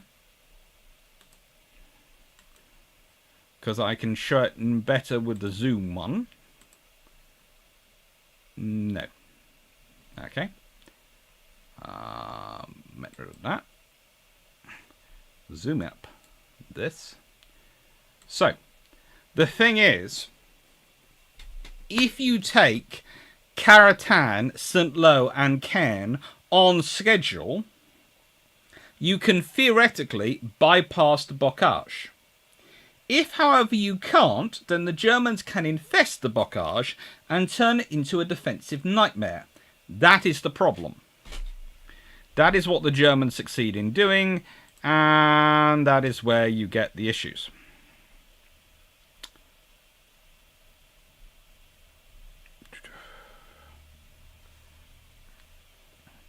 So basically, it all comes down to timetabling. No one had worked out what happens if we don't. This thing doesn't go to time. And again, they thought they had a working idea for what happens if it didn't go to time. But the thing is, their idea of if it didn't go to time was actually longer.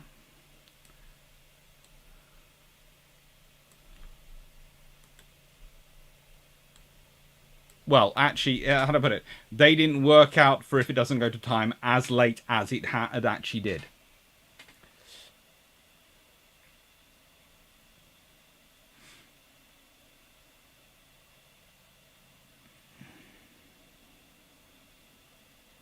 Gemma, a good history map, a pain in the getting show.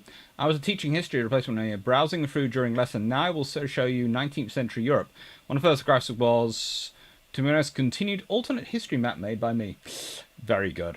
Dan Freeman, both the NHS and US systems for healthcare originated in World War II. In Britain, they nationalised for total war, whereas in the US, wages were capped and health insurance was a perk they could use to attract workers. Things went wrong in the US circa 1970s as universal employment went bye-bye and healthcare costs went through the roof as we developed treatments that actually worked. Interesting point. Dan Freeman, of course, is a medical doctor who works in the NHS. So, yeah, interesting points. Come.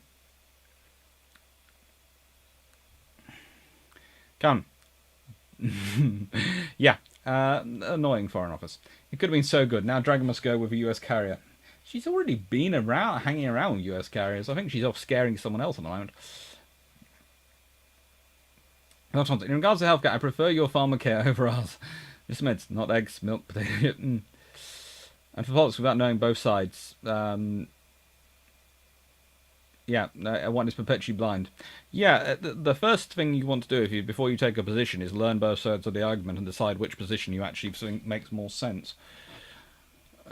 Nuance and context are lost in modern politics, which seem to be about Twitter characters. And you sit there and go, well, actually, yes, that's the 140 other characters. That's the first 10 words of the argument. I want to hear the next 10 words. I want to hear the 10 words after that and the 10 words after that. I want to hear the context and nuance. And that seems to be a difficult debate to have. Take care, Trentalenko.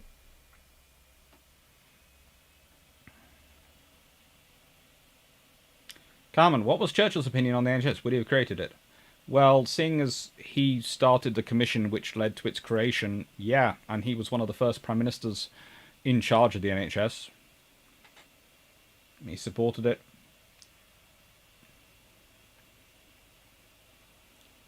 Sam Thompson, so Italy and southern Italy were necessary. Passing Anzio in points north was a fool errand. The Germans drained off infantry better employed in France, Benelux and Ruhr, Italy, or Italian waste. Basically, the moment Italy entered the war on the side of the Allies had to stay in Italy and push north to try and free Italy.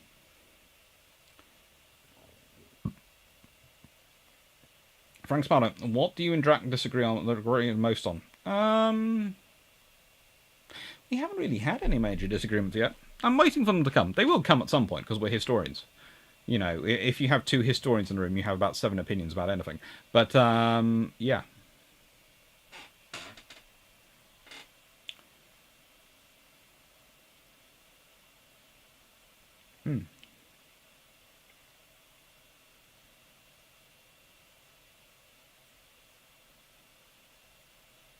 Take care, Trentalenko. I had an instructor once quote Churchill 4th of June 40 speech to Parliament attributed to Frederick Delano Roosevelt. I told her she was wrong, only to get I know what I'm talking about. A trip to office after class resulted in I don't need to Google it, I'm right. Followed by why didn't you say something when I pointed out the US wasn't even at war when that speech was made. Facepalm. Fun times. Stephen Windish, several Napoleonic war landings were disasters because they used mainly French loyalist troops. Yeah, but they did distract the French. That was the important point.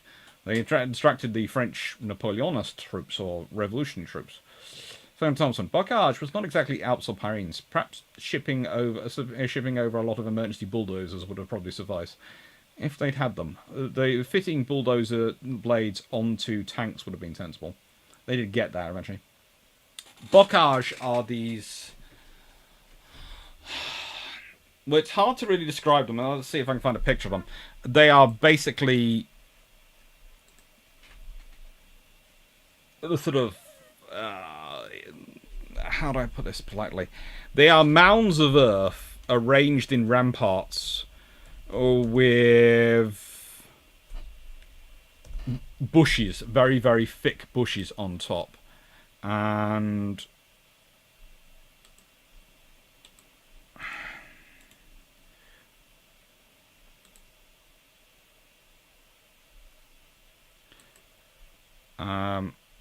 now this is I have a picture of the Bocage Peninsula, Bocage, so I'm going to use that. I do have it. That's a joyous thing.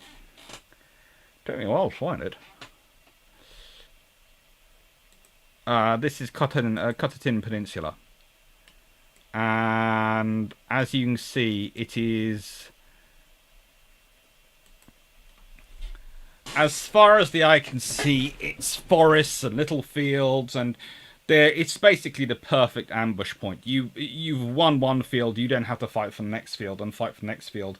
And those roads are all... it's just no... and some places it's far thicker and far nastier than this. So, yeah. Churchill was the Queen's first Prime Minister, yes.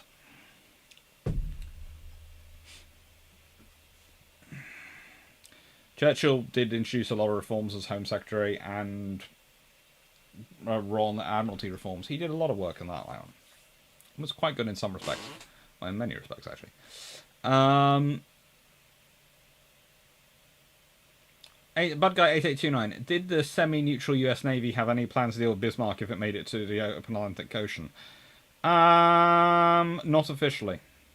Unofficially, most of their good battleships are in the Pacific. They have one or two around, but not many. The Bocage is... most of Normandy is like this.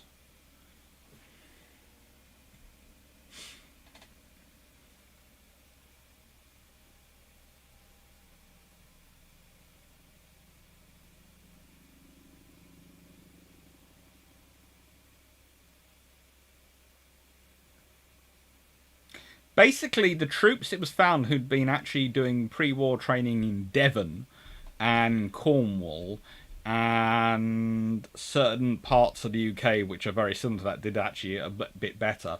But not those places, of course, don't have a lot of space or manoeuvres for training, so not a lot of troops have been training there.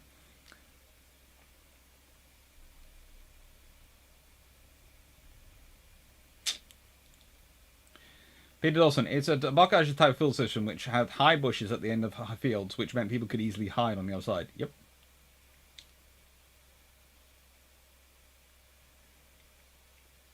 Come on, I get the impression the RN needs more dragons. I'll be very sad when in 30 years she's scrapped. I pay she's a museum, I pray. I'm not sure, and I'm not sure it'll be 30 years.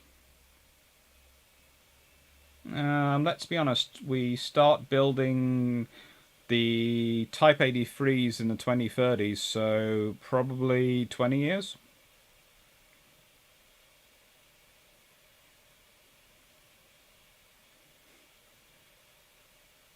Seneca Kanira, in Germany we attribute our healthcare system to Otto von Bismarck. That doesn't surprise me.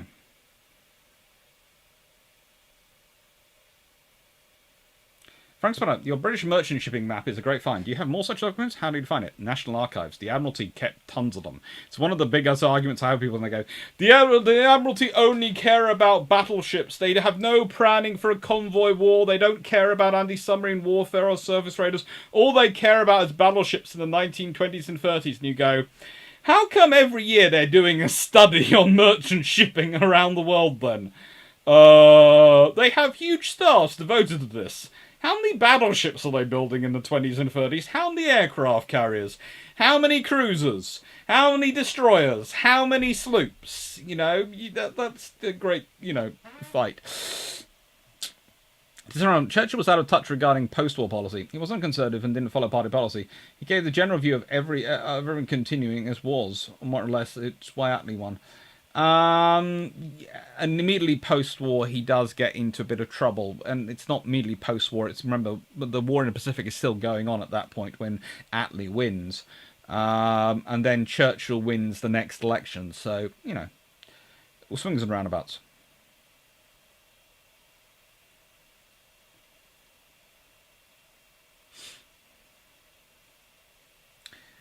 Those roads are all twisty, turny, high bushes and trees next to them. They're basically, the roads are a nightmare. Narrow lanes. Yeah, no.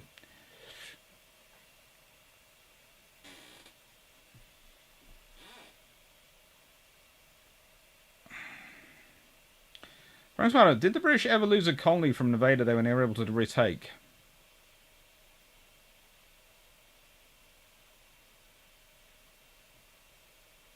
Depends. What do you view America and the 13 colonies as? Well, they lost New York to the Americans, but they've never retaken that. But New York doesn't originally sort of really rebel. But you know, the British get them back and then give them up usually later on.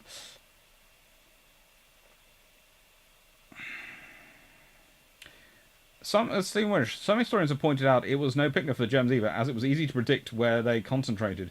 Vulnerable to artillery and attack, difficult to move up. Yeah, blockage is equally painful for everyone. Yeah, Doc Alvin, well, how far do you want to go back? Well, that's the English who lose the lands in Aquitaine and Normandy. But that's the English king, who's technically the Duke of Aquitaine and the Duke of Normandy, and loses them to the French king, who's technically his king when he's Duke of Aquitaine, but he's the King of England, which causes all sorts of interesting things. Downstream, not sure those count as colonies, except perhaps Calais. Yeah.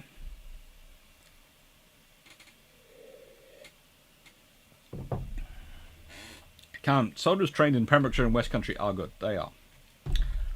I have now drunk a lot of coke. I will not be able to sleep tonight. Dan Freeman, another penetrating colony loss was Afghanistan. Afghanistan was never a colony. We basically wanted to put puppets in there, but we didn't want to actually run it as a colony. No one wanted to be in Afghanistan. We only wanted to be there so that the Russians couldn't be there.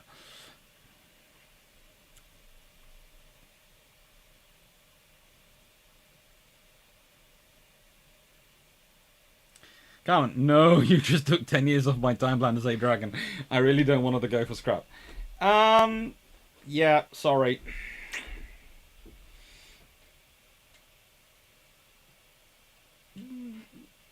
In my defense, it's the Type 83. It could get delayed. I hope it doesn't. We need it. We really need... the Type 26 is close to what I would consider a war-built frigate should be at this point. Type 31 is definitely what I would consider a flak frigate would be at this point. A Type 83, I hope, is going to be what a proper destroyer slash probably cruiser in all but name is about what else point.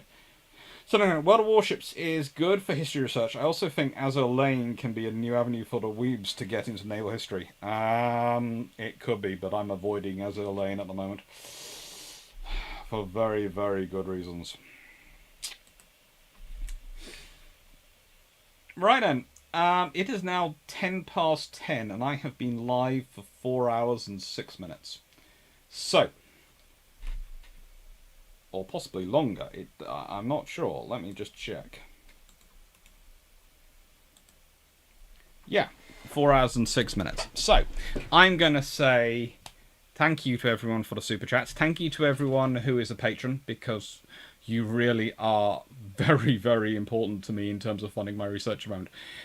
This month, 2 universities have mucked up the pay, and another university has, well, mucked up the data pay, and another university has underpaid me.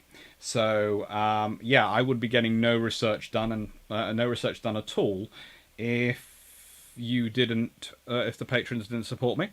And it's the same with the YouTube videos and the people watching the adverts. That helps as well. Frank Sparta, did I see your earlier post? Let me just check and see if I spotted. If you do get any models from the XP Forge, I also recommend a fluorescent mold. I'll have to look. Okay, let's answer the last questions. But thank you everyone who's been watching, and thank you everyone who likes and subscribes to the videos. Thank you everyone who shares them, and thank you to everyone who's on Discord chatting away. Bad Guy 8821, would it have been a waste of resources if the US had sent a fast battleship to help with D-Day along with all the battleships? Yes. You really didn't need any extra firepower. The British had enough battleships, and there was enough American other ships there to help out, and an American battleship as well. Stephen Windrush, technically those were William the Conqueror's lands in France, so the meaning of we gets weird in those times. Yep. Azaski, HMS Dragon will be out of commission in 20 years. At this point, should be a perfect age for the Polish Navy. Gary Sassy, work on, well, let's see, 2030s? Yeah, roughly 20 years. I read the RN share the nautical charts world. Is that true? Yes, they're called the Royal, the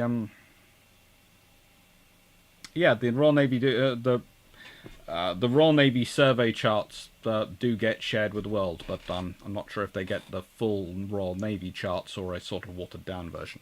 But the Royal Navy, the survey teams do share their charts with the world, and they get sold to them. They can buy them. Take care, John Shea. Take care, Shumi. Take care, Grace Sarsky. Take care, Juno191. Take care, Yickers. Take care, Melanie. Thank you very much for watching. They messed up your pay again. Yes, contract lecturer. They mess up my pay all the freaking time. And what else was I going to say? Oh yeah, before I go, I'm going to do this. Because if you don't, I have to say, I was doing this the other day, World of Warships Blitz. It's a lot of fun. Again, I haven't been funded. I'm completely honest in this slide about my relationship with World of Warships. But the reason I'm putting out there is if people don't, it's the first game I've had on my phone which I've actually found fun. I do things like I take the dog to vets and I do those things, and I'm sitting there bored in my car, and if I try work on my phone, it drives me out the wall. So yeah, pretty cool game. And these are some of the pictures, and I've blacked out what my name is on the game, so you don't know that. But more importantly, what's coming up? We have now on the 13th of June, Age of Iron. On the 10th of June, you'll notice Patron 25, Felix B, History of East India Companies come up. Because we had 2 come second and 1 come first, I have put them all 3 up. So we have 3 patron voted selections for the lives this month. We have History of East Indian Company, we have the Great Siege of Gibraltar, and then we have Actions of the French Navy in World War I. And I have decided to do World War I rather than World War I and II because, honestly, I felt, frankly, I would spend my entire World War I never get both of them into there. Long Patrols, I've got this week's Long Patrol that's sitting up there, but I have got next ones because they're special. Right. Get rid of that. And finish off saying goodnight to everyone because I really want to. It's always fun. Frank Sposato, thank you. Take care. Yickers, thank you. DGB40, thank you. Freeman, thank you. Graham Hanler, thank you. Rick Vasala, thank you. Eric Kakan, thank you. Carl Gazbeg. We can take Afghanistan General Sarge. Give a rifle to the Mr. President. Dog Alpha. I'm in English, so I always get to say, well, because the English are like that. That's good. Bill One, thank you. Anna, thank you. Senator Canarian, thank you. Grace Husky, thank you. Richard Orta, thank you. Staff Thompson, thank you. Albert Husky, take care, night. And Doc Alpha, thank you. Nick Waters, thank you. It's always a pleasure to have you all. Albert Husky, thank you. It's a pleasure to chat with you all. This is Francis Fault, thank you. Dan Freeman, thank you. Boo to rubbish employers. Yay for Iron Brew and Fluffy Friends. That's the other thing. They've run out of Iron Brew at the local co-op. That was terrible. I visited there today and out of Iron Brew. There wasn't quite a grown man having a tantrum on the floor in the co-op, but it was certainly tempting. Take care, Carmel Gasberg, and take care, Guy 829. Thank you, everyone. Thank you, Samuel Thompson. Thank you, Graham Harlander. Thank you, Carmel Gasberg, and tell me Melanie 1640. And it's Francois. Take care, everyone. Thank you. Bye-bye. Bye.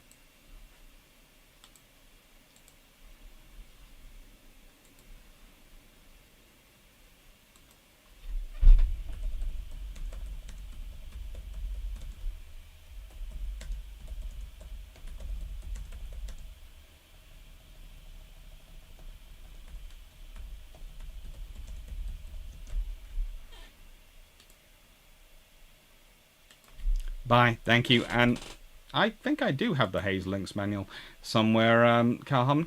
Take care of him. Thank you. The phone I have would melt if I was playing that game. Probably. Don't worry, though. It's a good game if you get the chance. Take care of him. Thank you.